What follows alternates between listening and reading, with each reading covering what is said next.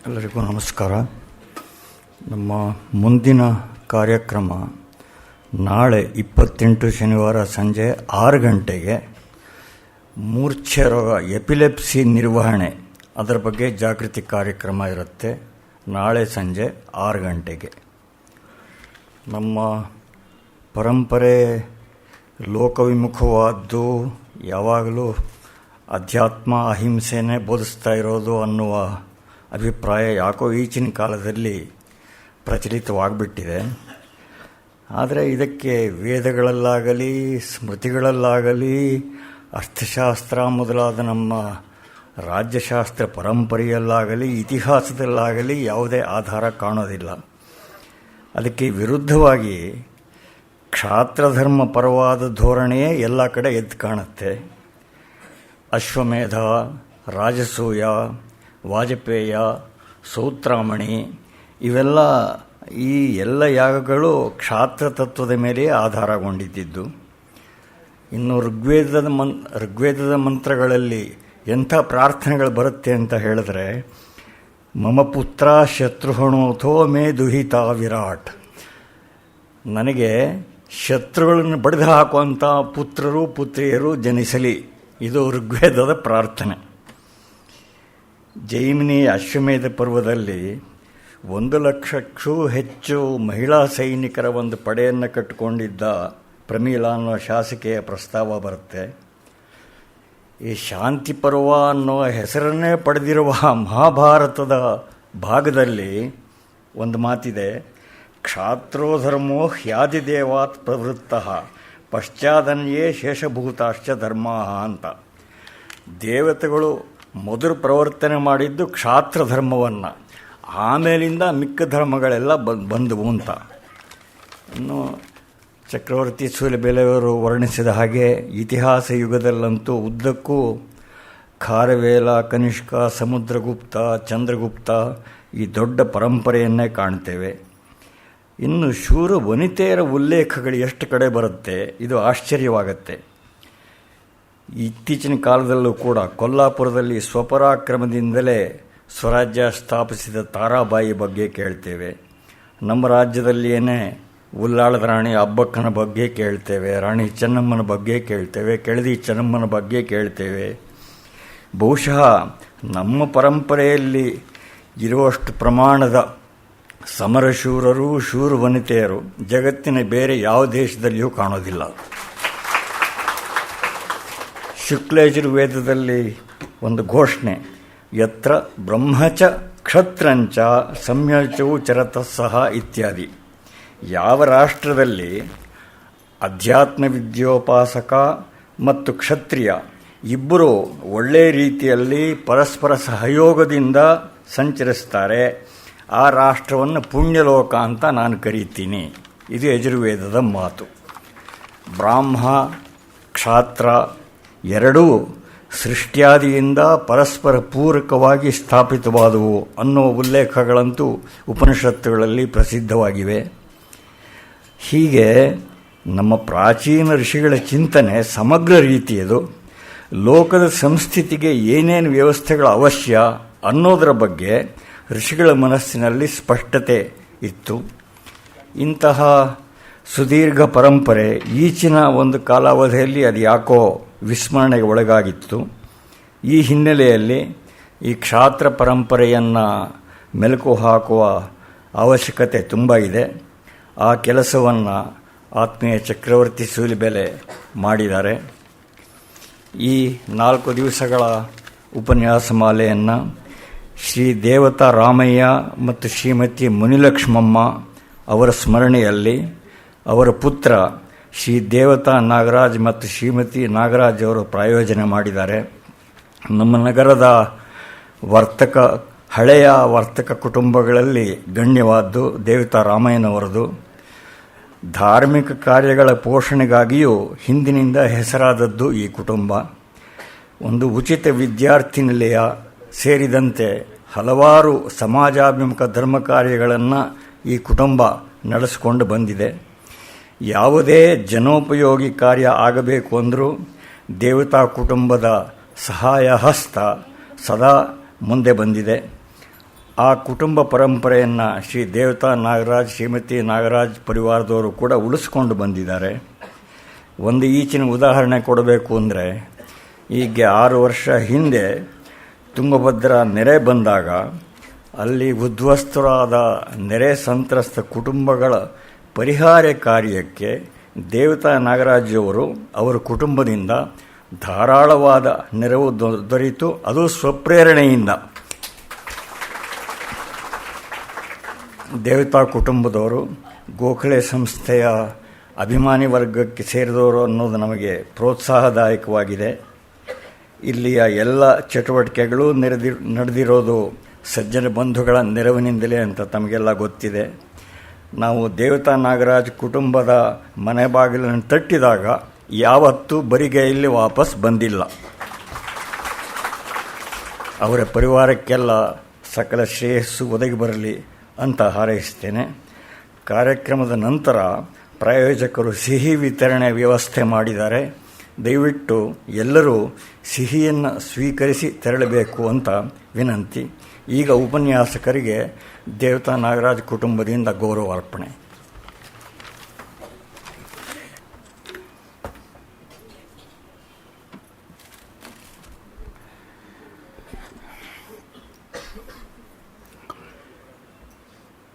ಜನನೀಂ ಶಾರದಾಂ ದೇವೀಂ ರಾಮಕೃಷ್ಣಂ ಜಗದ್ಗುರುಂ ಪಾದಪದ್ಮೇ ತಯೋರ್ಶ್ರಿತ್ವಾ ಪ್ರಣಮಾಮಿ ಮುಹುರ್ಮುಹುಃ.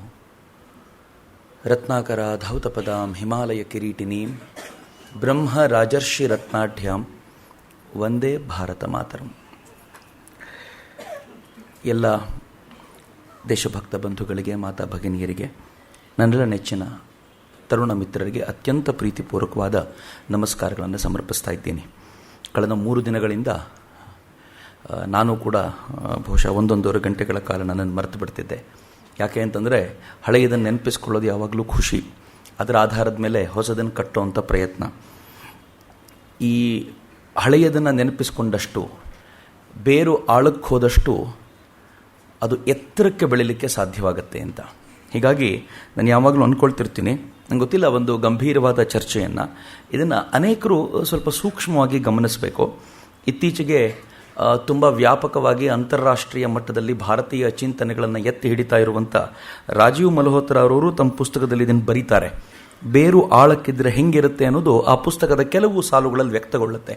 ನಾನು ಕೂಡ ಅನೇಕ ಬಾರಿ ಇದನ್ನು ಯೋಚನೆ ಮಾಡ್ತಿದ್ದೆ.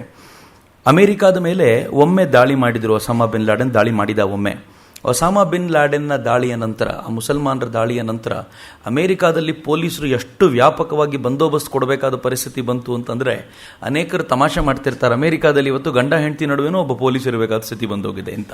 ಅಷ್ಟರ ಮಟ್ಟಿಗೆ ಪೊಲೀಸರು ಬೇಕು ಅಂತ. ನಾನು ಮೊನ್ನೆ ಒಂದು ಲೆಕ್ಕಾಚಾರ ನೋಡ್ತಿದ್ದೆ. ಈ ದೇಶದಲ್ಲಿ ಹೈಯೆಸ್ಟ್ ಪೊಲೀಸರ ಪ್ರೊಟೆಕ್ಷನ್ ಇರೋದು VVIPಗಳಿಗಂತೆ, ರಾಜಕಾರಣಿಗಳಿಗಂತೆ. ಸಾಮಾನ್ಯ ಜನರ ಲೆಕ್ಕಕ್ಕೆ ತಗೊಂಡ್ರೆ ಅದೆಷ್ಟೋ 1000 ಸಂಖ್ಯೆಗೆ ಒಬ್ಬ ಪೊಲೀಸ್ ಲೆಕ್ಕಾಚಾರ ಇದೆ ಅಂತ. 1000 ಸಂಖ್ಯೆಯಲ್ಲಿದ್ದರೂ ಒಬ್ಬ ಪೊಲೀಸ್ ಇರಲ್ಲ. ನೀವು ಪಶ್ಚಿಮದ ರಾಷ್ಟ್ರಗಳಲ್ಲಿ ಹೋಗಿ, ಗೋಖಲೆಯಲ್ಲಿ ಎಷ್ಟು ಜನ ನಾವು ಸೇರಿದ್ದೀವಲ್ಲ, ಎಷ್ಟು ಜನ ಸೇರಿದರೆ ಒಂದು ಟೋಟಲ್ ಪೆಟ್ರೋಲ್ ಬಂದು ನಿಂತು ಬಿಟ್ಟಿರುತ್ತೆ ಪಕ್ಕದಲ್ಲಿ, ಏನಾದರೂ ಆಗುತ್ತೆ ನಾವು ನಿಂತಿರಬೇಕು ಇಲ್ಲಿ ಅಂತ. ಇಲ್ಲಿ 5,000 ಜನ ಸೇರಿದಾಗಲೂ ಕೂಡ ರಕ್ಷಣೆಗೆ ನಾವೇ ನಿಂತುಕೊಂಡಿರ್ತೀವಿ. ರಕ್ಷಣೆಯೇ ಬೇಕಾಗಲ್ಲ. ಜನ ಸಹಜವಾಗಿ ಸುಸಂಸ್ಕೃತರು ಈ ವಿಚಾರದಲ್ಲಿ. ಇದನ್ನೆಲ್ಲ ಗಮನಿಸಿ ಅವರು ಒಂದು ಕಡೆ ಉಲ್ಲೇಖ ಮಾಡ್ತಾರೆ, ಜಗತ್ತಿನ ಅನೇಕ ಕಡೆ ಒಳಗಿಂದ ಇಸ್ಲಾಂನ ಬೇಗುದಿಯನ್ನು ತಾಳಲಾಗದೆ ಪೊಲೀಸರ ಸಂಖ್ಯೆಯನ್ನು ಜಾಸ್ತಿ ಮಾಡಿದಾರಂತೆ. ಆದರೆ ಭಾರತದಲ್ಲಿ ಪ್ರತಿ ಬಾರಿ ಯಾರೋ ಹೊರಗಡೆಯಿಂದ ಬಂದು ಒಂದು ಬಾಂಬ್ ಬ್ಲಾಸ್ಟ್ ಮಾಡಿ ಹೋಗ್ತಾರೆ, ಆದರೆ ಮುಂದಿನ ದಿನದ ವೇಳೆಗೆ ಭಾರತ ಮತ್ತೆ ನಾರ್ಮಲ್ ಆಗಿಬಿಡತ್ತೆ ಅಂತ. ಯಾಕೆ ಅನ್ನೋದು ಪ್ರಶ್ನೆ. ಈ ಪ್ರಶ್ನೆ ಸ್ವಲ್ಪ ಆಳಕ್ಕೆ ಹುಡ್ಕೊಂಡು ಹೋದರೆ ನನಗನ್ಸುತ್ತೆ, ಇಲ್ಲಿ ಯಾರು ಮುಸ್ಲಿಮರಾಗಿ ಇವತ್ತಿಗೂ ಇದ್ದಾರೋ ಅವರು ಬೇರು ಎಷ್ಟು ಆಳಕ್ಕಿದೆ ಅಂತಂದರೆ, ಅವರು ಕನ್ವರ್ಟ್ ಆಗಿ ತಮ್ಮ ಮತ ಪಂಥವನ್ನು ಕಳ್ಕೊಂಡಿರೋದು, ಹೊಸ ಮತ ಪಂಥವನ್ನು ಅಪ್ಪಿಕೊಂಡಿರೋದು ಹೆಚ್ಚಂದ್ರೆ 1000 ವರ್ಷಗಳ ಹಿಂದೆ. 1000ನೇ ಇಸ್ವಿ ಅಂತಾನೆ ತಗೊಂಡ್ರೆ, ಸ್ವಲ್ಪ ಹಿಂದೆ ಆಚೆ ಬಾಚೆ ಇರ್ಬೋದು, 1000ನೇ ಇಸ್ವಿ ಅಂತ ಹಿಡ್ಕೊಂಡ್ರೆ 2000ನೇ ಇಸ್ವಿ ಹತ್ರ ಇದ್ದೀವಿ. ಕರ್ನಾಟಕದ ಭಾಗ, ಇಲ್ಲಿರೋ ಮುಸ್ಲಿಮರಂತೂ ಅದು ಯಾವತ್ತು ಇತ್ತೀಚಿನ 100 ವರ್ಷಗಳಲ್ಲಿ ಯಾವಾಗ ಕನ್ವರ್ಟ್ ಆದರೂ ದೇವರೇ ಬಲ್ಲ. ಇಷ್ಟು ಬಿಟ್ಟರೆ ಇಡೀ ದೇಶ ಕನ್ವರ್ಟ್ ಆಗಿರೋದು ಕಳೆದ 1000 ವರ್ಷಗಳಲ್ಲಿ ನಾವು ಅಂದಾಜು ಮಾಡಿಕೊಂಡ್ರೆ, ವೇದ ಪರಂಪರೆ 10,000 ವರ್ಷಗಳಷ್ಟು ಹಳೆಯದ್ದು. ಒಳಗಿರೋ ರಕ್ತ ಹೆಂಗೆ ಹೋಗುತ್ತೆ ಹೇಳಿ? ಈ ಆಳಕ್ಕೆ ಹೋಗಿ ಹೊಕ್ಕಿರುವ ರಕ್ತ ಈ ಕ್ಷಣಕ್ಕೆ ಸ್ವಲ್ಪ ಬದಲಾದಂತೆ ಕಂಡ್ರೂ ಕೂಡ ಅಷ್ಟು ಸುಲಭವಾಗಿ ಹೋಗಲ್ಲ. ಹೀಗಾಗಿ ತುಂಬ ಗಂಭೀರವಾಗಿ ಗಮನಿಸಿ. ಮೊನ್ನೆ ಇತ್ತೀಚೆಗೆ ಬರಾಕ್ ಒಬಾಮಾ ಬರಬೇಕಾದ್ರೆ, ಭಾರತಕ್ಕೆ ಬರಬೇಕಾದಾಗ, ಬರಾಕ್ ಒಬಾಮಾ ಬರೋಕ್ಕಿಂತ ಕೆಲವು ದಿನಗಳ ಮುಂಚೆ ಅಮೆರಿಕ ಪಾಕಿಸ್ತಾನಕ್ಕೊಂದು ಎಚ್ಚರಿಕೆ ಕೊಡುತ್ತೆ. ಎಚ್ಚರಿಕೆ ಏನು ಅಂತಂದ್ರೆ, ಬರಾಕ್ ಒಬಾಮಾ ಭಾರತದಲ್ಲಿದ್ದ 3 ದಿನ ಭಾರತದಲ್ಲಿ ಯಾವುದೇ ಅವಘಡ ನಡೀಬಾರದು, ಎಚ್ಚರಿಕೆ ಇರಲಿ ಅಂತ. ಇದರ ಅರ್ಥ ಬಹಳಷ್ಟಿದೆ. ನೀವೇನು ಬೇಕಿದ್ರೂ ಅರ್ಥ ಮಾಡ್ಕೊಳ್ಬೋದು. ಬರಾಕ್ ಒಬಾಮಾ ಹೋದ ತಕ್ಷಣ ನೀವು ಶುರು ಮಾಡ್ಕೊಳ್ಬೋದು, ಪರವಾಗಿಲ್ಲ, ನಮಗೇನು ಬೇಜಾರಿಲ್ಲ. ಇದ್ರ ಹಿಂದೆ ಮಾಡಿದ್ದು ನೀವೇ ಅಂತ ನಮ್ಗೆ ಗೊತ್ತು, ಆದರೆ ಈಗ ಮಾತ್ರ ಮಾಡಬೇಡಿ, ಇದು ನಮ್ಗೆ ಇಷ್ಟ ಇಲ್ಲ ಅಂತ. ಆಶ್ಚರ್ಯದ ಸಂಗತಿ ಇದು ಅಂತ. ಇದನ್ನ ಯಾರು ತುಂಬಾ ಗಂಭೀರವಾಗಿ ತಗೊಳ್ಳಿಲ್ಲ. ಆದರೆ ಸುಮ್ಮನೆ ನಾನು ಇದನ್ನು ಯೋಚನೆ ಮಾಡ್ತಾ ಕೂತ್ಕೊಂಡು ಅನ್ಕೊಳ್ತಿದ್ದೆ, ಬರಾಕ್ ಒಬಾಮಾ ಹೇಳಿದ್ರೂ ಕೂಡ ಬೆಂಗಳೂರಿನಲ್ಲಿ ಒಂದಷ್ಟು ಮುಸಲ್ಮಾನರಿಗೆ ಬಾಂಬ್ ಸ್ಫೋಟ ಮಾಡೋದು ದೊಡ್ಡ ಸಂಗತಿ ಅಲ್ಲ. ಇದನ್ನು ಯಾರೂ ಅಲ್ಲಗಳಿಲಿಕ್ಕೆ ಸಾಧ್ಯ ಇಲ್ಲ. ನೀವು ಈ ದೇಶದ ಯಾವ ಭಾಗದಲ್ಲಾದರೂ ಇವತ್ತು ಮುಸಲ್ಮಾನರ ಸಂಖ್ಯೆ ಹೆಂಗಿದೆ ಅಂತಂದ್ರೆ ಎಲ್ಲಿ ಬೇಕಿದ್ರೂ ಬಾಂಬ್ ಬ್ಲಾಸ್ಟ್ ಮಾಡಬಹುದು. ಆದರೆ ಬಾಡಿಗೆ ಗೂಂಡಾಗಳು, ಪಾಕಿಸ್ತಾನದ ಬಾಡಿಗೆ ಗೂಂಡಾಗಳಿಗೆ ಮೇಲಿನವರು ಮಾಡಬೇಡ ಅಂದ ತಕ್ಷಣ ಇಲ್ಲಿ ಸುಮ್ಮನಾದ್ರಲ್ಲ, ಇಲ್ಲಿ ಶಾಂತವಾಗೋಯ್ತು ಅಂತ. ಹಂಗಿದ್ಮೇಲೆ ಮೆಜಾರಿಟಿ ಯಾರು ಇಲ್ಲಿದ್ದಾರೋ ಅವ್ರ ಟೆಂಡೆನ್ಸಿ ರಾಷ್ಟ್ರೀಯತೆ ಕಡೆ ಇದೆ ಅನ್ನೋದನ್ನ ನಾವೆಲ್ಲೋ ಗುರುತಿಸೋದ್ರಲ್ಲಿ ಸೋಲ್ತಿದ್ದೀವಿ, ಅಥವಾ ಅವರನ್ನು ಮೈನ್ ಸ್ಟ್ರೀಮಿಗೆ ಕರ್ಕೊಂಡು ಬರಲಿಕ್ಕೆ ನಮ್ಮಲ್ಲಿ ಆಳ್ಲಿಕ್ಕೆ ಕೂತಿರೋ ಕೆಲವರು ಬಿಡಲ್ಲ ಅಂತ. ನೀವು ಒಮ್ಮೆ ಇವರನ್ನು ಮೈನ್ ಸ್ಟ್ರೀಮಿಗೆ ಕರ್ಕೊಂಡು ಬಂದ್ಬಿಡಿ, ಈ ದೇಶವನ್ನ ಎದುರಿಸಬಲ್ಲಂತ ಸಾಮರ್ಥ್ಯ ಮತ್ತೊಬ್ಬರಿಗಿಲ್ಲ. ಇನ್ನೂ ಒಂದು ಮುಂದಕ್ಕೆ ಹೋಗಿ, ಬಹುಶಃ ರಾಜೀವ್ ಮಲ್ಹೋತ್ರಾ ಇದನ್ನ ತುಂಬಾ ಚೆನ್ನಾಗಿ ಹೇಳ್ತಾರೆ. ಅವ್ರು ಹೇಳ್ತಾರೆ, ಜಗತ್ನ ಎಲ್ಲ ರಾಷ್ಟ್ರಗಳು ಭಾರತಕ್ಕೆ ಬಂದು ಇಲ್ಲಿನ ಮುಸಲ್ಮಾನರನ್ನ ಅಧ್ಯಯನ ಮಾಡಿ ಹೋಗಬೇಕಂತೆ, ಹೆಚ್ಚು ಕಡಿಮೆ 20% ಇದ್ರು ಹೆಂಗ್ ಶಾಂತವಾಗಿದ್ದಾರೆ ಇಲ್ಲಿ ಅಂತ. ಜಗತ್ನಲ್ಲಿ ಇವರೇನಾದ್ರೂ 8-10% ದಾಟಿ ಬಿಟ್ರೆ ಆ ಮೂಲ ರಾಷ್ಟ್ರಗಳಿಗೆ ನೆಮ್ಮದಿ ಇಲ್ಲದೆ ಇರೋ ತರ ಬದುಕಿರ್ತಾರವರು.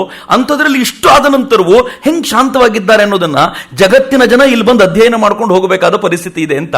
ನಾನು ತುಂಬಾ ಬಾರಿ ಇದನ್ನ ಗಂಭೀರವಾಗಿ ಆಲೋಚನೆ ಮಾಡುವಾಗ ಅನ್ಸುತ್ತೆ, ಎಲ್ಲೋ ಒಂದು ಕಡೆ ಋಷಿ ರಕ್ತ ಇನ್ನೂ ಹರಿತಾ ಇದೆ, ನೆನಪಿಸ್ಕೊಡ್ಬೇಕಾದಂತ ಅಗತ್ಯ ಇದೆ. ಎಲ್ಲ ಮುಸಲ್ಮಾನರನ್ನು ಕೂರಿಸ್ಕೊಂಡು ನಿಮ್ಮ ಪೂರ್ವಜರು ಬಾಬರ್ ಅಲ್ಲಪ್ಪ, ನಿನ್ನ ಪೂರ್ವಜ ಅಕ್ಬರ್ ಅಲ್ಲ, ನಿನ್ನ ಪೂರ್ವಜನು ಕೂಡ ನಮ್ದೇ ವಿಶ್ವಾಮಿತ್ರ, ನೀನು ಕೂಡ ಅದೇ ಋಷಿಯ ಸಂತಾನ ಅಂತ ಒಮ್ಮೆ ನೆನಪಿಸ್ಕೊಡಿ. ಆಚರಣೆ ಯಾವುದಾದ್ರೂ ಆಗಿರಲಿ. ಈ ದೇಶದಲ್ಲಿ ಮಾನೋಥಿಸಮ್ ಇದೆ, ಏಥಿಸಮ್ ಇದೆ. ನಾವು ಎಂಥವ್ರು ಅಂತಂದ್ರೆ ಚಾರ್ವಾಕನನ್ನು ಕೂಡ ನಾವೊಂದು ದರ್ಶನವಾಗಿ ತೆಗೆದುಕೊಂಡು ನೀನು ಸರಿಯಪ್ಪ ಅಂತ ಹೇಳಿದವರು. ಅಂಥದ್ರಲ್ಲಿ ಇನ್ನೊಂದು ಪರಂಪರೆ ತಗೊಳ್ಳೋದು ನಮಗೇನು ದೊಡ್ಡ ಸಂಗತಿ ಅಲ್ಲ. ಆದರೆ ಅವರೊಳಗ ರಕ್ತದ ನೆನಪನ್ನು ಮಾಡ್ಕೊಡೋ ಅಗತ್ಯ ಇತ್ತಲ್ಲ, ಎಲ್ಲೋ ತಪ್ಪು ಹೋಗ್ಬಿಟ್ಟಿದೆ ಅಂತ. ಈ ರಕ್ತದ ನೆನಪಾಗಲಿಲ್ಲ ಅಂತಂದ್ರೆ ಮತ್ತೊಮ್ಮೆ ಏನ್ ಜನರೇಟ್ ಆಗುತ್ತೋ ಅದು ತಪ್ಪಾಗುತ್ತೆ. ಈ ಕಾರಣಕ್ಕೋಸ್ಕರ ಭಾರತ ಪದೇ ಪದೇ ಇದನ್ನು ಪ್ರಯತ್ನ ಮಾಡ್ತು. ಆದರೆ ಇನ್ನೇನು ಇಡೀ ಮುಸಲ್ಮಾನರನ್ನ ಅಸಿಮಿಲೇಟ್ ಮಾಡ್ಕೊಳ್ಳುವಂತ ಪ್ರಯತ್ನ ಆಗೋ ವೇಳೆಗೆ ಈ ಪಶ್ಚಿಮದಿಂದ ಕ್ರಿಶ್ಚಿಯನ್ರ ಆಕ್ರಮಣ ಆಯ್ತಲ್ಲ, ಇದು ನಮ್ಮ ನಡುವೆ ಗೋಡೆಯಾಗಿ ನಿಂತು ಬಿಡ್ತು. ಯಾವ ಕಾರಣಕ್ಕೂ ಹಿಂದೂ ಮುಸ್ಲಿಂ ಒಟ್ಟಾಗಬಾರದು ಅಂತ. ನಾನು ಈ ಹೊತ್ತಿನಲ್ಲಿ ಈ ಹೋರಾಟದ ಕಾಲದ ಒಂದೇ ಒಂದು ಶ್ಲೋಕವನ್ನು ನೆನಪಿಸ್ಕೊಂಡು ಹೋಗ್ತೀನಿ. ನಂಗೆ ಬಹಳ ಖುಷಿ ಕೊಡುವಂಥ ಶ್ಲೋಕ ಅದು. ಇದನ್ನ ಸಮರ್ಥ ರಾಮದಾಸರು ಹೇಳ್ತಾರೆ, ಧರ್ಮಸಾಠಿ ಮರಾವೆ ಮರೋನಿ ಅವಧ್ಯಾನ್ಸಿ ಮಾರಾವೆ, ಮಾರಿತಾ ಮಾರಿತಾ ಧ್ಯಾವೆ ರಾಜ್ಯ ಆಪುಲೆ. ಇದೊಂದು ಮರಾಠಿ ಶ್ಲೋಕ ಅವ್ರು ಹೇಳೋದು. ಧರ್ಮಸಾಠಿ ಮರಾವೆ, ಎಷ್ಟು ಚೆನ್ನಾಗಿದೆ ನೋಡಿ. ಸಾಯೋದಿದ್ರೆ ಧರ್ಮಕ್ಕೋಸ್ಕರ ಸಾಯ್ಬೇಕು. ಮುಂದಿನ ಸಾಲ ಏನು ಗೊತ್ತಾ, ಮರೋನಿ ಅವಧ್ಯಾನ್ಸಿ ಮಾರಾವೆ, ಸಾಯ್ತಾ ಇರಬೇಕಾದ್ರೂ ಶತ್ರುಗಳನ್ನು ಸಾಯಿಸಬೇಕು. ಸುಮ್ಮನೆ ಸಾಯಬಾರದು. ಸುಮ್ಮನೆ ಸಾಯೋರು ಬಹಳ ಜನ ಇದ್ದಾರೆ.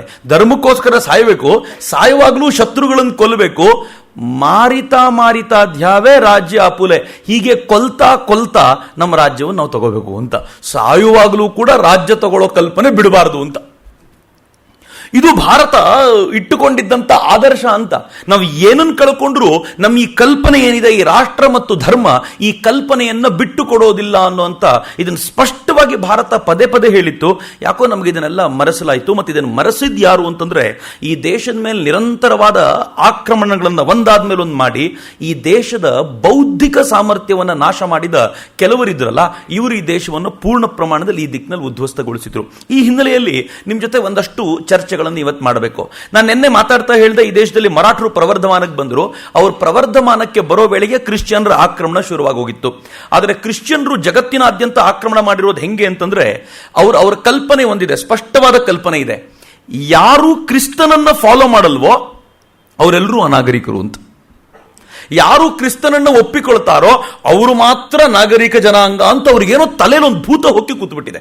ಅದು ಅವತ್ತಿಂದನೂ ಏರಿಕೊಂಡಿರುವಂತ ಭೂತ. ಆದರೆ ಗೊತ್ತಿಲ್ಲ ಅನೇಕರಿಗೆ ಈ ಕ್ರಿಸ್ತ ಅನ್ನುವ ಚಾರಿತ್ರಿಕ ಪುರುಷನ ಮೇಲೆ ಅನೇಕ ಡೌಟ್ಸ್ ಇದೆ. ಯಾರನ್ನ ಇವರು ಕ್ರಿಸ್ತ ಅಂತ ಕರೀತಾರೋ ಆ ಕ್ರಿಸ್ತ ಅನ್ನೋ ಈ ಚಾರಿತ್ರಿಕ ಪುರುಷನ ಮೇಲೆ ಎಷ್ಟೊಂದು ಡೌಟ್ ಇದೆ ಅಂತಂದ್ರೆ, ಕ್ರಿಸ್ತ ಅನ್ನೋನು ಹುಟ್ಟೇ ಇರಲಿಲ್ಲ ಅಂತ ಒಂದು ವಾದ ಇದೆ, ಕ್ರಿಸ್ತ ಅನ್ನೋನು ಭಾರತೀಯ ಅಂತ ಒಂದು ವಾದ ಇದೆ, ಕ್ರಿಸ್ತ ಅನ್ನೋನು ಒಬ್ಬ ಬುದ್ಧ ಪಂಥದ ಒಬ್ಬ ಸಾಮಾನ್ಯ ಅನುಯಾಯಿ, ಅವನ ಚಿಂತನೆಗಳನ್ನ ಇವರು ತಮಗೆ ಬೇಕಾದಂತೆ ಬಳಸ್ಕೊಂಡ್ರು ಅನ್ನೋ ವಾದಗಳಿವೆ. ಮತ್ತು ಈ ಎಲ್ಲ ವಾದವನ್ನ ಸಮೀಕರಿಸಿ ನೋಡ್ಲಿಕ್ಕೆ ಒಂದು ಸುಂದರವಾದ ಒಂದು ಘಟನೆ ಇದೆ ಸ್ವಾಮಿ ವಿವೇಕಾನಂದರ ಬದುಕಿನಲ್ಲಿ. ನನಗೆ ಈ ಘಟನೆ ಓದೋವರೆಗೂ ಇವನ್ನೆಲ್ಲವನ್ನೂ ಓದಿದ್ದೆ. ಜೀಸಸ್ ಲಿವ್ಡ್ ಇನ್ ಇಂಡಿಯಾ ಅಂತ ನಿಕೋಲಸ್ ನೋಟೋವಿಚ್ನ ಪುಸ್ತಕ ಇದೆ, ಜೀಸಸ್ ಡೈಡ್ ಇನ್ ಇಂಡಿಯಾ ಅಂತ ಒಂದು ಪುಸ್ತಕ ಇದೆ, ಸ್ವಾಮಿ ಅಭೇದಾನಂದರು ಜೀಸಸ್ ಟ್ರಾವೆಲ್ಸ್ ಹೇಗಿತ್ತು ಅನ್ನೋದನ್ನ ರಾಮಕೃಷ್ಣಾಶ್ರಮದ ಸಾಧುಗಳು ಅವ್ರ ಜೀಸಸ್ ಟ್ರಾವೆಲ್ಸ್ ನ ಪಾತನ್ನ ಅವರೊಂಥರ ಟ್ರಾವೆಲ್ಸ್ ಮಾಡಿ ಇದು ನಿಜ ಅಂತ ಹೇಳುವಂತ ಮಾತುಗಳಿವೆ. ಇವೆಲ್ಲವೂ ಇದ್ದಾಗಲೂ ಕೂಡ ವಿವೇಕಾನಂದರ ಪುಸ್ತಕ ವಿವೇಕಾನಂದರ ಜೀವನದಲ್ಲಿ ಒಂದು ಅದ್ಭುತವಾದ ಘಟನೆ. ಸ್ವಾಮಿ ವಿವೇಕಾನಂದರು ಭಾರತಕ್ಕೆ ವಾಪಸ್ ಬರ್ತಿರ್ಬೇಕಾದ್ರೆ ವಿವೇಕಾನಂದರು ಹಡಗ್ನಲ್ಲಿದ್ರು. ಅವರಿಗೆ ರಾತ್ರಿ ಇದ್ದಕ್ಕಿದ್ದಂತೆ ಒಂದು ಗಂಭೀರವಾದ ಕನಸು ಬಿತ್ತು. ಸ್ವಾಮೀಜಿಗೆ ಕ್ರಿಸ್ತ ಅಂದ್ರೆ ಭಾರಿ ಪ್ರೀತಿ ಅವರಿಗೆ. ಅವರು ಬುದ್ಧನನ್ನು ಪ್ರೀತಿಸಿದ್ರು, ಶಂಕರರನ್ನು ಪ್ರೀತಿಸಿದ್ರು, ಕ್ರಿಸ್ತನನ್ನು ಪ್ರೀತಿಸಿದ್ರು. ಆದರೆ ಎಲ್ರಿಗಂತೂ ಸ್ವಲ್ಪ ಜಾಸ್ತಿ ಕ್ರಿಸ್ತನ ಕಡೆ ಒಲವು ಅವರಿಗೆ. ಎಂಥ ಕನಸು ಬಿತ್ತು ಸ್ವಾಮಿ ವಿವೇಕಾನಂದರಿಗೆ ಅಂತಂದ್ರೆ, ಅಲ್ಲೊಂದ್ ಕಡೆ ಬಂದು ಒಬ್ಬ ಥೆರಾಪುಟ್ ಅಂದ್ರೆ ಬುದ್ಧನ ಫಾಲೋ ಮಾಡೋ ತೆರಾಪಂಥಿ ಅನ್ನೋ ತರದ ಕಲ್ಪನೆ ಇರುವಂತ ಜನ, ಅವರಲ್ಲೊಬ್ಬ ಬಂದು ಅವ್ರು ಹೇಳಿದ್ರಂತೆ, ಸ್ವಾಮೀಜಿ ನೀವು ಯಾವುದನ್ನ ಪಾಸ್ ಮಾಡ್ಕೊಂಡು ಹೋಗ್ತಿದ್ದೀರೋ, ಯಾವುದನ್ನ ಹಾದುಕೊಂಡು ಹೋಗ್ತಿದ್ದೀರೋ, ಇದನ್ನ ಕ್ರೀಟ್ ದ್ವೀಪ ಅಂತ ಕರಿತೀವಿ. ಈ ಕ್ರೀಟ್ ದ್ವೀಪದಲ್ಲಿ ನಾವೆಲ್ಲ ಇದ್ವಿ.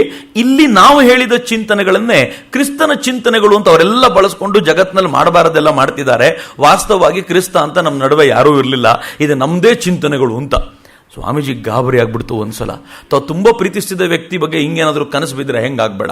ಮತ್ತು ಸ್ವಾಮೀಜಿಗಂತೂ ಬೀಳೋ ಕನಸುಗಳು ಸುಮ್ಮನೆ ಬೀಳ್ತಿರ್ಲಿಲ್ಲ, ಅದು ಪ್ರತಿಯೊಂದಕ್ಕೂ ಒಂದು ಅರ್ಥ ಇರ್ತಿತ್ತು. ಅವರಿಗೆ ನಿದ್ದೆ ಬರಲಿಲ್ಲ. ಎದ್ರು ಸ್ವಾಮೀಜಿ ಶತಪಥ ಹಾಕಿ ಹಡಗಿನ ಡೆಕ್ ಮೇಲೆ ಬಂದು ನಿಂತ್ಕೊಂಡು ಸುಮ್ಮನಿರದೆ, ಅವರು ಸುಮ್ಮನಿದ್ರೆ ಪ್ರಾಬ್ಲಮ್ ಇರ್ತಿರ್ಲಿಲ್ಲ, ಸುಮ್ಮನಿರದೆ ಕ್ಯಾಪ್ಟನ್ ಕರೆದು ಕೇಳಿದ್ರು, ಕ್ಯಾಪ್ಟನ್ ದೂರದಲ್ಲಿ ಕಾಣೋ ದ್ವೀಪ ಯಾವುದು?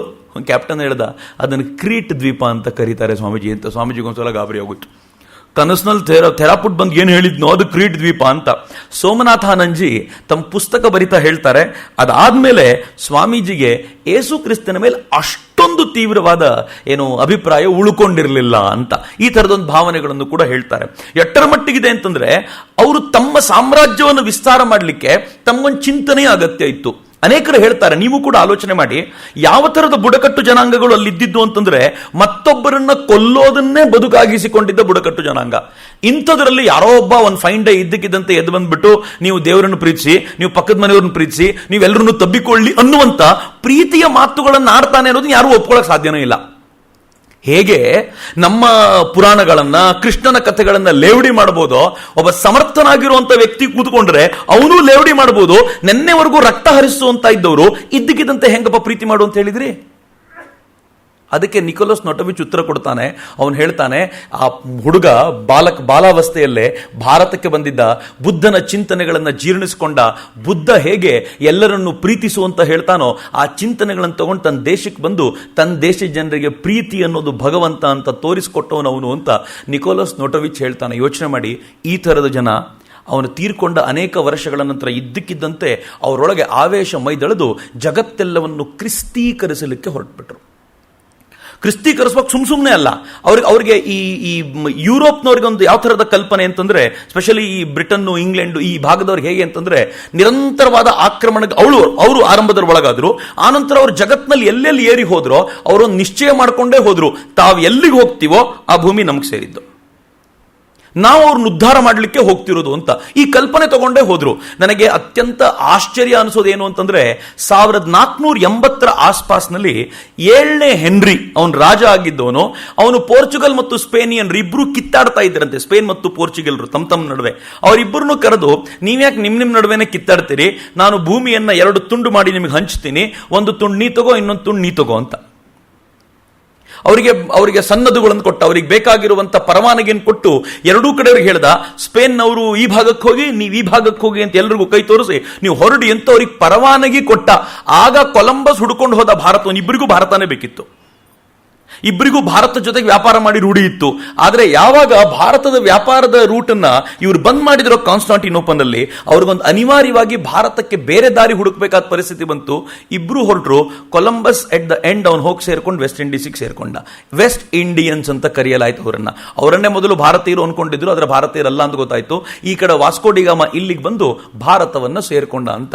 ಈಗ ಯೋಚನೆ ಮಾಡಿ, ಹೀಗೆ ಹೋದಂಥ ಸ್ಪೇನ್ನವರು ಸುಮ್ಮನಿರಲಿಲ್ಲ.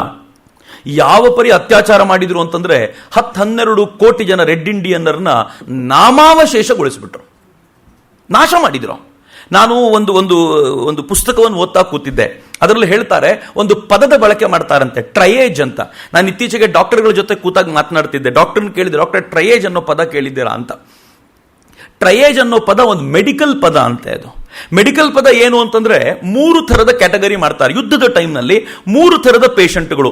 ಮೊದಲನೇ ಪೇಷಂಟು ಅವರು ಸಾಯೋದಕ್ಕೆ ಸಿದ್ಧವಾಗಿದ್ದಾರೆ, ಅವ್ರನ್ನ ತುಂಬಾ ತಲೆ ಕೆಡಿಸ್ಕೊಳ್ಬಾರ್ದು. ಎರಡನೇ ಪೇಷಂಟ್ಸು ಸ್ವಲ್ಪ ಪ್ರಯತ್ನ ಪಟ್ಟರೆ ಅವ್ರನ್ನ ಉಳಿಸ್ಬೋದು.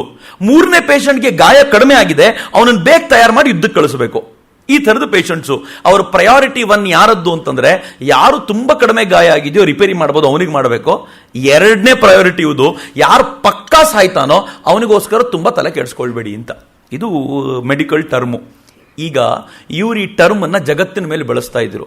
ಇವ್ರು ಹೇಳ್ತಿದ್ರು, ಯಾರು ಯೇಸು ಕ್ರಿಸ್ತನನ್ನು ಆಗಲೇ ಫಾಲೋ ಮಾಡ್ತಿದ್ದಾರೋ, ಸಣ್ಣ ಪುಟ್ಟ ಸಮಸ್ಯೆ ಇದೆಯೋ ಅವರನ್ನು ತಿದ್ದಬೇಕು, ಸರಿ ಮಾಡ್ಕೋಬೇಕು. ಮೊದಲನೇ ಹಂತ.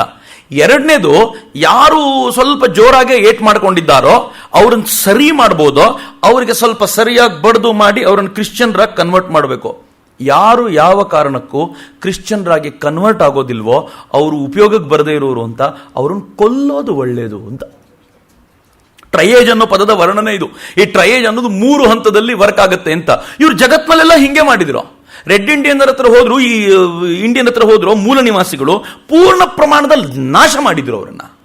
ಸಾಧ್ಯವಾದವ್ರನ್ನ ತಮ್ಮ ಮತಕ್ಕೆ ತೆಗೆದುಕೊಂಡ್ರು, ಆಗ್ಲಿಲ್ಲ ಅನ್ನೋರ್ನ ನಾಶ ಮಾಡಿದ್ರು. ನಾನು ಬಹುಶಃ 6-7-8 ವರ್ಷಗಳಾಗಿದ್ದಿರ್ಬೋದು, ನಮ್ಮ ಪ್ರಕಾಶ್ ಬೆಳ್ವಾಡಿ ಒಂದು ನಾಟಕ ಮಾಡಿಸಿದ್ರು, ಆವರಣ ಅಂತ ನಾಟಕದ ಹೆಸರು. ಆ ನಾಟಕದಲ್ಲಿ ಜನರಲ್ ಪಿಜಾರೋ ಹೋದವನು ಯಾವ ಥರದ ಹತ್ಯೆಗಳನ್ನು ಮಾಡ್ತಾನೆ ಅಂತ ತೋರಿಸ್ತಾರೆ ಅವರು. ಆ ಪಾಪದ ಜನರನ್ನ, ಕಾಡು ಜನ ಇವನನ್ನು ಅಷ್ಟು ಪ್ರೀತಿಯಿಂದ ನಂಬುತ್ತಾರೆ, ಅವರ ತಲೆಯನ್ನ ಹಂತ ಹಂತವಾಗಿ ಕಡಿತಾರೆ. ನಾನೊಂದು ಪುಸ್ತಕದಲ್ಲಿ ಓದ್ತಿದ್ದೆ, ಹಿ ಕಿಕ್ಡ್ ದ ಬಕೆಟ್ ಅಂತಂದ್ರೆ ಅವನು ತನ್ನ ಸಾವನ್ ತಾನೇ ತಂದುಕೊಂಡ ಅಂತ ಅರ್ಥ ಅಂತ ಇಂಗ್ಲಿಷ್ನಲ್ಲಿ. ಹಿ ಕಿಕ್ಡ್ ದ ಬಕೆಟ್ ಅಂತ ಹೆಂಗ ಬಂತು ಆ ಪದ ಅಂತ ಕೇಳಿದ್ರೆ, ಒಂದು ದೊಡ್ಡ ಬಕೆಟನ ಆಕೃತಿಯಂತೆ. ಇವರು ಈ ಕ್ರಿಶ್ಚಿಯನ್ರು ಕೂತ್ಕೊಂಡು ನೋಡೋದು ನಾಟಕ ಹೆಂಗಿರುತ್ತೆ ಅಂತ. ಈ ಬಕೆಟ್ನ ಆಕೃತಿ, ಮೇಲೆ ಒಂದು ನೇಣು ಕುಣಿಕೆ. ಈ ಓಡ ಬರುವಂತ ವ್ಯಕ್ತಿ ತಾನೇ ಬಕೆಟ್ನ ಹತ್ತಬೇಕು, ತಾನು ಹತ್ಕೊಂಡು ತಾನು ನೇಣು ಕುಣಿಕೆ ಹಾಕೊಂಡು ತಯಾರಾಗಿ ನಿಂತಿರಬೇಕು. ಹಿಂದೆ ಬರೋನು ಆ ಬಕೆಟ್ನ ಒದಿಬೇಕು ಅಥವಾ ಆ ಸ್ಟೂಲ್ನ ಒದಿಬೇಕು. ಅವನ್ ಮೇಲಿಂದ ಬೀಳ್ತಾನೆ, ಸಾಯ್ತಾನೆ. ಅವನನ್ನು ತಾನೇ ಪಕ್ಕಕ್ಕಿಟ್ಟು ನೆಕ್ಸ್ಟ್ ಸ್ಟೂಲ್ ತಾನೇ ಇಟ್ಟು ನಿಂತ್ಕೋಬೇಕು, ತನ್ನ ಬಕೆಟ್ನ ತಾನೇ ಒದ್ದುಕೊಳ್ಳಿಕ್ ಸಿದ್ಧನಾಗಬೇಕು ಅಂತ. ಹೀಗರ್ಥ ಅಂತ. ಎಷ್ಟು ಕ್ರೂರಿಗಳು ಇವರು ಅಂತಂದ್ರೆ, ಇವತ್ತು ಜಗತ್ತಿನಾದ್ಯಂತ ಹ್ಯೂಮನ್ ರೈಟ್ಸ್ ಅನ್ನೋ ನೆಪದಲ್ಲಿ ನೀವು ಹಾಳು ಮಾಡ್ತಿದ್ದೀರಾ ಅಂತ ಹೇಳ್ತಿದ್ದೀರಲ್ಲ, ಇವರನ್ನು ಕರ್ಕೊಂಡು ಬಂದು ನಡು ರಸ್ತೆಯಲ್ಲಿ ನಿಲ್ಲಿಸಿ ಬಾರಿಸಬೇಕು. ಇವರಿಗೆ ಮಾತಾಡೋ ಹಕ್ಕಿಲ್ಲ ಇವರಿಗೆ. ಇವ್ರು ಜಗತ್ನಲ್ಲೆಲ್ಲ ಇಷ್ಟು ಕ್ರೌರ್ಯದ ಅಟ್ಟಹಾಸ ಮೆರೆದ್ರು. ಅಂತ ಅಟ್ಟಹಾಸ ಮೆರೆತಿದ್ದಂಥವ್ರು ಈಗ ಭಾರತದ ಕಡೆ ಹೊರಟು ನಿಂತರು. ಮೊದಲು ವಾಸ್ಕೋಡಿಗಾಮ ಬಂದು ದಕ್ಷಿಣದ ಕೇರಳದಲ್ಲಿ ತನಗೆ ವ್ಯಾಪಾರ ಮಾಡಬೇಕು ಅಂತ ಕೇಳ್ಕೊಂಡ. ವ್ಯಾಪಾರ ಮಾಡ್ಲಿಕ್ಕೆ ಅನುಮತಿ ಸಿಕ್ತು. ಅದರ ನಿಯತ್ತಾಗಿ ವ್ಯಾಪಾರ ಮಾಡೋ ಜೀವ ಅಲ್ಲ ಅದು. ಅವನನ್ನು ಮಾಫಿಯಾ ಡಾನ್ ಅಂತ ಕರೀತಿದ್ರು. ಅವನ ಕೈಯಲ್ಲೇ ಯಾಕೆ ಕಟ್ಟು ಕಳಿಸಿದ್ರು ಅಂತಂದ್ರೆ, ಹೇಗಿದ್ರು ನೀನು ಜೈಲಲ್ಲಿ ಇರ್ತೀಯ, ಅದ್ರ ಬದಲು ನೀನು ಹಡಗು ತಗೊಂಡು ವಾಯೇಜಿಗೆ ಹೋಗು, ನಿನಗೆ ಭಾರತ ಸಿಕ್ಕರೆ ಲಾಭ, ಇಲ್ಲಾಂದ್ರೆ ಜೈಲಲ್ಲಿ ಇರೋ ಬದಲು ರಸ್ತೆಯಲ್ಲಿ ಸಾಯ್ತೀಯ ಅಷ್ಟೇ ಅಂತ. ಹಂಗ ಅನ್ಕೊಂಡು ಕಳಿಸಿದ್ದವನಿಗೆ. ಅವನು ಹೆಚ್ಚು ಕಡಿಮೆ ಹೈರಾಣಾಗಿ ಹೋಗಿದ್ದ. ಆಗ ಕೇಪ್ ಆಫ್ ಗುಡ್ ಹೋಪ್ನ ಭಾಗದಲ್ಲಿದ್ದಂಥ ನಮ್ಮ ಭಾರತೀಯ ಯಾತ್ರಿಕರು, ವ್ಯಾಪಾರ ಮಾಡ್ಲಿಕ್ಕೆ ಹೋಗಿದ್ದವರು, ಭಾರತ ನೋಡ್ಬೇಕಾ, ನಾವು ಕರ್ಕೊಂಡು ಹೋಗ್ತೀವಿ ಬಾ ಅಂತ ಅವನ ಪುಟ್ಟ ಬೋಟನ್ನ ತಮ್ಮ ದೊಡ್ಡ ಹಡಗಿಗೆ ಕಟ್ಕೊಂಡು ಬಂದ್ರಂತೆ. ಇಲ್ಲಿ ಬಂದು ಬಿಟ್ಟರು ಅವನ, ನೋಡು ಭಾರತ ಏನ್ ನೋಡ್ತೀಯೋ ನೋಡ್ಕೋ ಅಂತ. ಹೀಗೆ ಬಂದಂತ ಅವನು ಭಾರತದಲ್ಲಿ ವ್ಯಾಪಾರ ಮಾಡಬೇಕು ಅನ್ಕೊಂಡ. ಇತಿಹಾಸದ ಪುಸ್ತಕಗಳು ಹೇಳ್ತವೆ, ವ್ಯಾಪಾರ ಮಾಡಬೇಕು ಅಂತ ಬಂದ ವಾಸ್ಕೋಡಿಗಾಮ ವ್ಯಾಪಾರ ಮಾಡಲಿಲ್ವಂತ. ಯಾಕಂದ್ರೆ ಪುಟ್ಟ ಲಾಭಕ್ಕೋಸ್ಕರ ಬಂದಿದ್ದವನಲ್ಲ. ಇಲ್ಲಿನ ಹಡಗುಗಳು ಬೇರೆ ಬೇರೆ ದೇಶಕ್ಕೆ ವ್ಯಾಪಾರಕ್ಕೆ ಹೋಗುತ್ತಲ್ಲ, ಅದನ್ನು ಮಧ್ಯ ನಿಂತ್ಕೊಂಡು, ಎಷ್ಟಿದ್ರು ಮಾಫಿಯಾ ಡಾನು ಲೂಟಿ ಮಾಡೋದ್ರಲ್ಲಿ ನಿಸ್ಸೀಮ, ಮಧ್ಯ ನಿಂತ್ಕೊಂಡು ಆ ಹಡಗುಗಳನ್ನು ಲೂಟಿ ಮಾಡಿಕೊಂಡು ತನ್ನ ದೇಶಕ್ಕೆ ಸಂಪತ್ತನ್ನು ಸಾಗಿಸ್ಕೊಂಡಿರ್ತಿದ್ದಂತ ಅಂತ ಮಾಫಿಯಾ ಡಾನ್. ನೆನ್ಪಿಟ್ಕೊಳ್ಳಿ, ಕ್ರಿಶ್ಚಿಯನ್ರು ಅಟ್ಯಾಕ್ ಮಾಡಿರೋ ಸ್ಟೈಲೇ ಹೀಗೆ. ಮೊದಲು ಯಾರೋ ಒಬ್ಬ ಕಳ್ಳ ಹೋಗ್ತಾನೆ, ಅಥವಾ ಕಂಪನಿಯ ನೆಪದಲ್ಲಿ, ವ್ಯಾಪಾರದ ನೆಪದಲ್ಲಿ ಹೋಗ್ತಾರೆ. ವ್ಯಾಪಾರದ ನೆಪದಲ್ಲಿ ಹೋಗಿ ಸಾಮಾನ್ಯ ಜನರಂತೆ ಅಲ್ಲಿ ಬದುಕಲಿಕ್ಕೆ ಜಾಗ ಸಿಕ್ಕಿದೆ ಅಂತ ಗೊತ್ತಾದಾಗ ನಿಧಾನವಾಗಿ ಅವರು ಸೈನ್ಯ ಹಿಂದಕ್ಕೆ ಬರುತ್ತೆ. ನಡೆದಿರೋದೇ ಹೀಗೆ. ಪೋರ್ಚುಗೀಸರು ಮೊದಲು ಹಿಂಗೆ ಬಂದರು, ವ್ಯಾಪಾರ ಮಾಡ್ತಾ ಇದ್ರು. ಈ ಸಂಪತ್ತನ್ನು ನೋಡಿದ ನಂತರ ಪೋರ್ಚುಗೀಸರಿಗೆ ಅನಿಸ್ತು ಸೈನ್ಯ ಕಳಿಸ್ಬೋದು ಈಗ ಅಂತ. ನಿಧಾನವಾಗಿ ಸೈನ್ಯ ಕಳಿಸಿ ಭಾರತದಲ್ಲಿ ತಳ ಊರ್ಲಿಕ್ಕೆ ಶುರು ಮಾಡಿದ್ರು. ಇವರು ಅಲ್ಟಿಮೇಟ್ಲಿ ಬಂದಿದ್ದು, ಅದೊಂದು ದೊಡ್ಡ ಕಥನ, ಬಟ್ ಅಲ್ಟಿಮೇಟ್ಲಿ ಬಂದಿದ್ದು ಗೋವೆಗೆ. ಯಾಕೆಂದ್ರೆ ಈ ಘಟನೆ ಹೇಳಬೇಕು ಅನ್ನೋ ಕಾರಣಕ್ಕೋಸ್ಕರ ನಾನು ಈ ಘಟನೆ ನಿಮ್ಮ ಜೊತೆ ಹಂಚಿಕೊಳ್ತೀನಿ. ಗೋವೆಗೆ ಬಂದಂತ ಇವರು ಗೋವೆಯಲ್ಲಿ ಎಲ್ಲರನ್ನೂ ಮತಾಂತರ ಮಾಡಬೇಕು, ಕನ್ವರ್ಟ್ ಮಾಡಬೇಕು ಅಂತ ನಿಶ್ಚಯ ಮಾಡಿದ್ರು. ಕನ್ವರ್ಟ್ ಮಾಡೋದು ಹೆಂಗ್ ಗೊತ್ತೇನು? ನಾನು ಮೊನ್ನೆ ಒಂದ್ಸಲ ಮಾತನಾಡ್ತಾ ನಿಮ್ಮ ಜೊತೆ ಹಂಚಿಕೊಂಡಿದ್ದೆ. ನಾವುಗಳು ಕೂಡ ಹೇಗಿದ್ವಿ ಅಂತಂದ್ರೆ, ಲೋಟಿ ಬಂದಿ, ರೋಟಿ ಬಂದಿ, ಬೇಟಿ ಬಂದಿ, ಸ್ಪರ್ಶ ಬಂದಿ, ಶುದ್ಧಿ ಬಂದಿ, ಸಿಂಧು ಬಂದಿ ಅಂತ ನಮಗೆ ನಾವೇ ಸಂಕೋಲೆಗಳನ್ನು ಹಾಕೊಂಡು ಕೂತಿದ್ವಿ. ಲೋಟಿ ಬಂದಿ ಅಂತಂದ್ರೆ ಲೋಟ, ಒಬ್ಬ ನೀರು ಕುಡಿದಿದ್ದ ಲೋಟವನ್ನ ಮತ್ತೊಬ್ಬ ಮುಟ್ಟಿದ್ರೆ ಜಾತಿ ಕೆಡ್ತು ಅಂತ, ಹೋಗ್ ಹಾಳಾಗೋಗು ನೀನು ಅಂತ. ಒಬ್ಬ ಕುಡಿದ ಲೋಟದಲ್ಲಿ ಮತ್ತೊಬ್ಬ ನೀರು ಕುಡಿದ್ರೆ ಜಾತಿ ಹೋಯ್ತು ನಿಂದು ಅಂತ ಅಲ್ಲಿಗೆ ಹೋದ್ವಿ ನಾವು. ರೋಟಿ ಬಂದಿ ಅಂತಂದ್ರೆ ಒಬ್ಬ ಊಟಕ್ಕೆ ತಟ್ಟೆಯಲ್ಲಿ ಕೂಟದೆ ನೀವು ಅವನ ಜೊತೆ ಕೂತ್ರೆ ಹೋಯ್ತು, ನೀವು ಊಟ ಮಾಡೋದು ಬಿಡಿ. ನೀವು ಊಟ ಮಾಡುವಾಗ ನಿಮ್ಮ ಪಂಕ್ತಿಯಲ್ಲಿ ನಿಮ್ಮ ಜಾತಿಯವನಲ್ಲದವನೊಬ್ಬ ಬಂದು ಕೂತ ಅಂತಂದ್ರೆ ನಿಮ್ ಜಾತಿ ಹೋಯ್ತು. ಬೇಟಿ ಬಂದಿ ಅಂತಂದ್ರೆ ನಿಮ್ಮ ಹೆಣ್ಣು ಮಗಳು ಆ ಜಾತಿಯ ಕಡೆ ಕೊಡುವಂತಿಲ್ಲ, ಮತ್ತೊಂದು ಜಾತಿ ಕೊಡುವಂತಿಲ್ಲ, ಅಲ್ಲಿಗೆ ಜಾತಿ ಮುಗೀತು. ಸ್ಪರ್ಶ ಬಂದಿ ಅಂದ್ರೆ ಗೊತ್ತಾಗುತ್ತೆ, ಮುಟ್ಟುವಂತಿಲ್ಲ. ಈ ಅಸ್ಪೃಶ್ಯತೆಯ ಪರಿಕಲ್ಪನೆ ಯಾವ ಮಟ್ಟಿಗೆ ಬಂದಿರಬಹುದು ಅಂತ ಲೆಕ್ಕ ಹಾಕೊಳ್ಳಿ. ಮುಟ್ಟುವಂತಿಲ್ಲ. ಸಿಂಧು ಬಂದಿ, ಸಮುದ್ರವನ್ನ ದಾಟುವಂತಿಲ್ಲ. ಶುದ್ಧಿ ಬಂದಿ, ಇವೆಲ್ಲವೂ ಆದವರನ್ನ ಶುದ್ಧಿ ಮಾಡುವಂತಿಲ್ಲ. ಎಂಥ ಸಂಕೋಲೆಗಳಿರ್ಬೋದು. ಒಳಗೆ ಬಂದು ಈ ಪಾಪಿಗಳಿದ್ರಲ್ಲ, ಪಾದ್ರಿಗಳು ಏನು ಮಾಡ್ತಿದ್ರು ಗೊತ್ತಾ? ಸಣ್ಣದೊಂದು ಸೈನ್ಯ ಇತ್ತು ಅವ್ರದ್ದು, ಸುಮ್ಮನೆ ಇವ್ರು ಬಂದವರಲ್ಲ. ಸೈನ್ಯವನ್ನ ಗೋವೆಯಲ್ಲಿ ಇಟ್ಟರು. ಈ ಗೋವೆಯಲ್ಲಿ ಸೈನ್ಯವನ್ನಿಟ್ಟು ಇವ್ರು ಏನು ಮಾಡ್ತಿದ್ರು? ಪಾದ್ರಿ ಬರ್ತಿದ್ದ, ಬಂದವನು ಯಾರಾದರೂ ಹಿಂದೂಗಳು ಊಟಕ್ಕೆ ಕೂತ್ರೆ ಇವನು ಅನ್ಯ ವೇಷದಲ್ಲಿ, ಬೇರೆ ವೇಷದಲ್ಲಿ ಬಂದು ಕೂತ್ಕೊಳ್ತಿದ್ದ. ಒಬ್ಬ ಕ್ರಿಶ್ಚಿಯನ್ ಆದವನು ಕೂತ್ಕೊಂಡು ಅವ್ರ ಜೊತೆ ಊಟ ಮಾಡ್ತಿದ್ದ. ಎಲ್ಲರದ್ದು ಊಟ ಅರ್ಧ ಭಾಗ ಆದಾಗ ಮಧ್ಯೆ ಎದ್ದು ನಿಂತ್ಕೊಳ್ತಿದ್ದ, ನೋಡಿ ನಾನಿದ್ದೀನಿ ನಿಮ್ಮ ಜೊತೆ, ನಿಮ್ಮೆಲ್ಲರ ಜಾತಿ ಹಾಳಾಯ್ತು ಅಂತ. ಬಾವಿಯ ಕುಡಿಯೋ ನೀರಿಗೆ ಅವರು ವೈನ್ನಲ್ಲಿ ಅದ್ದಿದ ಬ್ರೆಡ್ ಅನ್ನ, ಮಾಂಸದ ತುಣುಕನ್ನ ಹಾಕಿ ನೀರು ಕುಡಿದ್ರೆ, ನಾನು ನಿನ್ನೆ ರಾತ್ರಿ ಇದರಲ್ಲಿ ಬಾವಿಯಲ್ಲಿ ಈ ತರದ ಬ್ರೆಡ್ ಹಾಕಿದ್ದೀನಿ, ನಿಮ್ಮ ಜಾತಿ ಹೋಯ್ತು ಅಂತ ಹೇಳಿದ್ದು ರೆಕಾರ್ಡ್ಸ್ ಇದೆ. ಎಷ್ಟರ ಮಟ್ಟಿಗೆ ಅಂತಂದ್ರೆ, ಈ ದೇಶದವ್ರನ್ನ ಈ ತರದ ಕನ್ವರ್ಟ್ ಮಾಡಿಯೂ ಕೂಡ, ಇವರು ಕನ್ವರ್ಟ್ ಆದ ನಂತರವೂ ಕೂಡ ಈ ದೇಶದ ಪದ್ಧತಿಗಳನ್ನ ಬಿಡಲಿಕ್ಕಾಗದೆ, ಮನೆಯಲ್ಲಿ ತುಳಸಿ ಕಟ್ಟೆ ಇಟ್ಕೊಂಡ್ರೆ, ಮನೆಯಲ್ಲಿ ಪೂಜೆ ಮಾಡ್ತಿದ್ರೆ ಅಂತವರನ್ನ ಹುಡುಕಿ ಕೊಂದಿದ್ದಿದೆ. ಇದನ್ನ ಇನ್ಕ್ವಿಸಿಷನ್ ಅಂತ ಕರೀತಾರೆ. ದಯವಿಟ್ಟು ನೀವು ಇವತ್ತು ಮನೆಗೆ ಹೋದ ನಂತರ ಇಂಟರ್ನೆಟ್ ನಲ್ಲಿ ಒಂದ್ಸಲ ಇನ್ಕ್ವಿಸಿಷನ್ ಅಂತ ಕೊಟ್ಟು ನೋಡಿ. ಈ ಇನ್ಕ್ವಿಸಿಷನ್ ನೆನೆಸ್ಕೊಂಡು ಇವತ್ತಿನ ಪೋಪ್ ಮತ್ತೊಂದ್ಸಲ ಕ್ಷಮೆ ಕೇಳಬೇಕು ಜಗತ್ತಿನ ಎದುರುಗಡೆ. ಇನ್ಕ್ವಿಸಿಷನ್ ಅಂದ್ರೆ ಏನು ಗೊತ್ತೇನು? ಯಾರು ಛದ್ಮ ರೂಪದಲ್ಲಿ ಮಾತ್ರ ಅವರು ಮೇಲ್ನೋಟಕ್ಕೆ ಕ್ರಿಶ್ಚಿಯನ್ರಾಗಿದ್ದು ಆಂತರ್ಯದಲ್ಲಿ ತಮ್ಮ ಮತಗಳನ್ನು ಪೂಜಿಸ್ತಿರ್ತಾರೋ ಅಂತವರಿಗೆ ಕಠಿಣ ಶಿಕ್ಷೆ ಕೊಡ್ಲಿಕ್ಕೋಸ್ಕರ ಇದ್ದಂತ ಕೋರ್ಟ್ಗಳನ್ನ ಇನ್ಕ್ವಿಸಿಷನ್ ಮಾಡುವಂತ ಕೋರ್ಟ್ ಅಂತ ಹೇಳ್ತಿದ್ರು. ಸ್ಪೇನಲ್ಲಿ ಶುರುವಾಗಿದ್ದು. ಸ್ಪೇನ್ನಲ್ಲಿ ಕ್ರಿಶ್ಚಿಯನ್ರು ಯಹೂದ್ಯರನ್ನ ಕನ್ವರ್ಟ್ ಮಾಡಿದ್ರು, ಅನಿವಾರ್ಯ ಆಗಿತ್ತು ಅವರಿಗೆ. ಆದರೆ ಕನ್ವರ್ಟ್ ಆದ ನಂತರ ತಮ್ಮ ಚಿಂತನೆಗಳನ್ನ ಬಿಡ್ಲಿಕ್ಕಾಗದ ಯಹೂದ್ಯರನ್ನ ಅತ್ಯಂತ ಬರ್ಬರವಾಗಿ ಕೊಂದ್ರು. ಅವರು ಪೋರ್ಚುಗಲ್ಗೆ ಓಡ್ ಬಂದರು. ಪೋರ್ಚುಗಲ್ ಅಲ್ಲಿ ಸ್ವಲ್ಪ ಚೆನ್ನಾಗಿದ್ರು. ಆದರೆ ಪೋರ್ಚುಗಲ್ನ ರಾಜನಿಗೆ ಸ್ಪೇನಿನ ರಾಣಿಯ ಜೊತೆ ಪ್ರೀತಿ ಆಯಿತು. ಪ್ರೀತಿ ಆದ ತಕ್ಷಣ ಅವಳು ಹೇಳಿದ್ದು ಒಂದೇ ಒಂದು ಕಂಡೀಷನ್, ಅಲ್ಲೂ ಇನ್ಕ್ವಿಸಿಷನ್ ಆಗಬೇಕು ಅಂತ. ಪಾಪ ಅವ್ರಿಗೆ ಅಲ್ಲೂ ಉಳ್ಕೊಳ್ಳಿಕ್ಕೆ ಆಗಲಿಲ್ಲ, ಅಲ್ಲಿಂದ ಓಡಿ ಬಂದ್ರು. ಹಾಗೆ ಓಡಿ ಬಂದ ಯಹೂದ್ಯರಿಗೆ ಆಶ್ರಯ ಕೊಟ್ಟ ನಾಡು ಮತ್ತೆ ಭಾರತನೇ. ಬಹಳ ಹೆಮ್ಮೆ ಇದೆ ನಂಗೆ ವಿಚಾರಕ್ಕೆ. ಮತ್ತೆ ಭಾರತದಲ್ಲಿ ಆಶ್ರಯ ಕೊಡ್ತು. ಇವ್ರು ಇಲ್ಲೂ ಅಟ್ಟಿಸ್ಕೊಂಡು ಬಂದ್ರು, ಅವ್ರನ್ನ ಬಿಡ್ಲಿಲ್ಲ. ಈಗ ಗೋವೆಯಲ್ಲಿ ಕನ್ವರ್ಟ್ ಆದ ಹಿಂದೂಗಳನ್ನು ಸೇರಿಸಿದಂತೆ ಇನ್ಕ್ವಿಸಿಷನ್ ಮಾಡಲಿಕ್ಕೆ ಒಂದು ದೊಡ್ಡ ಬಂಗ್ಲೆ ಇತ್ತು. ಬಹುಶಃ ಆದಿಲ್ ಶಾ ಕಾಲದ ಬಂಗ್ಲೆ ಅದು. ಆ ಬಂಗ್ಲೆಯಲ್ಲಿ 100 ಕೋಣೆಗಳು. ಈ ಕೋಣೆಗಳಲ್ಲಿ ಕರ್ಕೊಂಡು ಹೋಗೋದು ಇನ್ಕ್ವಿಸಿಷನ್. ಎಂಥವ್ರನ್ನ ಇನ್ಕ್ವಿಸಿಷನ್ ಮಾಡೋದು ಗೊತ್ತಾ? ಯಾರು ಮನೆಯೊಳಗೆ ದೇವರನ್ನ ಪೂಜೆ ಮಾಡ್ತಿರ್ತಾರೋ, ಹೊರಗಡೆ ಸೈನ್ಯದ ಮುಂದೆ ತೋರಿಸ್ಲಿಕ್ಕೆ ಕ್ರಿಶ್ಚಿಯನ್ ಅಂತ ಹೇಳ್ಕೊಳ್ತಿರ್ತಾರೋ ಅಂಥವ್ರನ್ನ ಕರ್ಕೊಂಡು ಹೋಗೋದು ಇನ್ಕ್ವಿಸಿಷನ್ ಮಾಡೋದು. ಹೆಂಗ್ ಮಾಡ್ತಿದ್ರು ಅಂತಂದ್ರೆ, ಕೋರ್ಟ್ನಲ್ಲಿ ಕೂತ್ಕೊಳ್ತಿದ್ರು. ಕೂತ್ಕೊಂಡಾಗ ಅವನಿಗೆ ಪ್ರಶ್ನೆ ಕೇಳ್ತಿದ್ರು, ನೋಡು ನಿನ್ನ ಬಗ್ಗೆ ನಮಗೆ ಯಾರು ಕಂಪ್ಲೇಂಟ್ ಕೊಟ್ಟಿರ್ಬೋದು, ನೀನು ಹಿಂಗೆ ಮಾಡ್ತಿದ್ಯಾ ಅಂತ. ಅವ್ರ ಹೆಸರು ಹೇಳಿದ್ರೆ, ನಿನ್ನ ಹೆಸರು ಮತ್ತು ಕೊಟ್ಟವ್ರು ಮ್ಯಾಚ್ ಆಗಿಬಿಟ್ರೆ ನಾವು ನಿನ್ನನ್ನು ಬಿಟ್ಟು ಬಿಡ್ತೀವಿ, 7 ಜನರ ಹೆಸರು ಕೊಡು ಅಂತ. ಪಾಪ ಅವ್ನು ನನ್ನನ್ನು ಬಿಡ್ತಾರೆ ಅನ್ಕೊಂಡು ಇವ್ರು ಕೊಟ್ಟಿರ್ಬೋದಾ, ಅವರು ಅದನ್ನೇ ಮಾಡ್ತಿದಾರಲ್ಲ ಅಂತ ಹೇಳಿದ್ರೆ ಅವ್ರನ್ನೂ ಕರ್ಕೊಂಡು ಬಂದು ನಿಲ್ಸ್ಕೊಳ್ಳೋದು. ಶಿಕ್ಷೆ ಹೆಂಗಿರ್ತಿತ್ತಂತ ಗೊತ್ತಾ? ಭಯಾನಕವಾದ ಶಿಕ್ಷೆ. ಒಬ್ಬ ಯಹೂದ್ಯ, ಬಹುಶಃ ಯಹೂದ್ಯ, ಆತ ಡಾಕ್ಟರ್ ಆಗಿದ್ದವನು, ಅವನನ್ನು ಕರ್ಕೊಂಡೋಗಿ ಒಳಗೆ ಸಿಕ್ಕಾಕ್ಸ್ಕೊಂಡ್ಬಿಟ್ರು. ಅವನು ಇದನ್ನೆಲ್ಲ ಡೀಟೇಲ್ ಬರೆದಿದ್ದಾನೆ, ಅದಕ್ಕೋಸ್ಕರ ಇದೆಲ್ಲ ಸಿಗುತ್ತೆ. ಅದರ್ವೈಸ್ ಇದೆಲ್ಲ ಯಾರಿಗೂ ಸಿಗ್ತಾನೆ ಇರಲಿಲ್ಲ. 2 ಕೈಗಳನ್ನ ಹಿಂದಕ್ಕೆ ಕಟ್ಟಿ ಅವ್ರನ್ನ ದಾರದಿಂದ ಮೇಲಕ್ಕೆ ಎಳೆದು ಮೇಲಿಂದ ಬಿಸಾಕ್ಬಿಡ್ತಿದ್ದಾರಂತೆ, ಕೈಕಾಲಿನ ಮೂಳೆ ಮುರಿದೋಗ್ಬಿಡ್ಬೇಕು ಅಂತ.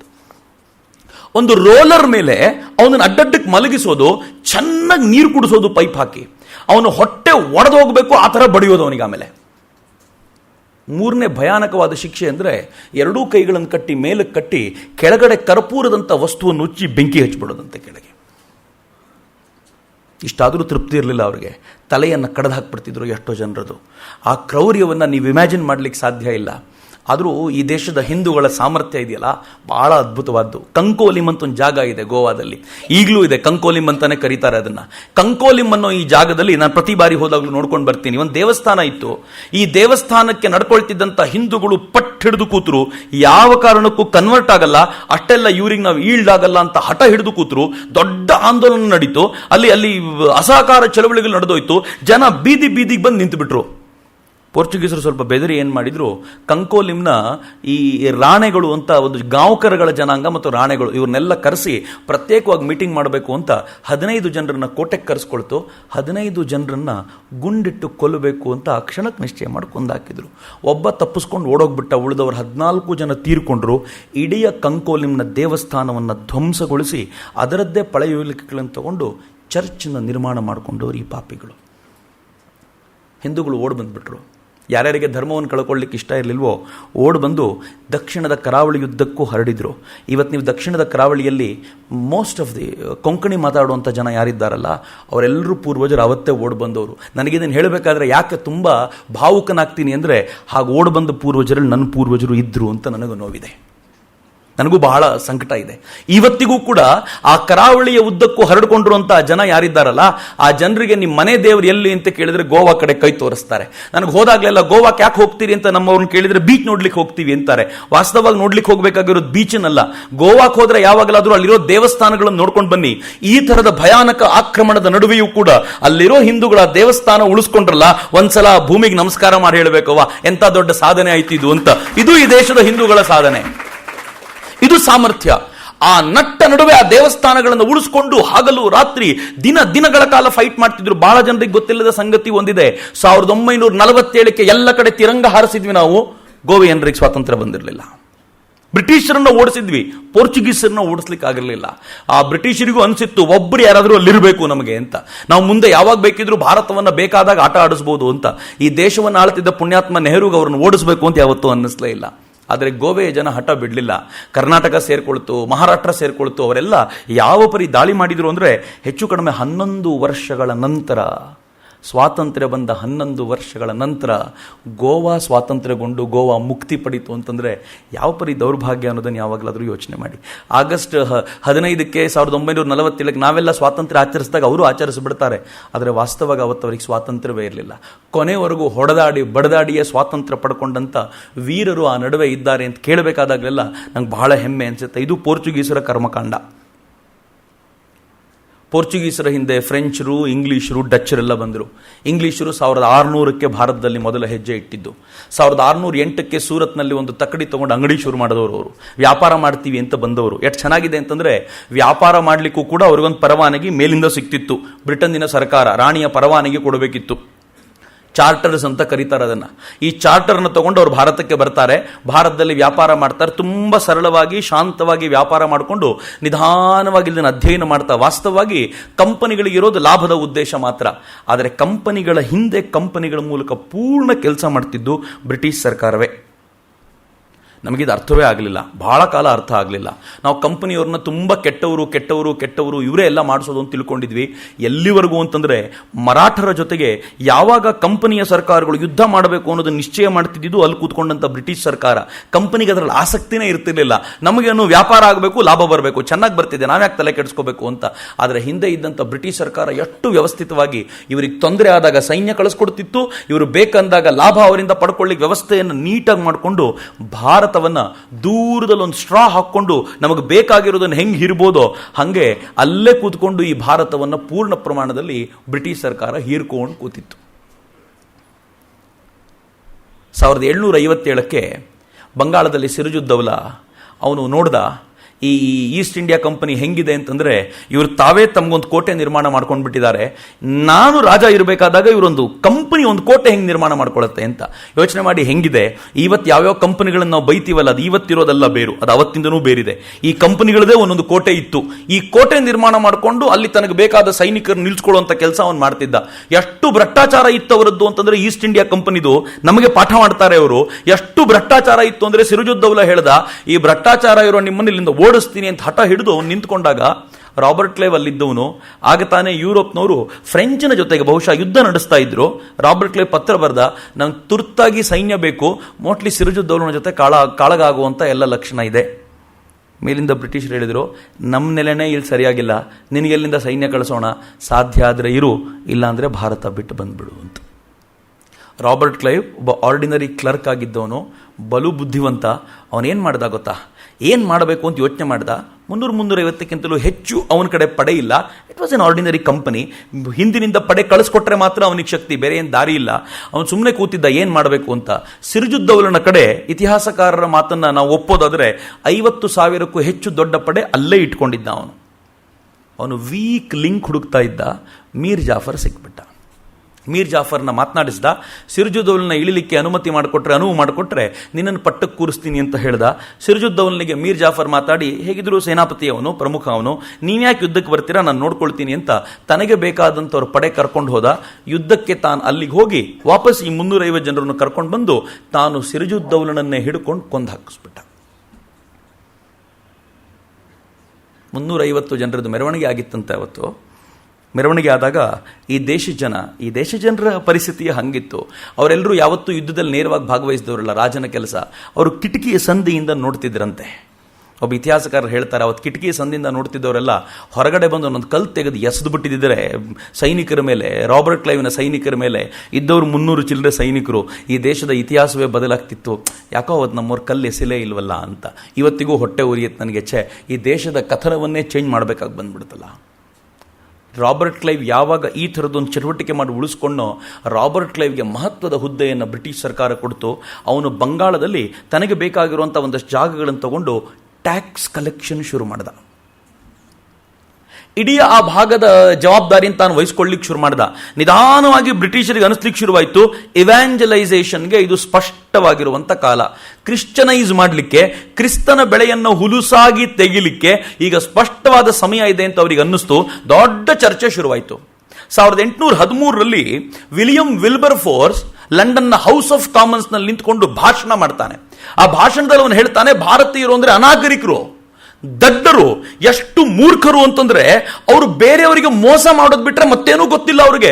ಈ ತರದ ದೊಡ್ಡ ದೊಡ್ಡ ಪದಗಳನ್ನು ಬಳಸ್ಕೊಂಡು ಅವನು ಹೇಳ್ತಾನೆ, ಈಗಿರೋದು ಒಂದೇ ಒಂದು ಮಾರ್ಗ ಭಾರತೀಯರನ್ನು ಉದ್ಧಾರ ಮಾಡೋದು ಅಂತಂದ್ರೆ ಆ ದೇಶಕ್ಕೆ ನಾವು ಕ್ರಿಸ್ತನ ಚಿಂತನೆಗಳನ್ನು ಕಳಿಸ್ಕೊಡ್ಬೇಕು. ನಾವೀಗ ನಮ್ಮ ಸೈನಿಕರ ಮೂಲಕ ಇಡೀ ಭಾರತವನ್ನು ವಶಪಡಿಸ್ಕೊಂಡು ಉತ್ತಬೇಕು ಅಂತ.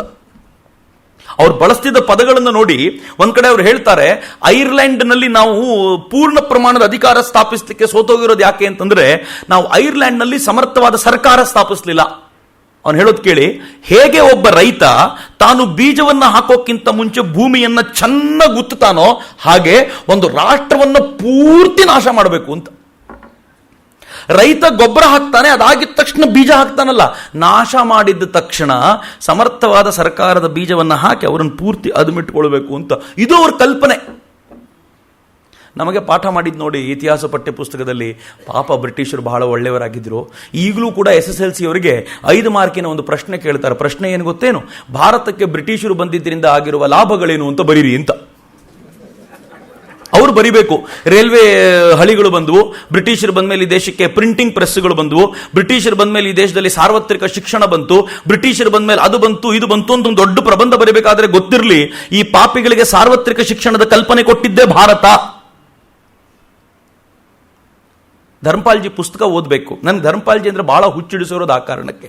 ನಾನು ತುಂಬಾ ಬಾರಿ ಅನ್ಕೊಳ್ತಿರ್ತೀನಿ, ನಿಜವಾದ ಭಾರತ ರತ್ನ ಧರ್ಮಪಾಲ್ಜಿ ಥರದವ್ರು ಮಾತ್ರ ಅಂತ. ಯಾಕೆ ಧರ್ಮಪಾಲ್ಜಿ ಥರದವ್ರು ಭಾರತ ರತ್ನ ಅಂತಂದ್ರೆ ಒಂದು ಹೊಸ ಥಾಟ್ಗೆ ಅನೇಕರನ್ನು ಹಚ್ಚಿದವರೇ ಧರ್ಮಪಾಲ್ಜಿ. ಅಲ್ಲಿವರೆಗೂ ನಾವು ಅನ್ಕೊಂಡಿದ್ವಿ ಭಾರತ ಅಂದ್ರೆ ಅನಾಗರಿಕ ಅಂತ ನಾವು ಅನ್ಕೊಂಡಿದ್ವಿ, ನಮ್ಮಲ್ಲಿ ಎಲ್ಲರೂ ಹಂಗೆ ತಿಳ್ಕೊಂಡಿದ್ರು. ಆದರೆ ಧರ್ಮಪಾಲ್ಜಿ ಲೈಬ್ರರಿಗಳಿಗೆ ಕೂತು ಆರ್ಕೈವ್ಸ್ ಅಲ್ಲಿ ಕೂತ್ಕೊಂಡು ಅವರು ಚಂಗಲ್ಪಟ್ಟು ತಮಿಳುನಾಡಿನ ಜಿಲ್ಲೆಗಳಲ್ಲಿ ಹೋಗಿ ಬಿಹಾರ ಒರಿಸ್ಸಾಗಳಲ್ಲಿ ತಿರುಗಾಡುವಾಗ ಅನ್ನಿಸ್ತು, ನನ್ನ ಭಾರತ 18ನೇ ಶತಮಾನದಲ್ಲಿ ಎಷ್ಟು ಎತ್ತರದಲ್ಲಿತ್ತಪ್ಪ, ಇವರೇನೇನೋ ಹೇಳ್ತಾರಲ್ಲ ಅಂತ. ಅಲ್ಲಿವರೆಗೂ ನಮ್ಗೆ ಗೊತ್ತೇ ಆಗಲಿಲ್ಲ. ಅವ್ರು ಕೊಡುವಂಥ ಕೆಲವು ಡಾಕ್ಯುಮೆಂಟ್ಸ್ ನೋಡಿದ್ರೆ ನೀವು ಗಾಬರಿ ಆಗಿಬಿಡ್ತೀರಿ. ಧರ್ಮಪಾಲ್ಜಿ ಹೇಳ್ತಾರೆ, ನಾನು ಚೆಂಗಲ್ಪಟ್ಟು ನೋಡಿದ್ದೀನಿ, ನಾನು ಬಿಹಾರ ಒರಿಸ್ಸಾಗಳು ನೋಡಿದ್ದೀನಿ, ಇಲ್ಲಿನ ಗ್ರಾಮ ವ್ಯವಸ್ಥೆ ಹೆಂಗಿತ್ತು ಅನ್ನೋದನ್ನ ಅವ್ರು ಎಕ್ಸ್ಪ್ಲೇನ್ ಮಾಡ್ತಿದ್ರೆ ಗಾಬರಿ ಆಗ್ಬಿಡ್ತೀವಿ ನಾವು. ಹೆಂಗಿತ್ತು ಗೊತ್ತೇನು? ಈ ದೇಶದಲ್ಲಿ ಯಾವ ವ್ಯಕ್ತಿಯೂ ಕೂಡ ಟ್ಯಾಕ್ಸ್ ಅನ್ನ ಕೇಂದ್ರ ಸರ್ಕಾರಕ್ಕೆ ಕೊಟ್ಟಿದ್ದಿಲ್ಲ. ತಾನು ಕಟ್ಟುವ ಟ್ಯಾಕ್ಸ್ನ 1/6 ಮಾತ್ರ, ಅತ್ಯಂತ ಕಡಿಮೆ 1/6 ಕಡಿಮೆ ಭಾಗವನ್ನು ಮಾತ್ರ ಕೇಂದ್ರಕ್ಕೆ ಕಳಿಸ್ತಿದ್ರು. ಉಳಿದಷ್ಟು ಭಾಗವನ್ನು ಹಳ್ಳಿಲಿ ಇಟ್ಕೊಳ್ತಿದ್ರು. ಹಳ್ಳಿಯಲ್ಲಿ ಪಂಚಾಯತಿಗಳು ಮಾಡ್ಕೊಳ್ತಿದ್ರಲ್ಲ, ಈ ಪಂಚಾಯತಿಗಳ ಮೂಲಕ ಖರ್ಚುಗಳನ್ನು ಡಿವೈಡ್ ಮಾಡ್ತಿದ್ರು.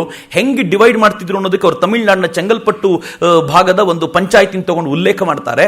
ಅದರ ಇಷ್ಟು ಪರ್ಸೆಂಟು ಈ ಭಾಗದಲ್ಲಿ ಪೂಜೆ ಮಾಡೋರಿಗೆ, ಧಾರ್ಮಿಕ ಕಾರ್ಯಗಳಿಗೆ ಬಳಕೆ ಆಗಬೇಕು, ಇಷ್ಟು ಪರ್ಸೆಂಟು ಕ್ಷೌರಿಕರಿಗೆ ಮತ್ತು ಅಂತಹ ಕೆಲಸ ಮಾಡೋರಿಗೆ ಬಳಕೆ ಆಗಬೇಕು, ಇಷ್ಟು ಪರ್ಸೆಂಟು ಕಾರ್ಮಿಕರಿಗೆ ಅಥವಾ ಯಾರು ಲೆಕ್ಕಪತ್ರಗಳನ್ನು ಇಡ್ತಾರೋ ಅಂಥವರಿಗೆ ಬಳಕೆ ಆಗಬೇಕು, ಇಷ್ಟು ಪರ್ಸೆಂಟ್ ನೀರಾವರಿ ಖರ್ಚಾಗಬೇಕು ಅಂತ ಪರ್ಸೆಂಟ್ ವೈಸ್ ಡಿವೈಡ್ ಮಾಡಿ 25-30% ತಾವು ಡಿವೈಡ್ ಮಾಡಿ ಹಂಚುವಂತ ವ್ಯವಸ್ಥೆಯನ್ನು ಹಳ್ಳಿ ಜನ ಮಾಡ್ಕೊಂಡಿದ್ರು.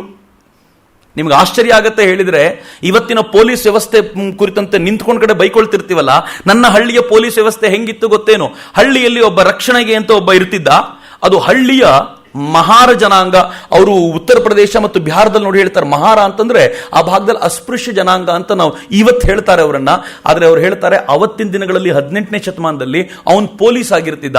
ಅವನ ಟೋಟಲ್ ಜವಾಬ್ದಾರಿಯನ್ನು ಊರು ನೋಡ್ಕೊಳ್ತಿತ್ತು. ಊರಿನವರು ಅವನಿಗೆ ಧಾನ್ಯ ಕೊಡ್ತಿದ್ರು, ಪರ್ಸೆಂಟೇಜ್ನಷ್ಟು ಧನವನ್ನು ಕೊಡ್ತಿದ್ರು, ಎಲ್ಲ ಕೊಡ್ತಿದ್ರು. ಕಂಡೀಷನ್ ಏನು ಗೊತ್ತೇನು? ಊರಿನಲ್ಲಿ ಕಳ್ಳತನ ಆಗಬಾರ್ದು. ಕಳ್ಳತನ ಆದರೆ ಇಷ್ಟು ದಿನದ ಟೈಮ್ ಒಳಗೆ ಕಳ್ಳತನ ಆಗಿರೋ ವಸ್ತುವನ್ನು ತಂದು ಕೊಡಬೇಕು. ತಂದು ಕೊಡ್ಲಿಕ್ಕೆ ಆಗಲಿಲ್ಲ ಅಂತಂದ್ರೆ ಅವನಿಗೆ ಈ ವರ್ಷ ಏನು ಧಾನ್ಯ ಕೊಡಬೇಕಿತ್ತು ಅದರಲ್ಲಿ ಮುರ್ಕೊಳ್ಬೇಕು. ಹೆಂಗಿದೆ ವ್ಯವಸ್ಥೆ? ನೀನು ರಾತ್ರಿ ಮಲಗಿದ್ರೆ ಮಲ್ಕೊಳ್ಳಪ್ಪ, ನೀನು ಮಲ್ಕೋ, ಅದು ಏನಾದರೂ ಮಾಡ್ಕೋ, ಕಳ್ಳತನ ಆಗದೆ ಇರೋ ಥರ ನೋಡ್ಕೋ ಅಷ್ಟೇ. ಆಗಿದ್ರೆ ನಿಂದ್ರಲ್ಲಿ ಮುರ್ಕೊಳ್ತೀವಿ ಅಂತ. ಈ ವ್ಯವಸ್ಥೆ ಎಷ್ಟು ಬೆಸ್ಟ್ ವ್ಯವಸ್ಥೆ ಇನ್ಯಾವುದೂ ಇತ್ತೋ ಇಲ್ವೋ ಅಂತ ನನಗೆ ಹೇಳಲಿಕ್ಕೆ ಬಹಳ ಕಷ್ಟ.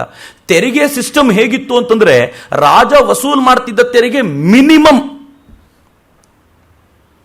ಔರಂಗಜೇಬನ ಕಾಲಕ್ಕೂ ಉತ್ಪನ್ನದ 20%ಗಿಂತ ಹೆಚ್ಚು ಸ್ವೀಕಾರ ಮಾಡಿದ ರೆಕಾರ್ಡ್ಸ್ ಇಲ್ಲ ಭಾರತದಲ್ಲಿ ಅಂತಾರೆ. ಇನ್ನೂ ನೀವು ಕೆಳಕ್ಕೆ ಬಂದ್ರೆ 3%, 2%, 1% ಟ್ಯಾಕ್ಸ್ ಹಾಕಿದ್ದಿದೆ.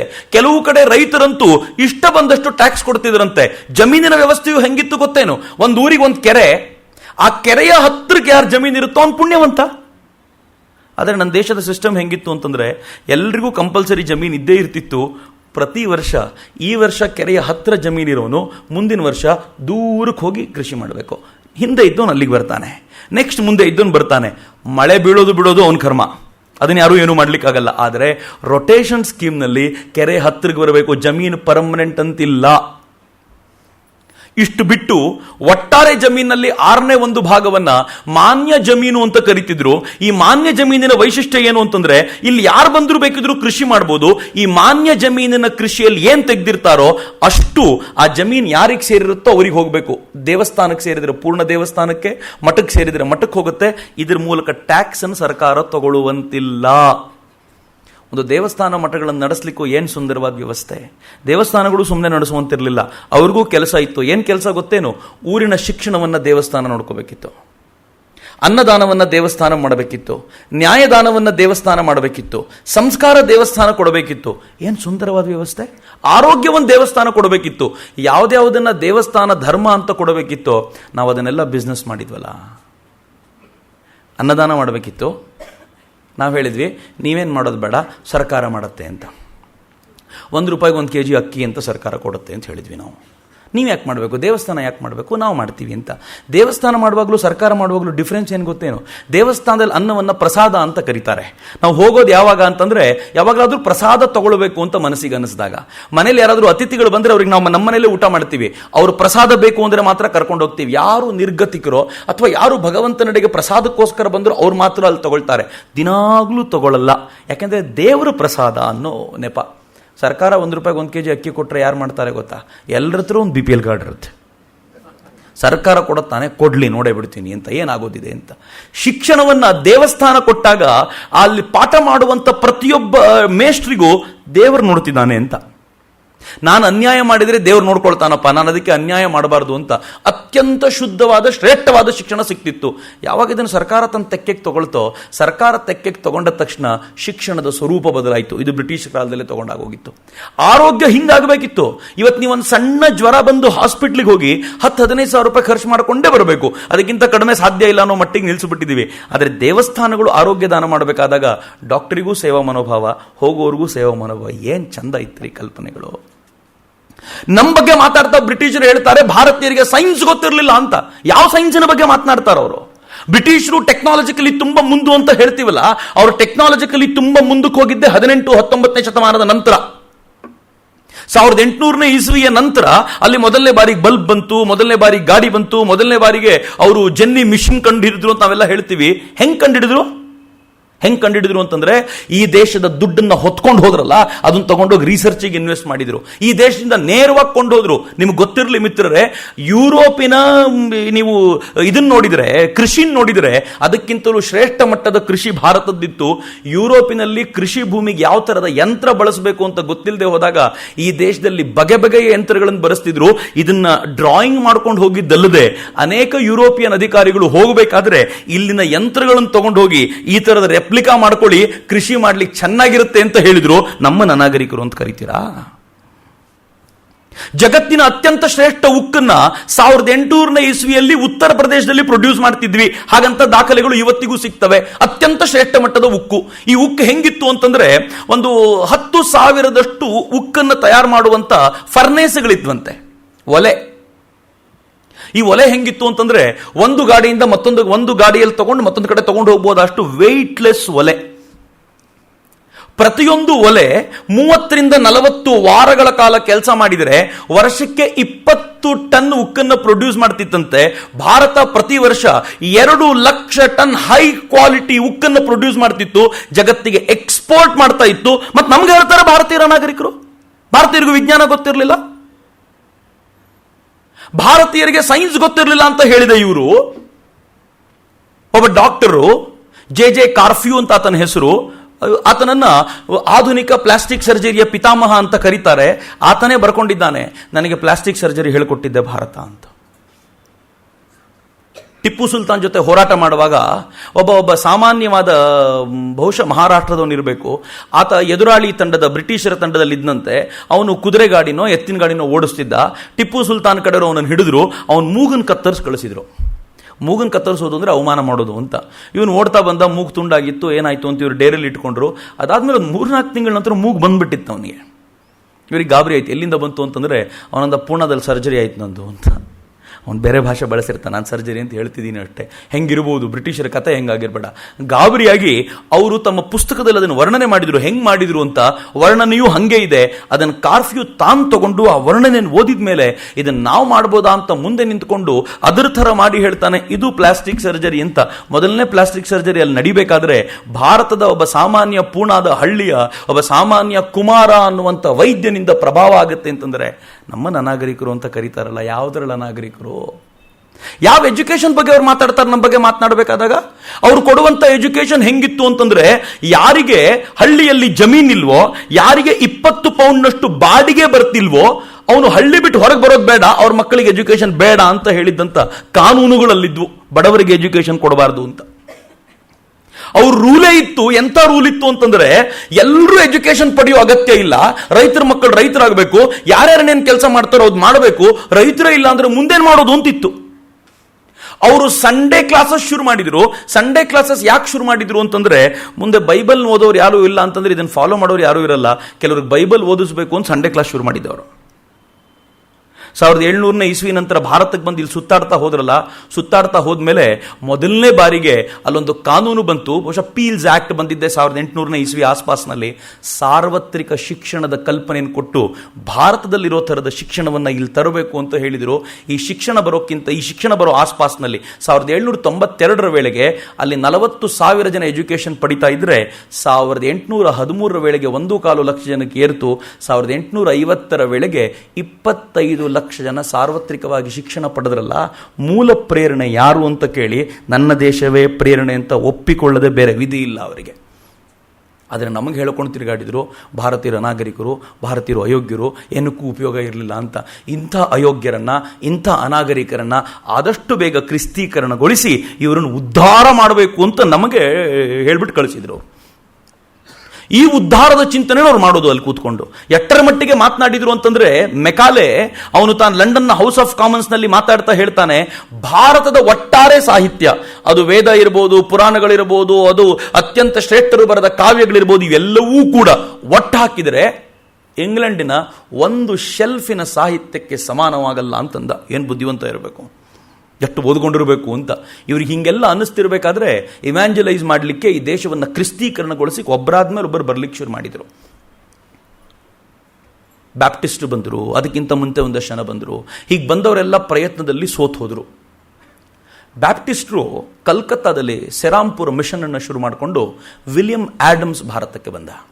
ವಿಲಿಯಂ ಆಡಮ್ಸ್ ಭಾರತಕ್ಕೆ ಬರೋ ವೇಳೆಗೆ ಇಲ್ಲಿ ಕಂಪನಿಯಿಂದ ತುಂಬ ಪ್ರಭಾವಿತರಾಗಿದ್ದ, ಇಂಗ್ಲಿಷರಿಂದ ತುಂಬ ಪ್ರಭಾವಿತರಾಗಿದ್ದ ಕೆಲವರಿದ್ದರು. ಅವರಲ್ಲಿ ರಾಜಾರಾಮ್ ಮೋಹನ್ ರಾಯ್ ಕೂಡ ಒಬ್ಬರು. ರಾಜಾರಾಮ್ ಮೋಹನ್ ರಾಯ್ ಬಗ್ಗೆ ನಮ್ಮ ಇತಿಹಾಸದ ಪಠ್ಯಪುಸ್ತಕಗಳಲ್ಲಿ ಬಹಳ ಹೇಳಿದ್ದೀವಿ. ರಾಜಾರಾಮ್ ಮೋಹನ್ ರಾಯರು ತುಂಬ ಸುಧಾರಣೆ ಮಾಡಿದರು. ಅವರ ಆವತ್ತಿನ ದಿನದಲ್ಲಿ ಹಿಂದೂ ಧರ್ಮದಲ್ಲಿದ್ದ ಕೆಡುಕುಗಳನ್ನು ಹೋಗಲಾಡಿಸುವ ಪ್ರಯತ್ನ ಮಾಡಿದರು. ಸತಿ ಪದ್ಧತಿಯನ್ನು ಹೋಗಲಾಡಿಸಬೇಕು ಅಂದ್ಕೊಂಡ್ರು. ವಿಧವಾ ವಿವಾಹವನ್ನು ತರಬೇಕು ಅಂದರು.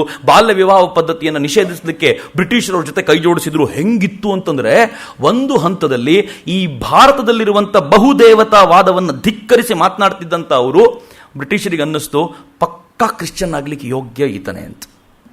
ಕರೆಕ್ಟ್ ಆಗಿದೆಯಲ್ಲ? ಅದಕ್ಕೆ ಪೂರ್ಣ ಪ್ರಮಾಣದಲ್ಲಿ ಸಪೋರ್ಟು ಮಾಡಿದ್ರು. ಅವ್ರು ಯಾವಾಗ ಸತಿ ಪದ್ಧತಿ ಹೋಗಬೇಕು ಅಂದ್ರೆ ಅವ್ರ ಜೊತೆ ಪೂರ್ಣ ನಿಂತು ಕಾನೂನು ತರಿಸಿ ಸತಿ ಪದ್ಧತಿ ತೆಗಿಬೇಕು ಅಂತಂದ್ರು. ಅವ್ರು ಏನೇನು ಹೇಳಿದ್ರು ಎಲ್ಲದಕ್ಕೂ ಸಪೋರ್ಟ್ ಮಾಡಿದ್ರು. ಒಂದು ಹಂತಕ್ಕೆ ಬಂದಾಗ ಇವ್ರನ್ನ ಹೆಂಗಾದ್ರೂ ಮಾಡಿ ಕ್ರಿಶ್ಚಿಯನ್ ಮಾಡ್ಕೊಂಡ್ರೆ ಬಂಗಾಳದ ಬುದ್ಧಿವಂತರಲ್ಲಿ ಒಬ್ಬ ಬುದ್ಧಿಜೀವಿ ಹಿಂಗೇನಾದ್ರೂ ಕನ್ವರ್ಟ್ ಆಗಿಬಿಟ್ರೆ ಎಂತ ಶ್ರೇಷ್ಠ ಸಾಧನೆ ಆಗುತ್ತೆ, ಇವ್ರನ್ನ ಮುಂದಿಟ್ಕೊಂಡು ಇಡೀ ಭಾರತವನ್ನ ಸ್ವಾಪ್ ಮಾಡ್ಬಿಡ್ಬೋದು ಅಂತ ನಿಶ್ಚಯ ಮಾಡಿದ್ರು. ಆದರೆ ಭಗವಂತನ ಇಚ್ಛೆನೇ ಬೇರೆ. ಈ ರಾಜಾರಾಮ್ ಮೋಹನ್ ರಾಯರು ಅವರು ಬ್ರಹ್ಮ ಸಮಾಜದ ಸ್ಥಾಪಕರ ಮಾಡಿ ಇಷ್ಟೆಲ್ಲ ಕೆಲಸ ಮಾಡಿದ್ರಲ್ಲ, ವಿಲಿಯಂ ಆಡಮ್ಸ್ ಅಂತ ಈ ಬ್ಯಾಪ್ಟಿಸ್ಟ್ರ ಕಡೆಯಿಂದ ಹೋದಂಥ ಪಾದ್ರಿ ಅವ್ರ ಜೊತೆ ಕೂತ್ಕೊಂಡು ನೀವ್ಯಾಕೆ ಕ್ರಿಶ್ಚಿಯನ್ ಆಗಬಾರ್ದು ಅಂತ ಕೇಳಿದರು. ಇವರಂದರು, ಅಷ್ಟು ಕೊಳಕಾಗಿರುವಂಥ ಧರ್ಮ ನಾನು ಹೆಂಗೆ ಅಕ್ಸೆಪ್ಟ್ ಮಾಡಲಿ ಅಂದ್ಬಿಟ್ಟು. ಸ್ವಲ್ಪ ಗಾಬರಿ ಆಯಿತು. ನೀವು ಬ್ರಹ್ಮದತ್ತ ಭಾರತಿ ಬರೆದಿರುವಂಥ the lifelong masquerade, Max Muller ಪುಸ್ತಕ ಓದಬೇಕು. ಬಹಳ ಸುಂದರವಾದ ಪುಸ್ತಕ. ಈ ಪುಸ್ತಕದಲ್ಲಿ ಅವರು ಹೆಂಗೆ ಎಳೆಯಾಗಿ ಬಿಡಿಸ್ತಾರೆ ಅಂತಂದರೆ, ಇವರು ಎಷ್ಟರ ಮಟ್ಟಿಗೆ ಈ ದೇಶದಲ್ಲಿ ಮೋಸ ಮಾಡಿದ್ರು ಅನ್ನೋದನ್ನು ಹಂಗಂಗೆ ತೆಗೆದಿಡ್ತಾರೆ. ಇವರಿಗೆ ವಿಲಿಯಂ ಆಡಮ್ಸಿಗೆ ಬೇಜಾರಾಯಿತು. ಅವ್ರು ಹೇಳಿದರು, ಏನು ಪ್ರಾಬ್ಲಮ್ ಇದೆ ನನ್ನ ಧರ್ಮದಲ್ಲಿ ಹೇಳಿ ಅಂತ. ನನ್ನ ಮತದಲ್ಲಿ ಏನು ಪ್ರಾಬ್ಲಮ್ ಇದೆ ಇದನ್ನು ಎಳೆಯಾಗಿ ಅವ್ರು ಬಿಡಿಸಿಡ್ತಾ, ನೀವು ಯಾವುದನ್ನು ಏಕದೇವತಾವಾದ ಅಂತ ಕರಿತೀರೋ ಟ್ರಿನಿಟೇರಿಯಸಮು, ನೀವು ಅದನ್ನು 3 ಕಲ್ಪನೆಗಳನ್ನು ತಂದು ಕೊಡ್ತೀರಿ. ನಾನು ಏಕದೇವತಾವಾದ ಮಾನೋಥಿಸಿಸಮ್ ಬಗ್ಗೆ ಮಾತಾಡ್ತೀನಿ, ಮತ್ತು ವೇದಗಳು ಮಾತಾಡಿರೋದು ಅಂತ ಏಕದೇವತಾವಾದದ ಬಗ್ಗೆ. ನೀವು 3 ದೇವರುಗಳನ್ನು ತಂದಿದ್ದೀರಿ. ನೀವು ತಂದಿರೋ 3 ದೇವರುಗಳು, ಕ್ರಿಶ್ಚಿಯನ್ರ ಕಲ್ಪನೆ ಹೆಂಗಿದೆ ಅಂತಂದರೆ, ದೇವರನ್ನು 3 ಭಾಗವಾಗಿ ವಿಂಗಡಿಸ್ತಾರೆ. ಒಂದು ಗಾಡ್ ದ ಫಾದರ್, ಒಂದು ಗಾಡ್ ದಿ ಸನ್, ಮೂರನೇದು ಗಾಡ್ ದ ಹೋಲಿ ಘೋಸ್ಟ್ ಅಂತ. ಈ 3 ಭಾಗ ತರ್ತಾರೆ. ಈ 3 ಭಾಗವನ್ನು ಮುಂದಿಟ್ಕೊಂಡು ಹೇಳ್ತಾರೆ ಅವರು, ಈ 3 ಇರೋ ಜಾಗಕ್ಕೆ ಇನ್ನೊಂದು 300 ಸೇರಿದ್ರೆ ಪ್ರಾಬ್ಲಮ್ ಏನು? ನೀವು ಬಹುದೇವತಾವಾದವೇ ಆಯ್ತಲ್ಲ. ಆದರೆ ವೇದಗಳದ್ದು ಏಕದೇವತಾವಾದ ಅಂತ. ವೇದಗಳನ್ನು ಮುಂದಿಟ್ಟುಕೊಂಡು ಹೆಂಗೆ ಇವರು ಝಾಡಿಸಿದ್ರು ಅಂತಂದರೆ, ಈ ಬ್ರಹ್ಮದತ್ತ ಭಾರತೀಯವರು ಬರೀತಾರೆ, ಅದ್ರಲ್ಲಿ ಭಾಳ ಚೆನ್ನಾಗಿದೆ. ಈ ತಿಳ್ಕೊಂಡಿದ್ದೀವಿ ಅಂತ ಹೇಳ್ಕೊಂಡಿದ್ದಂಥ ಪಾದ್ರಿಗಳೆಲ್ಲ ಇವ್ರ ಮುಂದೆ, ನಮ್ಮ ರಾಜಾರಾಮ್ ಮೋಹನ್ ರಾಯರ್ ಮುಂದೆ ಕ್ವಾಕ್ಸ್ಗಳ ಥರ ಇದ್ರಂತೆ. ಏನು ಮಾತಾಡ್ಲಿಕ್ಕೆ ಆಗ್ತಿರ್ಲಿಲ್ಲ. ಆ ಪರಿವಾದವನ್ನು ಮಂಡಿಸ್ತಿದ್ರು. ಕೊನೆಗೆ ಎಲ್ಲಿವರೆಗೂ ಅಂತಂದ್ರೆ, ವಿಲಿಯಂ ಆಡಮ್ಸ್ ಅವರಿಂದ ತುಂಬಾ ಪ್ರಭಾವಿತನಾಗಿ ಇವ್ರ ಹತ್ರ ಪಾಠ ಕೇಳಲಿಕ್ಕೆ ಬರ್ತಿದ್ದ. ವೇದಗಳ ಬಗ್ಗೆ ನನಗೂ ಸ್ವಲ್ಪ ಹೇಳಿ ಅಂತ, ನಾನು ಸ್ವಲ್ಪ ತಿಳ್ಕೋಬೇಕು ಅಂತ. ಒಂದು 3 ರಿಂದ 6 ತಿಂಗಳಾಗಿರ್ಬೋದು. ವಿಲಿಯಂ ಆಡಮ್ಸ್ ಬರೆದ, ನನಗೆ ಯಾಕೋ ಕ್ರಿಶ್ಚಿಯನ್ ಮತದ ಬಗ್ಗೆ ಅನುಮಾನ ಶುರುವಾಗ್ತಿದೆ, ವೇದ ಧರ್ಮವೇ ತುಂಬಾ ಚೆನ್ನಾಗಿದೆ ಅಂತ ಅನ್ನಿಸ್ತಿದೆ ಅಂತ ಕ್ರಿಶ್ಚಿಯನ್ರು ಗಾಬರಿಗೊಂಡು ಆತನನ್ನು ದ್ರೋಹಿ ಅಂತ ಕರೆದು ಓಡಿಸಿದ್ರು. ಆತ ಎನ್ಲೈಟನ್ಮೆಂಟಿಗೋಸ್ಕರ ಹೋದ ಅಂತಾರೆ, ಹಿಮಾಲಯದ ಕಡೆಗೆ ಹೋದ ಅಂತ ಕೆಲವರು ಹೇಳ್ತಾರೆ. ಮತ್ತೊಂದು ಹೇಳ್ತಾರೆ, ಯಾರು ಕನ್ವರ್ಟ್ ಮಾಡಬೇಕು ಅಂತ ಬಂದಿದ್ನೋ ಆತನೇ ಹಿಂದೂ ಧರ್ಮವನ್ನು ತಬ್ಬಿಕೊಂಡು ಹೋಗಬೇಕಾದ ಪರಿಸ್ಥಿತಿ ಬಂತು. ಇದು ಕ್ರಿಶ್ಚಿಯನ್ರಿಗಾದಂಥ ದೊಡ್ಡ ಆಘಾತ. ಮುಂದೇನು ಮಾಡಬೇಕು ಅಂತ ಗೊತ್ತಾಗದೇ ಇರೋಷ್ಟು ಅಂಧಕಾರ ಅವ್ರ ಕಣ್ಣೆದುರಿಗೆ ಬಂದ್ಬಿಡ್ತು. ಅವರು ನಿಧಾನವಾಗಿ ಹಂತವಾಗಿ ಪ್ರಯತ್ನ ಮಾಡ್ತಾ ಭಾರತೀಯತೆಯನ್ನು ತುಳಿಬೇಕು ಅನ್ನೋ ಪ್ರಯತ್ನ ಮಾಡ್ತಾ ಕೂತಿದ್ದಾಗ ಅವ್ರ ಕೈಗೆ ಸಿಕ್ಕಂಥ ವ್ಯಕ್ತಿನೇ ಮ್ಯಾಕ್ಸ್ ಮುಲ್ಲರ್. ಮ್ಯಾಕ್ಸ್ ಮುಲ್ಲರ್ನ, ಈ ಜರ್ಮನಿಯ ಈ ಪಂಡಿತನನ್ನು ನಾವೆಲ್ಲರೂ ತುಂಬ ದೊಡ್ಡ ಪಂಡಿತ ಅಂತ ಭಾವಿಸ್ತೀವಿ. ಅಫ್ಕೋರ್ಸ್ ಅವರ ಅಲ್ಟಿಮೇಟ್ ಜೀವನದ ಕಲ್ಪನೆಗಳನ್ನು ನೋಡಿದಾಗ ಅವರ ಪಾಂಡಿತ್ಯ ಎಲ್ಲವೂ ಒಂದು ಹಂತ. ಆದರೆ ಮ್ಯಾಕ್ಸ್ ಮುಲ್ಲರ್ನ ಈ ಬ್ರಿಟಿಷರು ಹೈರ್ ಮಾಡಬೇಕಾದಾಗ ಮ್ಯಾಕ್ಸ್ ಮುಲ್ಲರ್ನ ವಯಸ್ಸು 21. 1841 ಮ್ಯಾಟ್ರಿಕ್ಯುಲೇಷನ್ ಮುಗಿಸಿದ್ರಂತ ಮ್ಯಾಕ್ಸ್ ಮುಲ್ಲರು. 1843 ಡಾಕ್ಟರೇಟ್ ಸಿಕ್ತು. 1844 ಹಿತೋಪದೇಶವನ್ನು ಅವರು ತಮ್ಮ ಭಾಷೆಗೆ ಅನುವಾದ ಮಾಡಿದರು. 1846 ಪ್ಯಾರಿಸಿಗೆ ಹೋದರು, ಅಲ್ಲಿಂದ ಲಂಡನ್ನಿಗೆ ಬಂದರು. 1847 ವೇಳೆಗೆ ಅವರನ್ನು ಈ ಋಗ್ವೇದ ಅನುವಾದ ಮಾಡಲಿಕ್ಕೆ ಬ್ರಿಟಿಷರು ಹೈರ್ ಮಾಡಾಗೋಯಿತು. ಆಕ್ಸ್ಫರ್ಡ್ ಯೂನಿವರ್ಸಿಟಿಯಲ್ಲಿದ್ದ ಬೋಡೆನ್ ಅನ್ನೋಂಥ ಒಬ್ಬ ಸಂಸ್ಕೃತ ಸ್ಕಾಲರು, ಅವನೊಂದು ಚೇರ್ ಮಾಡ್ದ. ತನ್ನ ಗಳಿಸಿದಷ್ಟು ದುಡ್ಡನ್ನು ಕೊಟ್ಟು ಒಂದು ಸಂಸ್ಕೃತಕ್ಕೋಸ್ಕರ ಒಂದು ಚೇರ್ ಮಾಡಬೇಕು. ಈ ಚೇರ್ ಏನು ಮಾಡಬೇಕು ಅಂತಂದರೆ, ಭಾರತದಲ್ಲಿ ಇರುವಂಥ ಹಿಂದೂಗಳನ್ನು ಕ್ರಿಶ್ಚಿಯನ್ರನ್ನಾಗಿ ಮಾಡಲಿಕ್ಕೆ ಇಲ್ಲಿ ಬೇಕಾಗಿರುವ ಕೆಲಸವನ್ನು ಮಾಡಬೇಕು ಅಂತ. ಅವರ ದೂರದೃಷ್ಟಿಗೆ ಮೆಚ್ಚಬೇಕು. ನಾವು ನಾಳೆ ಬೆಳಗ್ಗಿಂದ ಯೋಚನೆ ಮಾಡಲಿಕ್ಕೋಸ್ಕರ ಪ್ರಾಣ ಕಳ್ಕೊಂಡು ಬಿಡ್ತೀವಿ. ನಾಳೆ ಬೆಳಗ್ಗಿಂದ ಯೋಚನೆ ಮಾಡಲಿಕ್ಕಾಗಲ್ಲ. ಅವನು ಕೂತ್ಕೊಂಡು, ಆ ಪುಣ್ಯಾತ್ಮ ಬೋಡೆನ್ನು, ಮುಂದಿನ 100 ವರ್ಷಗಳವರೆಗೂ ಭಾರತವನ್ನು ಕ್ರಿಸ್ತೀಕರಣಗೊಳಿಸ್ಲಿಕ್ಕೆ ಇಲ್ಲಿ ಕೂತ್ಕೊಂಡು ಕೆಲಸ ಮಾಡಬೇಕು ಅಂತ ಬೈಬಲ್ನ ಸಂಸ್ಕೃತಕ್ಕೆ ಅನುವಾದ ಮಾಡೋ ಕೆಲಸ ಬೋಡೆನ್ ಚೇರ್ ಮಾಡ್ತಿತ್ತು. ಅದಕ್ಕೋಸ್ಕರ ದುಡ್ಡು ಇಟ್ಟಿದ್ರು ಅಲ್ಲಿ.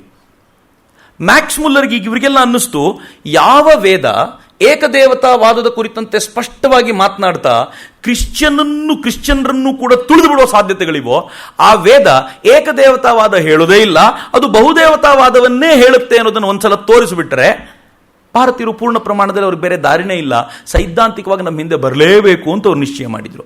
ಯಾವ ಕಾರಣಕ್ಕೂ ಕ್ರಿಶ್ಚಿಯನ್ರು ಈ 3 ಕಲ್ಪನೆಗಳಿಂದ ಹೊರಗೆ ಬರಕ್ಕೆ ಸಾಧ್ಯನೇ ಇರಲಿಲ್ಲ.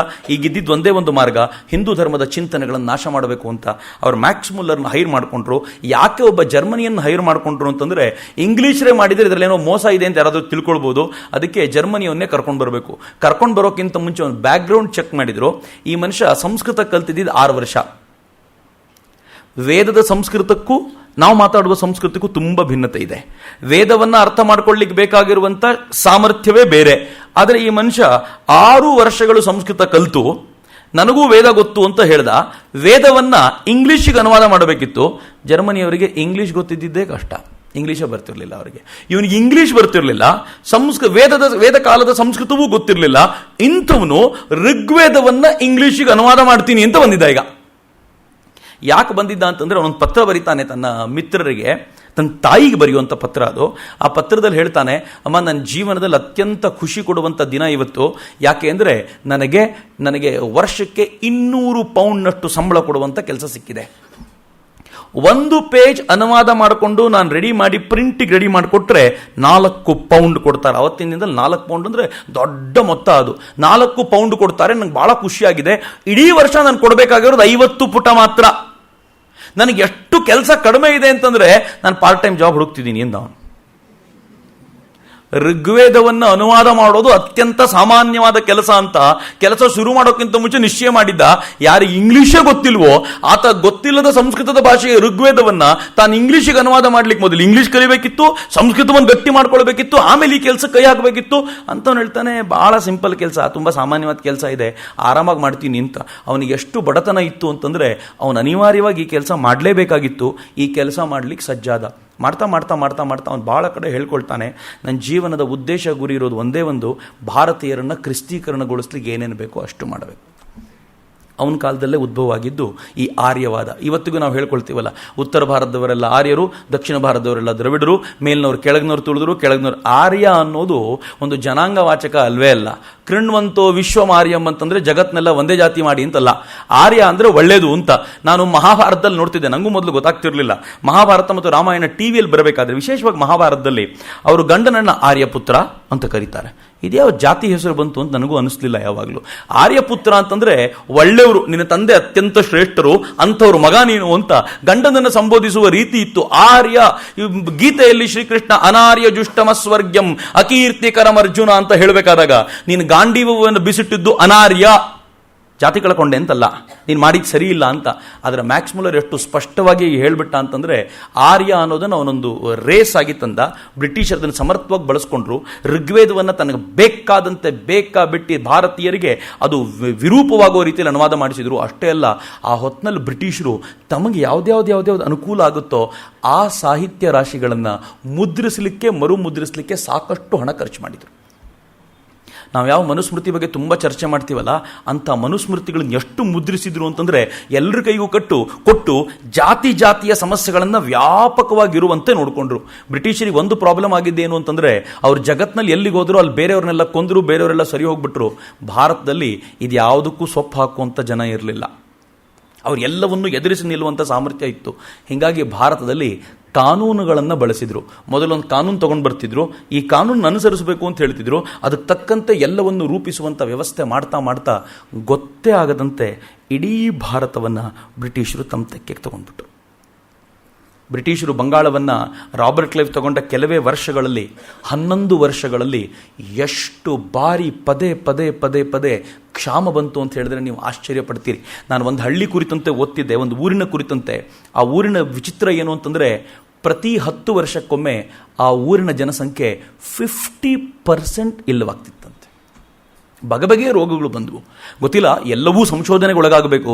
ಯಾಕೋ ಗೊತ್ತಿಲ್ಲ, ನಮ್ಗೆ ಯಾವತ್ತೂ ಇದ್ರ ಬಗ್ಗೆ ಆಸಕ್ತಿ ಹುಟ್ಟಲೇ ಇಲ್ಲ, ಇದನ್ನು ಸಂಶೋಧನೆ ಮಾಡಲೇ ಇಲ್ಲ. ನನಗೊಬ್ರು ಹಿರಿಯರು ಹೇಳ್ತಿದ್ರು, ಚಕ್ರವರ್ತಿ ಹೆಂಗಿತ್ತು ಪರಿಸ್ಥಿತಿ ಅಂತಂದರೆ, ಯಾವುದಾದ್ರೂ ರೋಗ ಬಂತು ಅಂತಂದರೆ, ಏನಾದರೂ ಸಣ್ಣ ಪುಟ್ಟ ರೋಗ ಬಂತು ಅಂದರೆ ಬ್ರಿಟಿಷರು ಕಂಬಳಿಗಳನ್ನು ವಿತರಿಸ್ತಿದ್ರಂತೆ.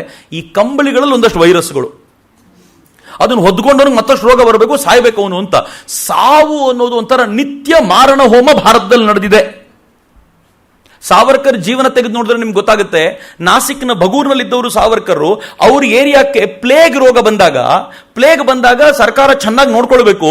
ಆದರೆ ಅಲ್ಲಿದ್ದಂಥ ಪಾಪಿ ಕಲೆಕ್ಟರ್ಗಳು ಹೆಂಗಿದ್ರು ಅಂತಂದ್ರೆ, ಪ್ಲೇಗ್ ಬಂದವನ್ನ ನಡು ರಸ್ತೆಗೆ ಕರ್ಕೊಂಡು ಬಂದು ಅವನ ನಡು ರಸ್ತೆಯಲ್ಲಿಟ್ಟು ಅವನಿಗೆ ಬೆಂಕಿ ಹಚ್ಚಿ ಸುಟ್ಟು ಬಿಡ್ತಿದ್ರು, ಅವನು ಬದುಕಿದ್ರೆ ಬೇರೆಯವ್ರಿಗೆ ಹರಡಿಸ್ತಾನೆ ಅಂತ. ಇದು ಬ್ರಿಟಿಷರು ಮಾಡ್ತಿದ್ದ ಕೆಲಸ.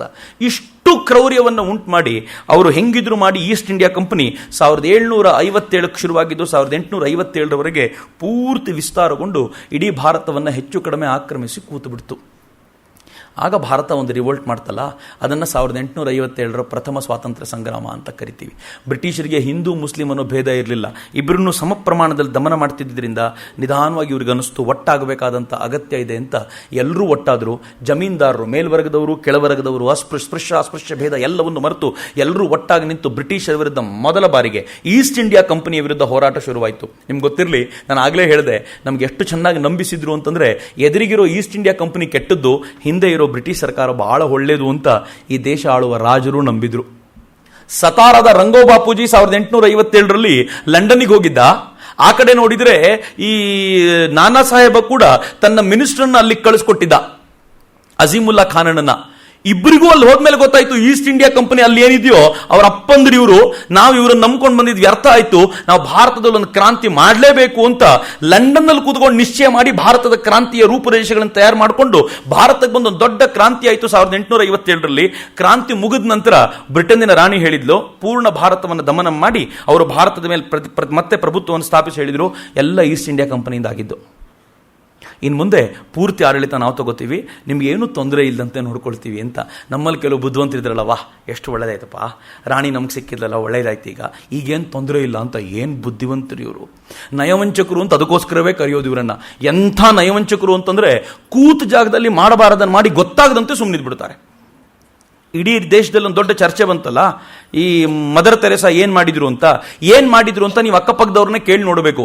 ಇಡೀ ಜಗತ್ತಿನಲ್ಲಿ ಮದರ್ ತೆರೇಸಾ ಬಗ್ಗೆ ತುಂಬಾ ಒಳ್ಳೆ ಮಾತುಗಳನ್ನು ಆಡ್ತಿರ್ಬೇಕಾದಾಗ ಈ ದೇಶ ತುಂಬಾ ಸ್ಪಷ್ಟವಾಗಿ ಹೇಳ್ತು, ಆಕೆ ಇಷ್ಟನ್ನು ಮಾಡಿದ್ ಯಾಕೆ ಅಂತಂದ್ರೆ ಬರೀ ಕನ್ವರ್ಷನ್ ಮಾಡಬೇಕು ಅನ್ನೋ ಏಕೈಕ ಉದ್ದೇಶದಿಂದ ಮಾತ್ರ. ಪೋಪ್ ಹೇಳಿದ್ರು, ಇವ್ಯಾಂಜಲೈಸ್ ಮಾಡಲಿಕ್ಕೆ ಇವತ್ತಿನ ದಿನಗಳಲ್ಲಿ ಇರುವಂತ ಬೆಸ್ಟ್ ಮೆಥಡ್ ಅಂದರೆ, ಪೋಪ್ ಹೇಳಿರೋ ಮಾತು ಇವತ್ತೆಲ್ಲ ಕಡೆ ಸುತ್ತಾಡ್ತಾ ಇದೆ ಟ್ವಿಟರ್ನ ಮೂಲಕ, ಇವ್ಯಾಂಜಲೈಸ್ ಮಾಡಲಿಕ್ಕೆ ಬೆಸ್ಟ್ ಮೆಥಡ್ ಏನಾದರೂ ಇದ್ರೆ ಅದು ಸೇವಾ ಮಾರ್ಗ ಮಾತ್ರ. ಆ ಮಾರ್ಗವನ್ನು ಹಿಡ್ಕೊಂಡು ಕನ್ವರ್ಟ್ ಮಾಡಿ ಅಂತ ನಾನು ಲೆಕ್ಕಾಚಾರ ನೋಡ್ತಿದ್ದೆ. ಇವತ್ತು ಭಾರತದಲ್ಲಿ ಕನ್ವರ್ಟ್ ಆಗದ, ಹೆಚ್ಚು ಕಡಿಮೆ ಕ್ರಿಶ್ಚಿಯನ್ರ ಕೈಗೆ ಸಿಗದ 2,500 ಜನಾಂಗಗಳು ಇನ್ನೂ ಬಾಕಿ ಇವೆ. ಅದಕ್ಕೋಸ್ಕರ ಅವ್ರು ಹೇಳ್ತಾರೆ, ಹುಲುಸಾದ ಬೆಳೆ ತೆಗಿಲಿಕ್ಕೆ ಇರುವಂಥ ಏಕೈಕ ನಾಡು ಭಾರತ, ಹೋಗಿ ಅಲ್ಲಿ ಕೆಲಸ ಮಾಡಿ ಅಂತ. ಕೆಲಸ ಮಾಡ್ಲಿಕ್ಕೆ ಕಳಿಸ್ತಾರಲ್ಲ, ಧರ್ಮಾಂತರಣ ಇದೆಯಲ್ಲ, ಇದು ದೊಡ್ಡ ತೊಂದರೆ. ಇದನ್ನು ಸಾವರ್ಕರ್ ಬಹಳ ಹಿಂದೆ ಹೇಳಿದರು. ಧರ್ಮಾಂತರಣ ಅಂದರೆ ರಾಷ್ಟ್ರಾಂತರಣ ಅಂತ. ಯಾರು ಧರ್ಮವನ್ನು ಕಳ್ಕೊಳ್ತಾರೋ ರಾಷ್ಟ್ರವನ್ನು ಕಳ್ಕೊಳ್ತಾನೆ, ಹುಷಾರಾಗಿರಿ ಈ ವಿಚಾರದಲ್ಲಿ ಅಂತ. ಮತ್ತೊಬ್ಬರು ಹಿರಿಯರು ಹೇಳಿದರು, ಸ್ವಾಮೀಜಿನೇ ಹೇಳ್ತಾರೆ, ಒಬ್ಬ ಕನ್ವರ್ಟ್ ಆದರೆ ಹಿಂದೂ ಧರ್ಮಕ್ಕೆ ಒಂದು ನಷ್ಟ ಅಲ್ಲ, ಹಿಂದೂ ಧರ್ಮಕ್ಕೆ ಒಬ್ಬ ಶತ್ರು ಜಾಸ್ತಿ ಆಗ್ತಾನೆ ಅನ್ನೋದನ್ನು ಎಚ್ಚರಿಕೆಯಿಂದ ನೆನಪಲ್ಲಿಟ್ಕೊಳ್ಳಿ ಅಂತ. ಶತ್ರು ಆಗಿ ನಿರ್ಮಾಣ ಆಗಿಬಿಡ್ತಾನೆ ಅಂತ ಬ್ರಿಟಿಷರು ಈ ಥರದ ದೊಡ್ಡ ಪ್ರಯತ್ನ ಮಾಡಿದರು. ನಾನೇ ಹೇಳ್ತೀನಲ್ಲ, ನಾನೇ ಹೋಗಿದ್ದೀನಿ, ಅರುಣಾಚಲ ಪ್ರದೇಶಕ್ಕೆ ಹೋಗಿದ್ದೀನಿ, ಮಿಜೋರಾಂಗೆ ಹೋಗಿದ್ದೀನಿ. 1900ನೇ ಇಸ್ವಿಯಲ್ಲಿ ಮಿಜೋರಾಂನಲ್ಲಿ ಬುಡಕಟ್ಟು ಜನಾಂಗದವರು 98% ಇದ್ದರು, 2% ಕ್ರಿಶ್ಚಿಯನ್ರಿದ್ದರು. 2014ಕ್ಕೆ ನಾನು ಮಿಜೋರಾಮಲ್ಲಿದ್ದೀನಿ. ನಾನು ಲೆಕ್ಕಾಚಾರ ನೋಡಿ ಗಾಬರಿ ಆದೆ. ಎಷ್ಟು ಬೇಗ ಚೇಂಜ್ ಆಗಿತ್ತು ಅಂತಂದರೆ ಎಕ್ಸಾಕ್ಟ್ ರಿವರ್ಸ್. 2% ಇಂಡಿಜಿನಸ್ ಫೇತ್ನವ್ರು ಉಳ್ಕೊಂಡಿದ್ರು, 98% ಕ್ರಿಶ್ಚಿಯನ್ರಾಗಿದ್ದರು. ನಾನು ಯಾರ ಜೊತೆ ಮನೇಲಿದ್ನೋ ಅವ್ರನ್ನ ಕೇಳ್ಕೊಂಡೆ, ಯಾವುದಾದ್ರೂ ಒಂದು ನಿಮಗೆ ಇತ್ತೀಚೆಗೆ ಕನ್ವರ್ಟ್ ಆಗಿದೆ ಅಂತ ಅನ್ಸೋ ಒಂದು ಮನೆಗೆ ಕರ್ಕೊಂಡು ಹೋಗ್ಬೇಕಲ್ಲ. ಅವ್ರಂದ್ರು ಸಾಯಿಸ್ತೀಯ ಕಣೋ ನೀನು ಹಿಂಗೆಲ್ಲ ಮಾತಾಡ್ಬಿಟ್ರೆ ನನ್ನ ಅಂತ. ಮಿಜೋರಾಮ್ನಲ್ಲಿ ಹೆಂಗಿದೆ ಗೊತ್ತೇನು, ನೀವು ಹಿಂದೂ ಅಂತ ಮಾತಾಡೋಂಗಿಲ್ಲ. ನನಗೆ ಒಬ್ಬರು ಹಿರಿಯರು ಯಾರು ಮಿಜೋರಾಮ್ನಲ್ಲಿ ತುಂಬ ವರ್ಷ ಇದ್ರೋ, ಅವ್ರು ಇದೇ ಥರದ ಕೆಲಸ ಮಾಡಿದ್ರು. ಅವ್ರು ಹೇಳಿದ್ರು, ಕುಂಕುಮ ಎಲ್ಲ ಹಚ್ಕೊಂಡು ನಿಮ್ಮೂರಲ್ಲಿ ತಿರುಗಾಡಪ್ಪ, ಇಲ್ಲೆಲ್ಲ ಬೇಡ, ಇಲ್ಲಿ ನಾರ್ಮಲ್ ಆಗಿರೋ, ನೀನು ಯಾರು ಒಂದು ಗೊತ್ತಾಗದಿರೋ ಥರ ತಿರುಗಾಡು ಅಂತ. ನಾನು ಏನು ಸರ್ ನೀವು ಇಷ್ಟೆಲ್ಲ ಕೆಲಸ ಮಾಡಿ ಹಿಂಗಂತೀರಾ ಅಂದರೆ, ನಾನು ಕೆಲಸ ಮಾಡಬೇಕಾದ್ರೂ ಕುಂಕುಮ ಹಚ್ಕೊಂಡಿಲ್ಲ ಅಲ್ಲಿ ಅಂದರು. ನಮಗೆ ಇಲ್ಲಿ ಕೂತ್ಕೊಂಡು ಭಾಳ ಖುಷಿ, ಹೇಳಲಿಕ್ಕೆ ಭಾಳ ಮಜಾ. ನಾನೊಂದು ಘಟನೆ ನಿಮ್ಮ ಜೊತೆ ಹಂಚ್ಕೋಬೇಕು. ನನಗೆ ಇದೆಲ್ಲ ನೆನಪಿಸ್ಕೊಂಡಾಗ ಎದೆ ಕೆಲವೊಂದು ಸಲ ಭಾರ ಅನಿಸ್ಬಿಡತ್ತೆ. ನಾನು ಬಾರಾಮುಲ್ಲಾಕ್ಕೆ ಹೋಗಿದ್ದೆ. ಬಾರಾಮುಲ್ಲಾ ಅಂದರೆ ಶ್ರೀನಗರದಿಂದ ಒಂದು 50-60 ಕಿಲೋಮೀಟರ್ ಆಗುತ್ತೆ. ಬಾರಾಮುಲ್ಲಾಕ್ಕೆ ನಾನು ಹೋಗೋಕ್ಕಿಂತ ಮುಂಚೆ ನನ್ನ ಮಿತ್ರರು ಅಲ್ಲೊಬ್ಬ ಮೇಷ್ಟ್ರು ಬಂದು ನಿಮ್ಮನ್ನು ಭೇಟಿ ಮಾಡ್ತಾರೆ. ಅವರು ನಿಮಗೆ ಬಾರಾಮುಲ್ಲಾ ತಿರುಗಾಡಿಸ್ತಾರೆ ಅಂತ. ತಿರುಗಾಡೋದು ಏನಿದೆ, ಗುಡ್ಡ ಬೆಟ್ಟಗಳಷ್ಟೇ. ಅದರ ಒಂದಷ್ಟು ದೇವಸ್ಥಾನಗಳು ನೋಡಬೇಕು ಅಂತ ನಮ್ಗೆ ಸಹಜವಾದ ಹುಚ್ಚು. ನನ್ನನ್ನು ಕರ್ಕೊಂಡು ಹೋಗ್ಲಿಕ್ಕೆ ಬಂದವರು, ಅವರು ಗಡ್ಡ ಎಲ್ಲ ಬೆಳೆಸ್ಕೊಂಡು ನೋಡಿ ಗಾಬರಿ ಆಗ್ಬಿಡ್ತು. ಮೇಷ್ಟ್ರು ಅಂದರು, ನಮ್ಮವ್ರು ಯಾರೋ ಬರ್ತಾರೆ ಅಂದ್ಕೊಂಡ್ರೆ ಇಲ್ಲೂ ಇವರೇ ಬಂದಿರಲ್ಲ ಅಂತ. ಅವ್ರು ಕೈ ಹಿಡ್ಕೊಂಡು ನೈ ಮೇ ಹಿಂದೂ ಹೂ ಅಂತಂದರು. ನಂಗೊಂದು ಸ್ವಲ್ಪ ಸಮಾಧಾನ ಆಯಿತು. ನಾನು ಹೇಳಿದೆ ಸರಿ ಅಂತ ಹೇಳಿ ಅವರು ಒಂದು ಹೋಟ್ಲಿಗೆ ಕರ್ಕೊಂಡು ಹೋದರು. ಅವ್ರು ಹೇಳಿದರು, this is the only Hindu hotel left ಇನ್ ಬಾರಾಮುಲ್ಲಾ ಅಂತ. ಅಲ್ಲಿ ಟೀ ಕುಡಿದ್ವಿ. ಬಂದು ಒಂದು ದೇವಸ್ಥಾನಕ್ಕೆ ಕರ್ಕೊಂಡು ಹೋದರು. ನನಗೆ ಹೆಂಗಿರುತ್ತೆ ಪರಿಸ್ಥಿತಿ ಅನ್ನೋದನ್ನು ಯೋಚನೆ ಮಾಡಿ ಅಂತ. ದೇವಸ್ಥಾನಕ್ಕೆ ಕರ್ಕೊಂಡು ಹೋಗಿ ಬಾಗಿಲು ಬಿಡಿದ್ರು. ಆ ದೇವಸ್ಥಾನದ ಬಾಗಿಲು ತೆಗೀಲಿಲ್ಲ, ಹೊರಗಡೆ, ಪೂರ್ಣ ಹೊರಗಡೆ ಬಾಗಿಲು. ಒಂದು 3-4 ನಿಮಿಷ ಆದಮೇಲೆ ಆ ಬಾಗಿಲು ತೆಗೆದ ಸೈನಿಕನಿಗೆ ಚೆನ್ನಾಗಿ ಬೈದಿರೋರು. ನಾಚಿಕೆ ಆಗಲ್ವಾ ನಿನಗೆ, ನೀನು ಇಷ್ಟೊತ್ತು ಮಾಡಿ ತೆಗಿತೀಯ, ಏನು ಮಾಡ್ಬೇಕು ನಾವೆಲ್ಲ ಅಂತ. ಸೈನಿಕನಿಗೆ ಬೈದಾರಲ್ಲ, ನನಗೆ ಬೇಜಾರ. ಏನು ಸರ್ ಹಿಂಗೆ ಹೇಳ್ತೀನಂದ್ರು. ಏನಂದ್ರು ಗೊತ್ತಾ ಸರ್, ನಾನು ಹಿಂದೂ ಅಂತ ಇಲ್ಲಿ ಭಾಳ ಜನರಿಗೆ ಗೊತ್ತೇ ಇಲ್ಲ. ನಾನು ದೇವಸ್ಥಾನದ ಹೊರಗಡೆ ಹಿಂಗೆ ಬಾಗಿಲು ಬಡ್ಕೊಂಡು ನಿಂತಿರೋದನ್ನ ಯಾರಾದರೂ ನೋಡಿದ್ರೆ ಸರಿಯಾದ ಟೈಮಲ್ಲಿ ನಮ್ಗೆ ಏನು ಮಾಡಬೇಕು ಅದು ಮಾಡ್ತಾರೆ. ಏನು ಸರ್ ಇವ್ರಿಗೆ ಇಷ್ಟು ಬುದ್ಧಿ ಬೇಡವಾ ಅಂತ. ನಮ್ಗೊಂದ್ಸಲ ಶಾಕ್ ಆಯ್ತು. ಏನು ಸರ್ ಇಷ್ಟೊಂದು ಹೆದರ್ಬೇಕಾ ಅಂತಂದೆ. ಅವ್ರು ಹೇಳಿದರು, ಚಕ್ರವರ್ತಿ, ಬಾರಾಮುಲ್ಲಾದು ಈ ಸಿಟಿಯ ಜನಸಂಖ್ಯೆ 20,000 ಇದೆ. ಅದರಲ್ಲಿ ನಾವೊಂದು 50 ಜನ ಹಿಂದೂಗಳಿದ್ದೀವಿ. ಯೋಚನೆ ಮಾಡಿ ನಾವು ಹೆಂಗೆ ಬದುಕಿದ್ದೀವಿ ಅಂದರು. ನಂಗೊಂದ್ಸಲ ಜುಮ್ ಅಂದ್ಬಿಡ್ತು, ಒಬ್ಬೊಬ್ಬ ಹೆಂಗಿರ್ಬೋದು ಅಂತ. ನಾನು ಸುಮ್ಮನೆ ಮಾತಾಡ್ತಾ ಮುಂದುವರಿಸ್ತಾ ಅವ್ರು ಹೇಳಿದರು, ನೀವು ನನ್ನ ಬಗ್ಗೆ ಏನು ಗ್ರೇಟ್ ಅನ್ಕೊಳ್ಳೋ ಅಗತ್ಯ ಇಲ್ಲ. ಪಾಕಿಸ್ತಾನದಲ್ಲಿ ಕೋಟ್ಯಂತರ ಜನರ ನಡುವೆ ಕೆಲವು ಸಾವಿರ ಜನ ಹಿಂದೂಗಳಿದ್ದಾರಲ್ಲ, ಅವ್ರ ಬಗ್ಗೆ ಯೋಚನೆ ಮಾಡಿ ಎಂದರು. ನಂಗೆ ಇನ್ನು ಸ್ವಲ್ಪ ಎದೆ ಜಲ್ ಅಂತು. ಅವ್ರು ಮುಂದುವರಿಸಿ ಹೇಳಿದ್ರು, ಅಫ್ಘಾನಿಸ್ತಾನದಲ್ಲಿ ಎಲ್ಲ ಅವ್ರ ನಡುವೆ ಕೆಲಸಕ್ಕೆ ಅಂತ ಹೋಗಿರುವಂಥ ನಮ್ಮವ್ರು ಕೆಲವರಿದ್ದಾರಲ್ಲ, ಅವ್ರ ಪರಿಸ್ಥಿತಿ ಹೆಂಗಿರ್ಬೋದು ಯೋಚನೆ ಮಾಡಿ, ಆಮೇಲೆ ನಿಮ್ಮೂರಲ್ಲಿ ಎಷ್ಟು ಬೇಕಾದರೂ ಜೈ ಅನ್ಕೊಂಡು ತಿರುಗಾಡಿ ಅಂತಂದ್ರು. ನನಗೀಗ ಪ್ರತಿ ಬಾರಿ ಇಲ್ಲಿ ಜೈ ಅನ್ಬೇಕಾದಾಗ ಅದೇನು ವಿಶೇಷ ಅಂತ ಅನ್ಸಲ್ಲ, ನಾವೆಲ್ಲ ಖುಷಿಯಾಗಿ ಮಾಡ್ತೀವಿ. ಆದರೆ ಎಲ್ಲೋ ಒಂದು ಕಡೆ ಆ ಥರದ ಜಾಗದಲ್ಲಿ ಅವ್ರು ಇವತ್ತಿಗೂ ಕೂಡ ಪ್ರಾಣ ಬೇಕಿದ್ರೂ ಕಳೆದು ಹೋಗ್ಬೋದು, ಆದರೆ ಧರ್ಮದ ಈ ಸೂಕ್ಷ್ಮತೆಯನ್ನು ಬಿಟ್ಕೊಡಲ್ಲ ಅಂತ ಕೂತ್ಕೊಳ್ತಾರಲ್ಲ, ಅವ್ರಿಗೊಂದು ನಮಸ್ಕಾರ ಮಾಡಬೇಕು ಅಂತ ನನಗನ್ಸುತ್ತೆ. ಅದು ನಿಜವಾದ ಸಾಧನೆ ಅಂತ ಅನ್ಸುತ್ತೆ. ಈ ಥರ ಭಾರತದಲ್ಲಿ ಪೂರ್ಣ ಪ್ರಮಾಣದಲ್ಲಿ ಉದ್ವಸ್ತಗೊಳಿಸ್ಲಿಕ್ಕೆ ಅವ್ರು ಎಷ್ಟು ಪ್ರಯತ್ನ ಪಟ್ಟರು, ಈ ಪ್ರಯತ್ನಕ್ಕೆ ಪ್ರತಿಯಾಗಿ ಭಾರತ ಒಂದು ಮಹತ್ವದ ಹೋರಾಟ ಸಂಘಟನೆ ಮಾಡಿತು. ಈ ಹೋರಾಟದಲ್ಲಿ ಎಲ್ಲರೂ ಬಂದರು. ನಿಮ್ಗೆ ಗೊತ್ತಿದೆ, ರಾಮಕೃಷ್ಣ ಮತ್ತು ವಿವೇಕಾನಂದರದಂತೂ ಒಂದು ಹೊಸ ಪ್ರಯತ್ನವೇ ನಡೀತು. ಬ್ರಿಟಿಷರು ಅಥವಾ ಈ ಕ್ರಿಶ್ಚಿಯನ್ರು ಇವ್ಯಾಂಜಲೈಸೇಷನ್ಗೆ ಗಟ್ಟಿ ತಳ ಊರಬೇಕು ಅಂತ ಬಂಗಾಳವನ್ನು ಸೆಲೆಕ್ಟ್ ಮಾಡಿಕೊಂಡ್ರು. ಈ ಹಿಂದೂ ಧರ್ಮವು ಕೂಡ ಗಟ್ಟಿ ತಳ ಬಂಗಾಳದಿಂದನೇ ಸೆಲೆಕ್ಟ್ ಮಾಡ್ಕೊಳ್ತು. ವಿವೇಕಾನಂದರಂತೂ ಹೆಂಗಿದ್ರು ಅಂತಂದರೆ, ಅಮೇರಿಕಕ್ಕೆ ಹೋಗಿ ಅಮೇರಿಕಾದಲ್ಲಿದ್ದ ಕ್ರಿಶ್ಚಿಯನ್ರ ಬುಡಾನೇ ಅಲಗಾಡಿಸಿ ಬಂದರು. ಅವ್ರಿಗೆ ಹೇಳಿದ್ರು, ಯಾವ ದೇಶದ ಬಗ್ಗೆ ನೀವು ಮಾತಾಡ್ತೀರಯ್ಯ, ನಿಮಗೆ ಮಾತಾಡೋ ಯೋಗ್ಯತೆ ಕೂಡ ಇಲ್ಲ ನನ್ನ ದೇಶದ ಬಗ್ಗೆ ಅಂತ ಅವ್ರ ನಡುವೆ ನಿಂತ್ಕೊಂಡು ಮಾತಾಡಬೇಕಾದಾಗ. ಎರಡನೇದು, ಸ್ವಾಮಿ ವಿವೇಕಾನಂದರ ವ್ಯವಹಾರ ಕುಶಲತೆ ಎಷ್ಟು ಚೆನ್ನಾಗಿತ್ತು ಅಂತಂದ್ರೆ, ಯಾರ ನಡುವೆ ಏನು ಮಾತಾಡಬೇಕು ಗೊತ್ತಿತ್ತು ಅವರಿಗೆ. ಅವ್ರು ಭಾರತೀಯರ ಹತ್ರ ಬಂದಾಗ ರಾಧೆ ಕೃಷ್ಣ ಮಾತಾಡ್ತಿದ್ರು. ಅವ್ರು ಭಾರತೀಯರಿಗೆ ಬಂದಾಗ ಭಾರತೀಯರಿಗೆ ಇಷ್ಟವಾಗುವ ಭಕ್ತಿ ಯೋಗದ ಬಗ್ಗೆ ಚೆನ್ನಾಗಿ ಮಾತನಾಡ್ತಿದ್ರು. ಆದರೆ ಅಮೆರಿಕಾದ ವೇದಿಕೆ ಮೇಲೆ ನಿಂತುಕೊಂಡು ವಿಜ್ಞಾನವನ್ನು ಮುಂದಿಟ್ಕೊಂಡು ಮಾತನಾಡ್ತಾ, ವಿಜ್ಞಾನದ ಆಧಾರದ ಮೇಲೆ ಉಳಿಬಲ್ಲಂತ ಏಕೈಕ ಧರ್ಮ ನಂದು ಅಂತ ಅವ್ರ ಮುಂದೆ ಪ್ರತಿಪಾದಿಸಬೇಕಾದ್ರೆ ಹೆಂಗಿರ್ತಿತ್ತು ಅಂತಂದ್ರೆ ಗಾಬರಿ ಆಗೋದ್ರು. ಹೀರಮ್ ಮ್ಯಾಗ್ಜಿಮ್ ತಾನು ವಿವೇಕಾನಂದರ ನಂತರ ಒಂದು 7-8 ವರ್ಷಗಳ ನಂತರ ಒಂದು ಲೇಖನ ಬರೀತಾನೆ. ಆ ಲೇಖನದಲ್ಲಿ ಹೇಳ್ತಾನೆ, ವಿವೇಕಾನಂದರಿಂದ ಯಾರಿಗೆ ಲಾಭ ಆಯ್ತೋ ಬಿಡ್ತೋ, ಅಮೆರಿಕಾದಲ್ಲಿದ್ದಂಥ ಅಮೆರಿಕಾದ ಯಾರಿದ್ದಾರೆ ಅಮೆರಿಕಾದ ಜನ ಕ್ರಿಶ್ಚಿಯನ್ರು, ಅವರಿಗಂತೂ ಪ್ರತಿ ವರ್ಷ $10 ಲಕ್ಷ ಹೆಚ್ಚು ಉಳಿತಾಯ ಆಯಿತು ಅಂತ. ಹೆಂಗೆ ಅಂತ ಕೇಳಿದ್ರೆ ಅವ್ರು ಹೇಳ್ತಾರೆ, ವಿವೇಕಾನಂದರು ಅಲ್ಲಿಗೆ ಬರೋಕ್ಕಿಂತ ಮುಂಚೆ ಅಮೆರಿಕಾದ ಕ್ರಿಶ್ಚಿಯನ್ರು ಅನ್ಕೊಂಡಿದ್ರಂತೆ ಭಾರತದಲ್ಲೆಲ್ಲ ಅನಾಗರಿಕರಿದ್ದಾರೆ, ಅವ್ರನ್ನ ಉದ್ಧಾರ ಮಾಡ್ಲಿಕ್ಕೆ ನಾವು ಡೊನೇಷನ್ ಕೊಡಬೇಕು ಅಂತ ಮಿಷನರಿಗಳಿಗೆ ಡೊನೇಷನ್ ಕೊಡ್ತಿದ್ರಂತೆ. ಈಗ ಅವರಿಗೆ ಅನ್ನಿಸ್ತಂತೆ ಅನಾಗರಿಕರು ಅಲ್ಲಿಲ್ಲ, ನಾವು ಅನಾಗರಿಕರು. ವಿವೇಕಾನಂದರಂತ ಮಿಷನರಿಗಳನ್ನು ಕರ್ಕೊಂಡ್ಬಂದು ನಾವು ಇವ್ರ ಹತ್ರ ಪಾಠ ಕೇಳಬೇಕು ಅಂತ ಅವರಿಗೆ ಅನ್ನಿಸಿ ಅವರು ಮಿಷನರಿಗಳಿಗೆ ಹಣ ಕೊಡೋದು ನಿಲ್ಲಿಸಿದ್ರಂತೆ. ಹಿಂಗಾಗಿ ಅವರಿಗೆ ಅಷ್ಟು ದೊಡ್ಡ ಮೊತ್ತದ ಹಣ ಉಳ್ಕೊಳ್ತು ಅಂತ ಹೀರಮ್ ಮ್ಯಾಗಝಿನ್ ಬರೀತಾರೆ. ಯೋಚನೆ ಮಾಡಿ, ವಿವೇಕಾನಂದರು ಎಂಥದ್ದೊಂದು ಓತಪ್ರೋತ ಪ್ರವಾಹವನ್ನು ಹರಿಸಿ ಒಂದು ದೊಡ್ಡ ಬದಲಾವಣೆ ತಂದಿದ್ರು. ಯಾವಾಗ ವಿವೇಕಾನಂದರಿಗೆ ಇಂಥ ಬದಲಾವಣೆ ಬಂತು ಸ್ವಾಮೀಜಿಗೆ ತುಂಬಾ ಸ್ಪಷ್ಟವಾಗಿ ಗೊತ್ತಿತ್ತು. ಕೆಲವೊಂದ್ಸಲ ಸ್ವಾಮೀಜಿ ಫ್ರಸ್ಟ್ರೇಷನ್ ಅಂತ ಅನಿಸುತ್ತೆ. ಅವರೊಂದು ಪತ್ರ ಬರೀತಾ ಹೇಳ್ತಾರೆ, ಬಹುಶಃ ಅಳಸಿಂಗನಿಗೆ ಬರೀತಾ ಹೇಳ್ತಾರೆ, ನನ್ನ ಕೆಲಸ ಇಲ್ಲಿ ಬಹಳ ಇದೆ, ನನಗೇನು ಅರ್ಜೆಂಟ್ ಇಲ್ಲ ಓಡ್ ಬರಬೇಕು ಅಂತ. ನನಗೆ ಗೊತ್ತಿದೆ ಇಲ್ಲಿ ನಾನು ಚಿಕ್ಕದಾಗಿ ಮಾತಾಡಿದ್ರು ನನ್ನ ದೇಶದಲ್ಲ ದೊಡ್ಡ ಸದ್ದು ಮಾಡುತ್ತೆ ಅಂತ, ಅದಕ್ಕೆ ಸ್ವಲ್ಪ ಕಾಲ ಇಲ್ಲೇ ಇರ್ತೀನಿ ಅಂದ್ರು ಸ್ವಾಮೀಜಿ. ಮತ್ತು ಸತ್ಯವೂ ಆಯ್ತು. ಸ್ವಾಮಿ ವಿವೇಕಾನಂದರಲ್ಲಿ ಮಾತಾಡ್ತಿದ್ದಂತ ಇಲ್ಲೊಂದು ವೇವ್ ಹರಡ್ಬಿಡ್ತಲ್ಲ. ಹೆಂಗಿತ್ತು ಅಂತಂದ್ರೆ ಅಮೆರಿಕನ್ರು ಏನೂ ಇಲ್ಲ, ಯುರೋಪಿಯನ್ರು ಏನೂ ಇಲ್ಲ ಬಿಡು, ನಮ್ಮ ಸತ್ವ ತುಂಬಾ ಅದ್ಭುತವಾಗಿದೆ ಅಂತ. ಈ ಮೆಕಾಲೆ ಅಷ್ಟರ ವೇಳೆಗೆ ಇಂಗ್ಲಿಷ್ನ ಶಿಕ್ಷಣವನ್ನು ತಂದು ಈ ದೇಶದ ಗುರುಕುಲಗಳನ್ನು ಸಂಪೂರ್ಣ ನಾಶ ಮಾಡಿ ಇಂಗ್ಲಿಷ್ ಕಲಿಯೋದನ್ನು ಹೆಮ್ಮೆ ಅಂತ ಮಾಡ್ಕೊಂಡಿದ್ದ. ಆದರೆ ದುರ್ದೈವವಶಾತ್ ಅದು ಬೂಮ್ರ್ಯಾಂಗ್ ಆಯಿತು, ತಿರುಗಿ ಬಿತ್ತು. ಯಾರು ಇಂಗ್ಲಿಷ್ ಕಲ್ತರೋ ಅವರು ಬ್ರಿಟನ್ನಿನ ಹಿಸ್ಟ್ರಿನೂ ಓದಿದ್ರು. ಇಂಗ್ಲಿಷನ್ ಚೆನ್ನಾಗಿ ಅರ್ಥಕೊಂಡಂತ ಸಾವರ್ಕರ್ ಬ್ರಿಟನ್ನಿನ ಲೈಬ್ರರಿಗಳಲ್ಲೇ ಕೂತು 1857 ಸಂಗ್ರಾಮದಲ್ಲಿ ಬ್ರಿಟನ್ರು ಎಷ್ಟು ಹೆದರಿದ್ರು ಅಂತ ಅವರದ್ದೇ ಆಧಾರ ತಗೊಂಡು ಮರಾಠಿ ಪುಸ್ತಕ ಬರೆದ್ರು. ಇಂಗ್ಲಿಷನ್ನೇ ಓದ್ಕೊಂಡಿದ್ದಂಥವ್ರು ಇಂಗ್ಲಿಷರ ಇವತ್ತಿನ ಹೆದರಿಕೆಯ ಸ್ಥಿತಿ ನೋಡಿ, ಇಂಗ್ಲಿಷ್ ಏನು ಭಗವಂತನಿಂದ ಪ್ರೊಡ್ಯೂಸ್ ಆದವರಲ್ಲ, ಇವ್ರು ನಮಗಿಂತ ಕಳಪೆ ಜನಾಂಗ ಅಂತ ಯಾವಾಗ ಅರ್ಥ ಆಯ್ತೋ ಈ ದೇಶದ ಹೊಸ ತಾರುಣ್ಯಕ್ಕೆ ಹುಚ್ಚು ಬರ್ಲಿಕ್ಕೆ ಶುರುವಾಗ್ಬಿಡ್ತು ಅಂತ. ಏನಾದರೂ ಮಾಡಬೇಕು ನಾವು ಇದಕ್ಕೋಸ್ಕರ ಅಂತ.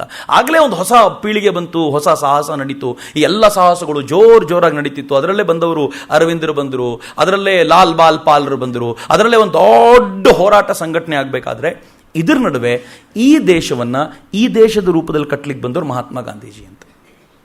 ನಮ್ಮಲ್ಲಿ ಅನೇಕರಿಗೆ ಮಹಾತ್ಮ ಗಾಂಧೀಜಿನ ಅರ್ಥ ಮಾಡ್ಕೊಳ್ಳಿಕ್ಕೆ ತುಂಬ ಕಷ್ಟ ಆಗುತ್ತೆ. ಅಫ್ಕೋರ್ಸ್ ಮಹಾತ್ಮ ಗಾಂಧೀಜಿಯ ಕೆಲವು ರಾಜಕೀಯ ನಿರ್ಣಯಗಳನ್ನು ಜೀರ್ಣಿಸಿಕೊಳ್ಳೋದು ಬಹಳ ಕಷ್ಟ. ಅವ್ರ ಖಿಲಾಫತ್ ಮೂವ್ಮೆಂಟ್ನ ಅವ್ರು ಯಾಕೆ ತಗೊಂಡ್ರು ಅಂತ ಈಗಲೂ ಅರ್ಥ ಆಗಲ್ಲ. ಅವ್ರು ಯಾಕೆ ಭಗತ್ ಸಿಂಗ್ನ ವಿಚಾರ ಬಂದಾಗ ಸ್ವಲ್ಪ ಕಠೋರ ಆದರು ಅನ್ನೋ ಪ್ರಶ್ನೆಗೆ ಅನೇಕ ಬಾರಿ ಉತ್ತರ ಸಿಗಲ್ಲ. ಬಹುಶಃ ಗಾಂಧೀಜಿ ಉಳ್ಕೊಂಡಿದ್ರೆ ತಾವು ಉತ್ತರ ಕೊಡ್ಲಿಕ್ಕೆ ಆಗ್ತಿತ್ತೋ ಇಲ್ವೋ, ಅಥವಾ ಸುಮ್ಮನೆ ಆಗ್ಬಿಡ್ತಿದ್ರೇನೋ. ಆದರೆ ಯಾವಾಗಲಾದರೂ ಸಮಯ ಸಿಕ್ಕಾಗ ಗಾಂಧೀಜಿಯವರ ಹಿಂದ್ ಸ್ವರಾಜ್ಯನ ಓದ್ ನೋಡಿ, ನಾನು ಇಷ್ಟೊತ್ತು ಏನು ಹೇಳಿದ್ನೋ ಭಾರತದ ನಾಗರಿಕತೆ ಅಥವಾ ಭಾರತದ ಹಳ್ಳಿಗಳ ಜನಜೀವನ, ಭಾರತದ ಸೈನ್ಸು, ಭಾರತದ ಆಧ್ಯಾತ್ಮ, ಇವುಗಳನ್ನು ಚೆನ್ನಾಗಿ ಅರ್ಥೈಸಿಕೊಂಡು ಭಾರತೀಯ ರೂಪದಲ್ಲಿ ಭಾರತವನ್ನು ಕಟ್ಟೋದು ಹೇಗೆ ಅಂತ ಅವರಿಗೆ ಮಾತ್ರ ಗೊತ್ತಿತ್ತು. ತುಂಬ ಸ್ಪಷ್ಟವಾಗಿ ಗೊತ್ತಿತ್ತು. ಗಾಂಧೀಜಿ ದಂಡಿ ಸತ್ಯಾಗ್ರಹ ಮಾಡಿದಾಗ ಯಾರು ಲೇವಡಿ ಮಾಡಿದ್ರು ಗೊತ್ತೇನು? ಗಾಂಧೀಜಿಗೆ ಎಲ್ಲರೂ ಲೇವಡಿ ಮಾಡಿದ್ರು. ಆದರೆ ಗಾಂಧೀಜಿಗೆ ಲೇವಡಿ ಮಾಡಿದಂಥ ಮತ್ತೊಬ್ಬ ವ್ಯಕ್ತಿ, ಗಾಂಧೀಜಿಯ ಬಹುಶಃ ರೈಟ್ ಹ್ಯಾಂಡ್ ಆಗಿದ್ದಂಥ, ಗಾಂಧೀಜಿಯ ಜನರಲ್ ಅಂತ ಹೇಳಿಸ್ಕೊಳ್ತಿದ್ದಂಥ ಸರ್ದಾರ್ ಪಟೇಲ್ರು ಲೇವಡಿ ಮಾಡಿದ್ರು. ಸರ್ದಾರ್ ಪಟೇಲ್ರನ್ನ ಜೈಲಲ್ಲಿ ಇಟ್ಟಿದ್ರು ಬ್ರಿಟಿಷರು. ಈ ದಂಡಿ ಸತ್ಯಾಗ್ರಹ ಟೈಮಲ್ಲಿ ಇರಬಾರ್ದು ಅಂತ ಸರ್ದಾರ್ ಪಟೇಲ್ ಹೇಳಿದ್ರು, ಬಚಾವಾಗ್ಬಿಟ್ನಪ್ಪ ನಾನು, ಇಲ್ಲಾಂದ್ರೆ ಈ ಮನುಷ್ಯನ ಜೊತೆ ಇದ್ರೆ ನಾನು ಹುಚ್ಚಿನಂತೆ ಉಪ್ಪಿನ ಸತ್ಯಾಗ್ರಹ ಮಾಡ್ಲಿಕ್ಕೆ ಹೋಗ್ಬೇಕಿತ್ತು, ಉಪ್ಪನ್ನು ಹಿಡ್ಕೊಂಡು ಏನಾದರೂ ಒಂದು ಸತ್ಯಾಗ್ರಹ ಆಗುತ್ತಾ ಅಂತ. ಆದರೆ ಗಾಂಧೀಜಿ ಗೊತ್ತಿತ್ತು, ಈ ದೇಶದಲ್ಲಿ ಪ್ರತಿಯೊಬ್ಬರು ಯಾವುದಾದ್ರೂ ಋಣ ತೀರಿಸಬೇಕು ಅಂತ ಭಾವಿಸಿದರೆ ಅದು ಉಪ್ಪು ಮಾತ್ರ. ಆ ಉಪ್ಪನ್ನು ಬಳಸಿಕೊಂಡೇ ಬ್ರಿಟಿಷರನ್ನ ಎದುರಿಸಬೇಕು ಅಂತ. ಬ್ರಿಟಿಷರಿಗೆ ಎಲ್ಲ ಹೋರಾಟದ ಪರಿಚಯ ಇತ್ತು. ಆದರೆ ಬ್ರಿಟಿಷರಿಗೆ ಇರದೇ ಇದ್ದ ಒಂದೇ ಒಂದು ಹೋರಾಟದ ಪರಿಚಯ ಅಂದರೆ ಶಾಂತಿಯುತವಾದ ಹೋರಾಟದ ಪರಿಚಯ ಬ್ರಿಟಿಷರಿಗೆ ಇರಲಿಲ್ಲ. ಗಾಂಧೀಜಿ ಒಂದು ಅಚ್ಚರಿಯನ್ನು ಬ್ರಿಟಿಷರಿಗೆ ಕೊಟ್ಟರು. ದಾಂಡಿ ಸತ್ಯಾಗ್ರಹ ಏನಾಗುತ್ತೆ ಅಂತ ಕೂತಿದ್ರು. ಆದರೆ ಗಾಂಧೀಜಿಯವರೊಂದು 260-270 ಮೈಲಿಗಳು ಏನು ನಡೆದ್ರಲ್ಲ, ಆ ನಡೆಯೋ ವೇಳೆಗೆ ಇಡೀ ದೇಶದಲ್ಲಿ ಮಿಂಚಿನ ಸಂಚಾರ ಆಗ್ಬಿಡ್ತು. ಬ್ರಿಟಿಷರಿಗೆ ಗಾಬರಿ ಆಗ್ಬಿಡ್ತು. ಮುಂದೇನು ಮಾಡೋದು? ಬ್ರಿಟಿಷರು ಗಾಂಧೀಜಿನ ಒಳಗೆ ಹಾಕಿದ್ರು ಕಷ್ಟ, ಹೊರಗೆ ಬಂದರೂ ಕಷ್ಟ. ಅದಕ್ಕೆ ಬ್ರಿಟಿಷರು ತುಂಬ ಗಂಭೀರವಾಗಿ ಹೇಳ್ಕೊಳ್ತಿದ್ರು, ನಮಗೆ ಎದುರಿಸೋದು ಕಷ್ಟ ಆಗ್ತಿರೋದು ಗಾಂಧೀಜಿನೇ ಅಂತ. ಆದರೆ ಬ್ರಿಟಿಷರು ಬಲು ಚಾಣಾಕ್ಯರು. ಕ್ರಿಶ್ಚಿಯನ್ರು ನಾನು ಯಾವಾಗಲೂ ಹೇಳ್ತಿರ್ತೇನೆ, ಬಲು ಚಾಣಾಕ್ಷರು ಅವರು. ಎಷ್ಟು ಬುದ್ಧಿವಂತರು ಅಂತಂದರೆ, ಗಾಂಧೀಜಿ ಎದುರಿಗೆ ಮುಸಲ್ಮಾನರನ್ನು ಎತ್ಕಟ್ಟಿದ್ರು, ಮುಸಲ್ಮಾನರನ್ನು ಓಲೈಸಲಿಕ್ಕೆ ಗಾಂಧೀಜಿಯೂ ಪ್ರಯತ್ನ ಪಡೋದು, ಆ ಕಡೆ ಅವ್ರು ಏನು ಕೇಳ್ತಾರೋ ಅದಕ್ಕಿಂತ ಜಾಸ್ತಿ ಆಳುವ ಸರ್ಕಾರ ಕೊಡೋದು. ಏನು ಮಾಡಬೇಕು, ಹೆಂಗೆ ಓಲೈಸೋದು? ಇವತ್ತಿಗೂ ಹಾಗೆ ನಮ್ಮಲ್ಲಿ ಒಂದು ಕ್ಷಣಕ್ಕೆ ಭ್ರಮಾಲೋಕದಲ್ಲಿದ್ದೀವಿ ನಾವು. ಓಲೈಸ್ಕೊಂಡ್ರೆ ಇವ್ರ ಜೊತೆಗೆ ಬಂದುಬಿಟ್ರೆ ಎಲ್ಲವೂ ಸರಿ ಹೋಗ್ಬಿಡುತ್ತೆ ಅಂತ. ಇವ್ರ ಜೊತೆಗೆ ಬರಲಿಕ್ಕೆ ಆಳುವವರೇ ಬಿಡಲಿಲ್ಲ ಅಂತಂದಾಗ ಇವ್ರ ಜೊತೆಗಾದರೂ ಬರೋದು ಯಾಕೆ ಮತ್ತು ಹೆಂಗೆ? ಅವ್ರು ಬರ್ಲಿಕ್ಕೆ ಸಿದ್ಧರಾಗಲ್ಲ.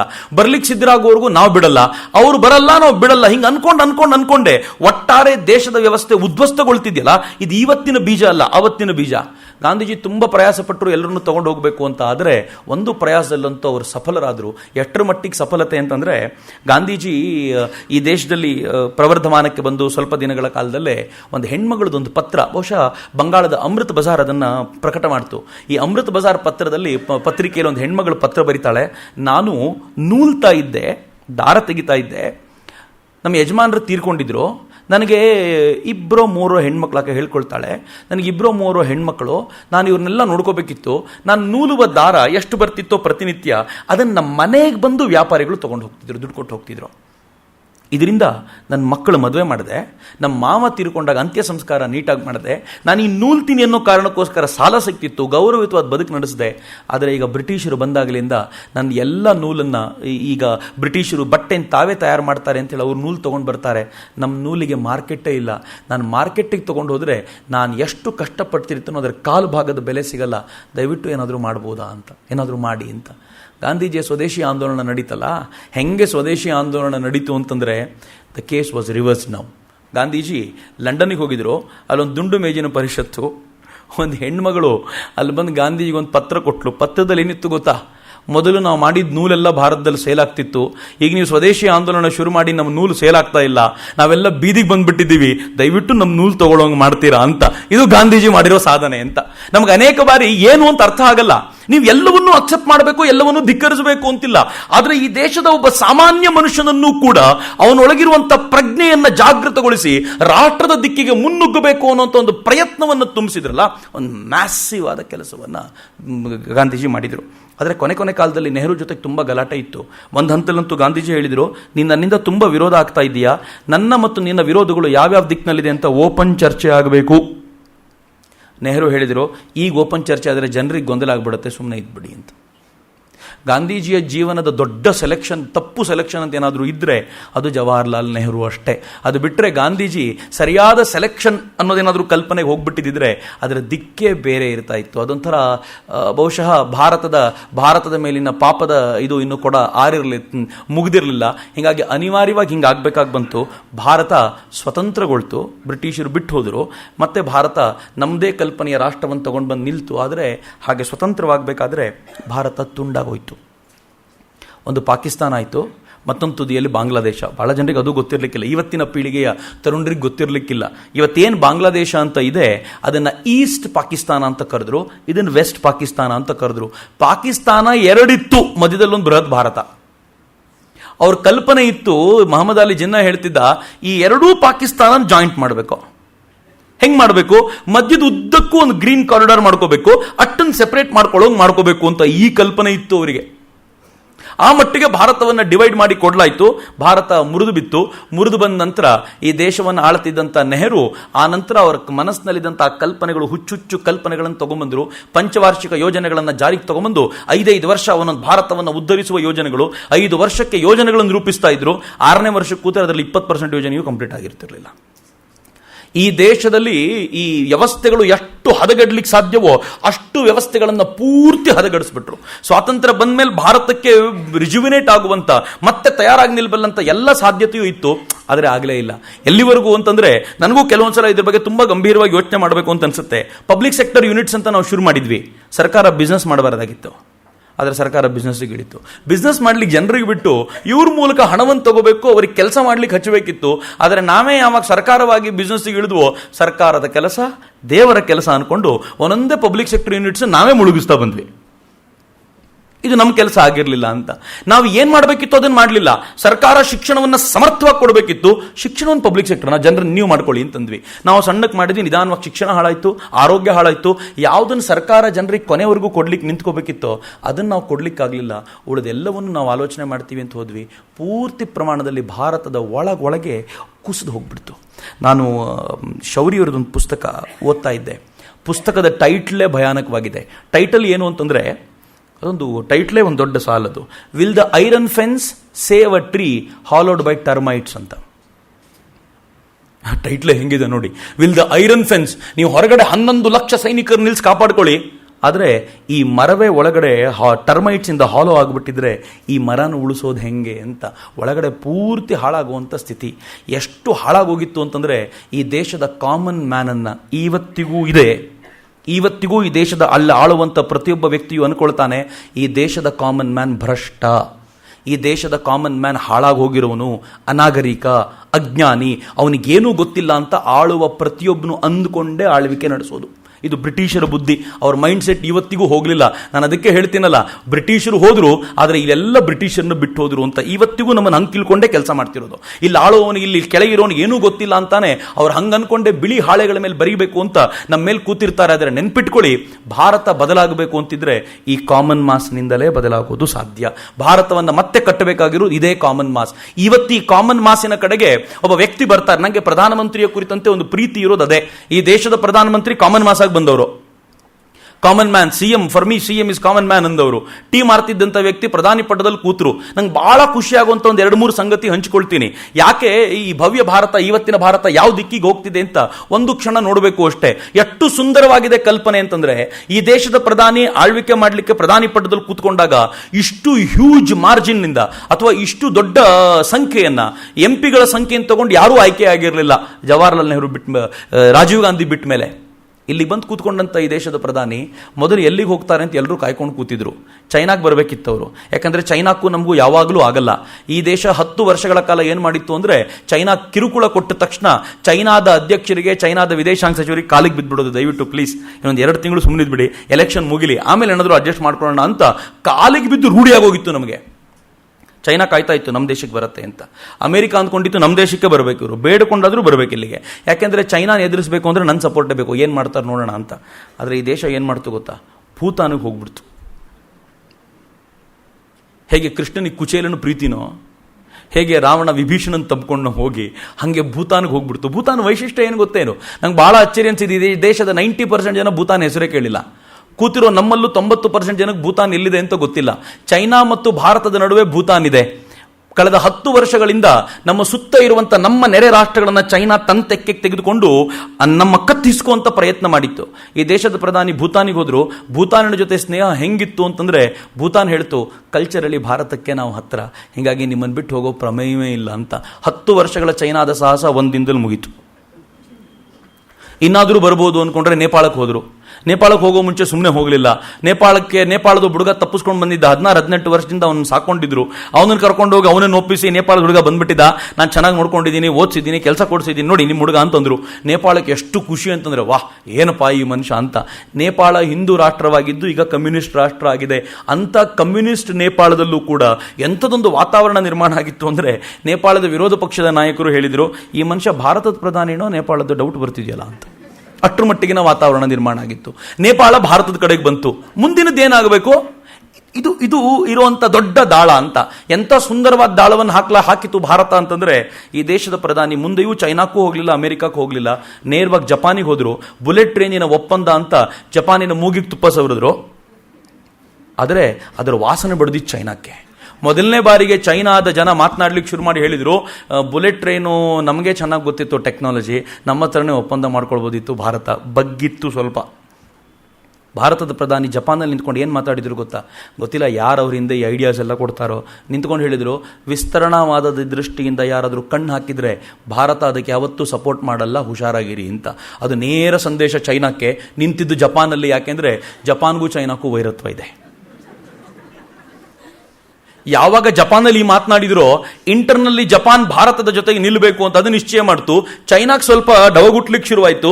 ಆಗಲೇ ಫಿಕ್ಸ್ ಆಗಿತ್ತು ಅವ್ರದ್ದು. ಮುಂದೆ ಶ್ರೀಲಂಕಾಕ್ಕೆ ಹೋದವರು ಚೈನಾದ ಅಧ್ಯಕ್ಷರು, ಚೈನಾದ ಪ್ರೀಮಿಯರ್ ಭಾರತಕ್ಕೆ ಬಂದು ಹೋಗಬೇಕು ಅಂತ. ಅವರಾಗೆ ಭಾರತಕ್ಕೆ ಬಂದು ಹೋಗೋ ಪರಿಸ್ಥಿತಿ.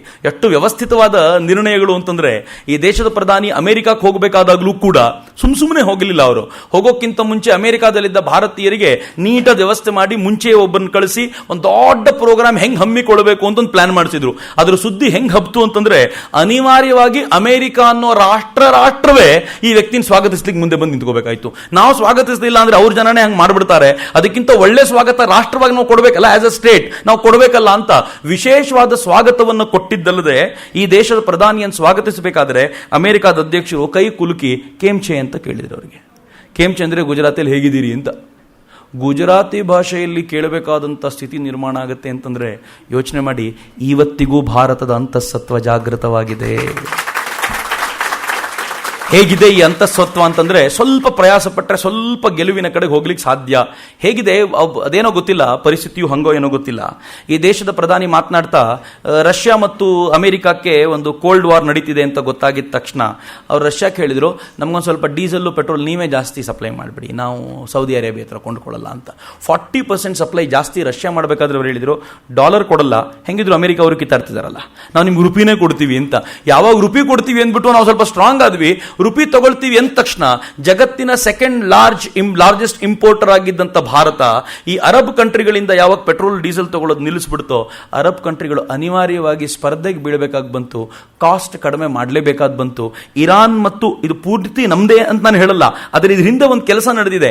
ಇರಾನ್ ಮತ್ತು ಸೌದಿ ನಡುವಿನ ಕಿತ್ತಾಟದಿಂದ ಸ್ವಲ್ಪ ಕಡಿಮೆ ಆಯಿತು, ಆ ಕಡೆ ಇದು ಕಡಿಮೆ ಆಯಿತು, ಇಲ್ಲಿ ನಮ್ದು ಒಂದು ದೊಡ್ಡ ರೋಲ್, ಹೆಂಗ್ ಮೇಜರ್ ರೋಲ್ ಪ್ಲೇ ಆಗ್ಬಿಡ್ತು ಅಂದ್ರೆ ಗೊತ್ತಿಲ್ಲದಂತೆ ಸರ್ರ್ ಅಂತ ಪೆಟ್ರೋಲ್ ರೇಟ್ ಕೆಳಗೆ ಇಳಿತು. ಮಿತ್ರರೇ ಗೊತ್ತಿರಲಿ, ಬಹಳ ದೂರ ಏನಿಲ್ಲ, ನನ್ನ ಮಿತ್ರ ಒಬ್ಬ ಕತಾರ್ನಿಂದ ಕಳೆದೊಂದು 2 ತಿಂಗಳ ಹಿಂದೆ ಬಂದಿದ್ದ. ಅವನು ಹೇಳ್ದ, ಅಣ್ಣ ಇನ್ನು 2 ರೂಪಾಯಿ ಏನಾದರೂ ಈ ಕ್ರೂಡ್ ಆಯಿಲ್ ರೇಟ್ ಕಡಿಮೆ ಆದರೆ, 2-3 ರೂಪಾಯಿ ಕಡಿಮೆ ಆದರೆ ನಮಗೆಲ್ಲರಿಗೂ ಕೆಲಸದಿಂದ ತೆಗಿತಾರೆ, ವಾಪಸ್ ಬರಬೇಕಾಗುತ್ತೆ. ಯಾಕೆ ಅಂತಂದರೆ ನಾವು ಕತಾರ್ನಲ್ಲಿರುವಂಥ ಎಲ್ಲ ಆಯಿಲ್ ವೆಲ್ಸ್ಗಳನ್ನು ಮುಚ್ಚಬೇಕು, ಯಾಕೆಂದರೆ ನಮಗೆ ಬ್ರೇಕ್ ಈವನ್ ಪಾಯಿಂಟಲ್ಲೂ ಇರೋಕ್ಕಾಗಲ್ಲ, ಲಾಸ್ ಆಗಲಿಕ್ಕೆ ಶುರುವಾಗ್ಬಿಡತ್ತೆ ಅಂತ. ಲೆಕ್ಕ ಹಾಕೊಳ್ಳಿ ಹೆಂಗಿರ್ಬೋದು ಅಂತ. ಒಮ್ಮೆ ಅರಬ್ಗೆ ಪೆಟ್ರೋಲ್ನ ಹಣ ಹರಿಯೋದು ನಿಂತುಬಿಟ್ರೆ ಮುಂದೇನಾಗ್ಬೋದು ಅನ್ನೋದು ನೀವು ಊಹಿಸಬೇಕು ಅಂತ. ಸೊ ಹೀಗಾಗಿ ಎಲ್ಲ ದಿಕ್ಕಿಂದ ನೋಡಿದರೂ ಕೂಡ ಭವ್ಯವಾದ ಒಂದು ಭಾರತದ ನಿರ್ಮಾಣಕ್ಕೆ ಬೇಕಾಗಿರುವಂಥ ಮುನ್ನುಡಿ ಸ್ಪಷ್ಟವಾಗಿ ಬರೆಯಲ್ಪಡ್ತಾ ಇದೆ, ಅನುಮಾನವೇ ಇಲ್ಲ. ಯಾವುದನ್ನು ಹಿಂದಿನಿಂದ ಕೇಳ್ತಾ ಮತ್ತೆ ಗೆಲುವು ಮತ್ತೆ ಗೆಲುವು ಮತ್ತೆ ಗೆಲುವು, ಸೋತ ನಂತರ ಮತ್ತೆ ಗೆಲುವು ಅಂತೆಲ್ಲ ಹೇಳ್ತಿದ್ವೋ, 10 ವರ್ಷಗಳ ಅಥವಾ 68 ವರ್ಷಗಳ ಈ ಸೋಲು ಅಥವಾ ಅಸಹನೆಯ ನಂತರ ಭಾರತ ಮತ್ತೆ ಗೆಲುವಿನ ಕಡೆ ಹೆಜ್ಜೆ ಹಾಕ್ತಿರೋದು ನಿಚ್ಚಳವಾಗಿ ಕಾಣ್ತಿದೆ. ಸ್ವಾಮಿ ವಿವೇಕಾನಂದರು ತುಂಬ ಸ್ಪಷ್ಟವಾದ ಮಾತುಗಳಲ್ಲಿ ಹೇಳಿದ್ದಾರೆ. ಸ್ವಾಮೀಜಿ ಹೇಳಿದ್ದಾರೆ, ತಾಯಿ ಭಾರತಿ ದುರ್ಗೆಯಂತೆ ಕಾಳಿಯಂತೆ ಮೈ ಕೊಡವಿ ಎದ್ದು ನಿಲ್ಲೋದು ನನ್ನ ಕಣ್ಣಿಗೆ ಸ್ಪಷ್ಟವಾಗಿ ಕಾಣ್ತಿದೆ ಎಂದರು. ಸ್ವಾಮೀಜಿ ಹೇಳಿದರು, ಅದೋ ಸುದೀರ್ಘ ರಾತ್ರಿ ಇಂದು ಕೊನೆಗೊಳ್ತಾ ಇದೆ ಅಂತ ಸ್ವಾಮೀಜಿ ಹೇಳಿದರು. ಸ್ವಾಮೀಜಿ ಮುಂದುವರಿಸ್ತಾ ತಮ್ಮ ಮಾತನ್ನು ಮುಂದುವರಿಸಿ ಅದೇ ಸ್ವಾಮೀಜಿ ಹೇಳ್ತಾರೆ, ತಾಯಿ ಭಾರತಿ ಮಲ್ಕೊಂಡಿದ್ದಾಳೆ ಅಂತ ಎಲ್ಲರೂ ಹೇಳ್ತಾರೆ, ಅವಳು ಮಲ್ಕೊಂಡಿಲ್ಲ, ತನ್ನ ಮಕ್ಕಳು ತನಗೋಸ್ಕರ ಏನು ಮಾಡಿಲ್ಲ ಅಂತ ಸಿಂಹಾಸನದಿಂದ ಕೆಳಗಿಳಿದು ಕೂತಿದ್ದಾಳೆ. ಒಮ್ಮೆ ಕೂಜ್ ಜಾಗದಲ್ಲಿ ಏನಾದರೂ ಮಾಡ್ತೀವಿ ಅಂತ ಎದ್ದು ನಿಂತ್ಕೊಳ್ಳಿ, ಅದೇ ತಾಯಿ ಭಾರತಿ ತನ್ನ ಸಿಂಹಾಸನ ವಾಪಸ್ ಏರ್ತಾಳೆ. ಈಗ ಅವಳು ಏರಿದ್ರೆ ಹಳೆಯ ವೈಭವ ಅಂತ ಯಾವುದನ್ನು ಕರೆದಿದ್ವೋ, ನಾನು 4 ದಿನ ಏನೆಲ್ಲ ಹೇಳಿದ್ನೋ, ಸ್ವಾಮೀಜಿ ಹೇಳ್ತಾರೆ ಅದೆಲ್ಲ ಮಸುಕಾಗುವಂಥ ಭವ್ಯ ಭಾರತ ನಿರ್ಮಾಣ ಆಗತ್ತೆ ಅಂತ. ಹೆಂಗಿರ್ಬೋದು ಸ್ವಾಮೀಜಿಯ ಕನಸಿನ ಭಾರತ ಅಂತ ನನಗಿದನ್ನು ಹೇಳಬೇಕಾದಾಗಲೇ ಒಮ್ಮೆ ಎದೆ ಉಬ್ಬುತ್ತೆ. ಅಂಥದ್ದೊಂದು ವಾತಾವರಣ, ಅಂಥದ್ದೊಂದು ಭವ್ಯ ಭಾರತ ನಿರ್ಮಾಣ ಆಗ್ಲಿಕ್ಕೆ ಬೇಕಾಗಿರುವಂಥ ಸ್ಪಷ್ಟ ಅಡಿಪಾಯ ಆಗತ್ತೆ. ಆದರೆ ಈ ಅಡಿಪಾಯ ಆಗಬೇಕು ಅಂತಂದರೆ ಎಲ್ಲೋ ಒಂದು ಕಡೆ ನಾವು ಸ್ವಲ್ಪ ಕೆಲಸ ಮಾಡಬೇಕಾದ ಅಗತ್ಯ ಇದೆ. ನಂಗೆ ತುಂಬ ಜನ ನಿನ್ನೆನೂ ಯಾರೋ ಕೇಳಿದರು, ಸರ್ ಇವತ್ತು ಸುಮ್ಮನೆ ಯಾರೋ ಮೆಸೇಜೆಲ್ಲ ಹಾಕಿದ್ದಾರೆ ನನಗೆ, ಸುಮ್ಮನೆ ಮಾತು ಮುಗಿಸ್ಬೇಡಿ ಸರ್, ನಾವು ಏನು ಮಾಡಬೇಕು ಅಂತ ಹೇಳಿ ಸರ್ ಅಂತ. ಏನೂ ಇಲ್ಲ, ಪ್ರಜ್ಞೆಯನ್ನು ಬೆಳೆಸ್ಕೊಂಡ್ರೆ ಸಾಕು ಅಷ್ಟೇ. ನನ್ನ ರಾಷ್ಟ್ರ ಇದು ಅನ್ನುವಂಥ ಪ್ರಜ್ಞೆ. ಭ್ರಷ್ಟಾಚಾರ ಇದೆ ಅಂತ ನಾವು ಹೇಳ್ತೀವಲ್ಲ, ಭ್ರಷ್ಟಾಚಾರ ಅಂದರೆ ಏನು ಗೊತ್ತೇನು? ನನ್ನ ಕೆಳ ಜೇಬಿನಲ್ಲಿರುವಂಥ ದುಡ್ಡನ್ನು ತೆಗೆದು ಮೇಲಿನ ಜೇಬಿಗಿಟ್ಟು, ಹೆಂಗೆ ಪ್ಯಾಂಟ್ ಜೇಬಿಗೆ ಗೊತ್ತೇ ಆಗಲಿಲ್ಲ ಅನ್ನೋದು. ಯಾವ ರಾಷ್ಟ್ರವನ್ನು ಲೂಟಿ ಮಾಡ್ತಿರೋದು? ಕೊನೆ ಪಕ್ಷ ಬ್ರಿಟಿಷರು ಭಾರತದಿಂದ ಲೂಟಿ ಮಾಡ್ಕೊಂಡು ಹೋದ್ರು ಅವ್ರ ದೇಶಕ್ಕೆ ಅಂತ. ನಾವು ಈ ದೇಶದಲ್ಲಿ ಲೂಟಿ ಮಾಡಿದ 1 ರೂಪಾಯಿಯೂ ಕೂಡ ನನ್ನದೇ ದೇಶದ ಎಲ್ಲಿಗೆ ತಗೊಂಡೋಗ್ಬೇಕಿದೆನಾ? ಅರ್ಥನೇ ಆಗ್ಲಿಲ್ವಲ್ಲ. ಇದನ್ನು ಭ್ರಷ್ಟಾಚಾರ ಮಾಡಬೇಕು ಅಂತ ತಿಳ್ಕೊಂಡ್ವಿ. ನಾವು ಇದನ್ನು ಭ್ರಷ್ಟಾಚಾರ ಅಂತ ತಿಳ್ಕೊಂಡು ಬಹಳ ಖುಷಿ ಪಡ್ತಿದ್ವಿ. ಖುಷಿ ಪಡೋ ಸಂಗತಿ ಅಲ್ಲ ಇದು. ದೇಶಕ್ಕೆ ದ್ರೋಹ ಬಗೆದಿರುವಂಥ ನಾಚಿಕೆ ಪಡಬೇಕಾಗಿರೋ ಸಂಗತಿ. ಪ್ರಜ್ಞೆ ಜಾಗೃತವಾಗಬೇಕು. ಈ ದೇಶದ ಪ್ರಧಾನಿ ಕೈಯಲ್ಲೊಂದು ಪೊರಕೆ ಹಿಡ್ಕೊಂಡು ನಾವೆಲ್ಲ ಸೇರಿ ಸ್ವಚ್ಛ ಭಾರತ ಮಾಡೋಣ ಅಂತಂದ್ರು. ನನಗೆ ಯಾರೋ ನನ್ನ ಫ್ರೆಂಡ್ ಒಬ್ಬ ಹೇಳ್ದ ಒಂದಿನ, ಸರ್ ಅವನೊಂದು ಬಿಸ್ನೆಸ್ ಮಾಡಬೇಕು ಅಂತ. ನಾನು ಕೇಳಿದೆ, ಏನು? ಪೊರಕೆ ಮಾರಾಟ ಮಾಡೋ ಬಿಸ್ನೆಸ್ ಮಾಡಬೇಕು. ನಾನು ಯಾಕೆ ಅಂತ ಕೇಳಿದೆ. ಸರ್ ಭಾಳ ಜನ ಪೊರಕೆ ತಗೋತಾರೆ ಸರ್, ಕಸ ಗುಡಿಸಲ್ಲ, ಸುಮ್ಮನೆ ಫೋಟೋ ಇಟ್ಕೊಂಡು ಹೋಗ್ಬಿಡ್ತಾರೆ, ಬಾಡಿಗೆ ಕೊಟ್ಟರು ಸಾಕಷ್ಟು ದುಡ್ಡು ಮಾಡ್ಕೋತೀನಿ ಎಂದ ಅವನು. ಬಟ್ ನಂದೊಂದು ವಿಚಾರ ಇದೆ, ಪೊರಕೆ ತಗೊಂಡು ಕ್ಲೀನ್ ಮಾಡೋದು 2ನೇ ಹಂತ. ನನಗದು ತುಂಬ ಕಡೆ ಹಂತ ಅನ್ಸುತ್ತೆ. ಆದರೆ ಗಲೀಜು ಮಾಡಲ್ಲ ಅನ್ನೋ ಸಂಕಲ್ಪ ನಾವು ಮಾಡೋದಿದೆಯಲ್ಲ, ಅದು ಮೊದಲನೇ ಹಂತ ಅಂತ. ಇಷ್ಟು ಮಾಡ್ಬೋದಲ್ಲ? ಯಾರಾದರೂ ಗಲೀಜ್ ಮಾಡೋದು ಕಂಡ್ರೆ ನಮ್ಗೆ ಸ್ವಲ್ಪ ನಾಚಿಕೆ ಇದೆ, ಹೆಂಗೆ ಹೇಳೋದು ಅಂತ. ಏನು ಮುಲಾಜ್ ನೋಡಬೇಡಿ. ನಾನು ಇತ್ತೀಚೆಗೆ ಆಯಿತು, ನಾನು ಇದೇ ಉಮಾ ಟಾಕೀಸ್ನ ಎದುರಿಗೆ ಆಟೋದಲ್ಲಿ ಹೋಗ್ತಿದ್ದೆ. ಆ ಡ್ರೈವರು ಥೂ ಅಂತ ರಸ್ತೆಯಲ್ಲಿ ಉಗ್ದ, ಸಿಗ್ನಲಲ್ಲಿ ನಿಂತಿದ್ದವನು ಥೂ ಅಂತ ಉಗ್ದ. ನಾನು ಫೋನಲ್ಲಿ ಮಾತಾಡ್ತಿದ್ದವನು, ಫೋನವ್ರಿಗೆ ಆಮೇಲೆ ಮಾಡ್ತೀನಿ ಅಂತೇಳಿ ಇವನಿಗೆ ಕರೆದು ಉಗಿದ್ಬಿಟ್ಟು ನಮ್ಮ ರಸ್ತೆ ಹಾಳು ಮಾಡಿಬಿಟ್ಟಿಯಲ್ಲಪ್ಪ ಅಂದೆ. ಸ್ವಚ್ಛ ಭಾರತ್ ಅಂತ ಇಡೀ ಊರಲ್ಲಿ ಬೊಂಬಡ ಬಜಾಯಿಸ್ತಿದ್ದೀವಿ, ನೀನು ರಸ್ತೆ ಹಾಳು ಮಾಡಿಬಿಟ್ಟಿಯಲ್ಲ ಅಂತ. ಅವ್ನಿಗೆ ಹೆಂಗೆ ಆಗ್ಬಿಡ್ತು ಗೊತ್ತಾ? ಅವ್ನು ಕೂಡಲೇ, ಸರ್ ನಾನೊಬ್ಬ ಸರಿ ಮಾಡಿದ್ರೆ ಬೇರೆಯವರೆಲ್ಲ ಸುಮ್ಮನಿರ್ತಾರ ಸರ್ ಅಂದ. ನಾನಂದೆ, ನೀನೊಬ್ಬ ಉಗಿಯಲ್ಲ ನಿಶ್ಚಯ ಮಾಡು, ನಿನ್ನ ನೈತಿಕ ಪ್ರಜ್ಞೆ ಎಷ್ಟು ಗಟ್ಟಿ ಆಗುತ್ತೆ ಅಂದರೆ ಉಗಿದವ್ರಿಗೆ ಸ್ವಚ್ಛ ಭಾರತ ನೀನು ಹಿಂಗೆ ಹೇಳ್ಬೋದು, ಯಾಕೆ ಪ್ರಯತ್ನ ಮಾಡಬಾರ್ದು ಅಂದೆ. ಆಯ್ತು ಸರ್, ಇನ್ಮೇಲೆ ಉಗಿಯಲ್ಲ ಸರ್ ಅಂದ. ಅವನು ಪ್ರಜ್ಞೆ ಇದೆ ರೀ, ಅವನಿಗೆ ಗೊತ್ತಿದೆ ಅದು. ಆದರೆ ಅವನು ಏನು ಅನ್ಕೊಂಡಿದ್ದಾನೆ ಅಂದರೆ ಭಾರತ ಅಂದರೆ ಅವ್ನು ಡಸ್ಟ್ಬಿನ್ ಅಂತ, ಉಗಿಯೋದು ಅಂತ. ಸಿಂಗಾಪುರಕ್ಕೆ ಹೋದವರು ಉಗಿಯೋಕೆ ಹೆದರ್ಕೋತಾರೆ, ಬಾಯಲ್ಲಿ ಉಗುಳು ಬರಲ್ಲ. ಸಿಂಗಾಪುರದ ನೀವು ಈ ಸ್ಟೇಷನ್ಗೆ ಹೋದ ತಕ್ಷಣ, ಭಾರತಕ್ಕೆ ಬಂದ ತಕ್ಷಣ ಅದೆಷ್ಟು ಉಗುಳು ತುಂಬ್ಕೊಂಡ್ಬಿಡುತ್ತೆ ಬಾಯಲ್ಲಿ. ಯಾಕೆ ಉಗುಳು ತುಂಬ್ಕೊಂಡ್ಬಿಡುತ್ತೆ ಅಂದ್ರೆ ಮೆಂಟಲಿ ಪ್ರಿಪೇರ್ ಆಗ್ಬಿಟ್ಟಿದ್ವಿ ನಾವು ಅಂತ. ಒಟ್ಟಾರೆ ನಮ್ಮ ಮೆಂಟಲ್ ಸ್ಟೇಟಸ್ ಹೆಂಗಿದೆ ಅಂತಂದ್ರೆ ಭಾರತ ಅಂದ್ರೆ ಇದಕ್ಕೆ ಅಂತ ಎಲ್ಲ ಹೊರಗೆ ಬರಬೇಕಲ್ಲ ಈ ಪ್ರಜ್ಞೆಯಿಂದ. ನನ್ನ ಭಾರತ ಅನ್ನುವಾಗ ಇದೇ ಭಾರತದಲ್ಲಿ ಋಷಿಗಳು ಹುಟ್ಟಿದ್ರು, ಇದೇ ಭಾರತದಲ್ಲಿ ವೀರರು ಹುಟ್ಟಿ ಈ ದೇಶವನ್ನು ರಕ್ಷಣೆ ಮಾಡಬೇಕು ಅಂತ ಹೋರಾಟ ಮಾಡ್ತಿದ್ರು, ಇದೇ ಭಾರತದಲ್ಲಿ ಶ್ರೇಷ್ಠ ಜನಾಂಗ ಒಂದು ಕಾಲದಲ್ಲಿ ಆಗಿ ಹೋಗಿತ್ತು ಅನ್ನೋದು ನೀವು ನೆನಪಿಸ್ಕೊಂಡಾಗ ಈ ಭಾರತವನ್ನು ತುಳಿಬೇಕಾದಾಗಲೂ ಹೊಟ್ಟೆ ಉರಿಯುತ್ತೆ. ಹೆಂಗ್ರಿ ಇದನ್ನು ತುಳಿಯೋದು ಅಂತ ಒಂದ್ಸಲ ಯೋಚನೆ ಮಾಡಿ, ಯಾಕೆ ಆಗಬಾರ್ದು ಅಂತ ಒಂದ್ಸಲ ತಾರುಣ್ಯ ಈ ದೇಶದ ಹಿರಿಯರು ಕೂತ್ಕೊಂಡು ಈ ಥರದನ್ನು ಆಲೋಚನೆ ಮಾಡ್ತಾ ಹೊಸ ಪೀಳಿಗೆಯ ನಿಶ್ಚಯ ಮಾಡಿ ಕೊಟ್ವಿ ಅಂತಂದರೆ ಈ ದೇಶದ ಗುರುಪಟ್ಟಕ್ಕೆ ಇರುವಂಥ, ಜಗತ್ತಿನ ಗುರುವಾಗುವಂಥ ಈ ದೇಶದ ಪರಿಕಲ್ಪನೆಯನ್ನು ಯಾರೂ ತಡೆ ಹಿಡಿಲಿಕ್ಕೆ ಸಾಧ್ಯ ಇಲ್ಲ. ನನಗೆ ಇತ್ತೀಚೆಗೆ ಒಂದು ಒಳ್ಳೆ ಅನುಭವ ಆಯಿತು, ನಿಮ್ಮ ಜೊತೆ ಹಂಚ್ಕೊಳ್ಳೇಬೇಕು. ನಾನು ನಿಮ್ಮ ಜೊತೆ ಅಲ್ಲದೆ ಮತ್ತೆ ಯಾರ ಜೊತೆ ಹಂಚ್ಕೊಳ್ಳೋದು. ನಾನು ಒಂದು ಮಠಕ್ಕೆ ಹೋಗಿದ್ದೆ. ಅಲ್ಲಿನ ಗುರುಗಳು ಹೇಳಿದರು, ನೀನು ಬಂದೆ ಅಂತ ಬಂದೆ, ಒಳ್ಳೆ ಟೈಮಿಗೆ ಬಂದೆ, ನಿಂಗೊಂದು ಮ್ಯಾಜಿಕ್ ತೋರಿಸ್ಬೇಕು ಅಂತ. ನಾನು ಕೇಳಿದೆ, ಏನು ಸ್ವಾಮೀಜಿ ಅದು ಅಂತ. ಅವರಂದರು, ಇಲ್ಲೊಬ್ಬ ವ್ಯಕ್ತಿ ಇದ್ದಾರೆ, ಇವರು ನೀನು ಕೇಳಿದ ಪ್ರಶ್ನೆಗೆ ಬಿಳಿ ಹಾಳೆಯಲ್ಲಿ ಉತ್ತರ ತಂತಾನೆ ಮೂಡುವಂತೆ ಮಾಡ್ತಾರೆ ಅಂತ. ನಾನು ಆಗ್ತಾನೆ ಪಾಲ್ ಬ್ರಂಟನ್ದು ಪುಸ್ತಕ ಓದಿದ್ದೆ, ಅದು ರಾಷ್ಟ್ರೋತ್ಥಾನದ ಕಡೆಯಿಂದ ಪಬ್ಲಿಷ್ ಆಗಿದೆ. ಆ ಪುಸ್ತಕದಲ್ಲಿ ಪಾಲ್ ಬ್ರಂಟನ್ ಹೇಳ್ತಾನೆ, ಆತ್ಮಗಳನ್ನು ವಶೀಕರಿಸಿಕೊಂಡು ಕೈಯಲ್ಲಿಟ್ಕೊಂಡಿರೋ ಚೀಟಿಯಲ್ಲಿ ಉತ್ತರ ಬರೆಯೋ ಥರ ಮಾಡುವಂಥ ಅನೇಕ ಸಾಧಕರಿದ್ದಾರೆ ಅಂತ.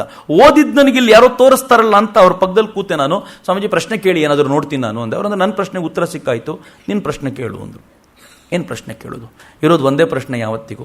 ನಾನು ಸುಮ್ಮನೆ ಕೂತ್ಕೊಂಡು ಅವ್ರನ್ನ ಕೇಳಿದೆ, ನನ್ನ ಪ್ರಶ್ನೆಗೆ ನಿಮ್ಮ ಆತ್ಮ ಉತ್ತರ ಕೊಡಲ್ಲ, ಆದರೂ ಕೇಳ್ತೀನಿ, ಸಾಧ್ಯ ಆದರೆ ಉತ್ತರ ಕೊಡಿ.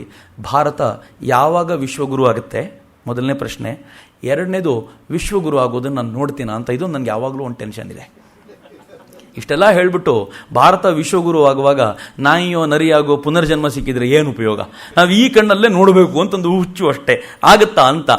ಅವು ಶಾಕ್ ಆದರು ಒಂದ್ಸಲ. ಆಯಿತು ನೋಡೋಣ ಅಂತೇಳಿ ಪೇಪರ್ ಇಟ್ಟರು, ನಿಂಬೆ ಹಣ್ಣಿನ ಮೇಲೆ ಹೆಸರು ಬರೋದು ಒಂದು ಪೆನ್ ಇಟ್ಟು ಅದನ್ನೊಂದು ಪೇಪರಿಂದ ಮುಚ್ಚಿದ್ರು. ನನ್ನ ಕಣ್ಣೆದುರಿಗೆ ನಡೆದ ಘಟನೆ, ನಾನೇ ಸಾಕ್ಷಿ. ಅವರು ದೂರ ಇದ್ದರು, ಯಾರೂ ಮುಟ್ಲಿಲ್ಲ ಪೇಪರ್ನ. ಮತ್ತು ಅಷ್ಟು ಕಡಿಮೆ ಅವಧಿಯಲ್ಲಿ ಅಷ್ಟು ದೊಡ್ಡದನ್ನು ಬರೀಲಿಕ್ಕೂ ಸಾಧ್ಯ ಇಲ್ಲ ಯಾರ ಹತ್ರನೂ. ಮನುಷ್ಯ ಮಾತ್ರದಿಂದ ಸಾಧ್ಯವಾಗುವಂಥ ಪ್ರಯತ್ನ ಅಲ್ಲ ಅದು. ಒಂದು 30 ಸೆಕೆಂಡ್ ಅಷ್ಟೇ. ಅವರೇನೋ ಮಣಮಣ ಅಂತಂದ್ರು ಅಷ್ಟೇ. ಪೇಪರ್ನ ತೆಗೆದು ನನ್ನ ಕೈಯಲ್ಲಿ ಕೊಟ್ಟರು. ಅದರಲ್ಲೊಂದು 3-4 ಸಾಲು 5-6 ಸಾಲು ಬರೆದಿತ್ತು. ತುಂಬ ಇಂಪಾರ್ಟೆಂಟ್ ಆದ 2 ಸಾಲು ನಿಮ್ಮ ಜೊತೆ ಹಂಚ್ಕೊಳ್ತೀನಿ. ಅದರಲ್ಲಿ ಬರೆದಿತ್ತು, ಭಾರತ ವಿಶ್ವಗುರು ಆಗೋದು ನೀನು ನೋಡ್ತೀಯಾ? ನಾನಷ್ಟೇ, ಬಹಳ ಖುಷಿಯಾಗಿತ್ತು. ಎರಡನೇದು 2017 ವೇಳೆಗೆ ಇಡೀ ಜಗತ್ತು ಭಾರತವನ್ನು ಎತ್ತರದ ಸ್ಥಿತಿಯಲ್ಲಿ ನೋಡುವಂಥ ವಾತಾವರಣ ನಿರ್ಮಾಣ ಆಗುತ್ತೆ ಅಂತ ನನಗೆ ಬಹಳ ಖುಷಿಯಾಗಿ ಕುಣಿದಾಡಬೇಕು ಅನ್ನಿಸ್ತು.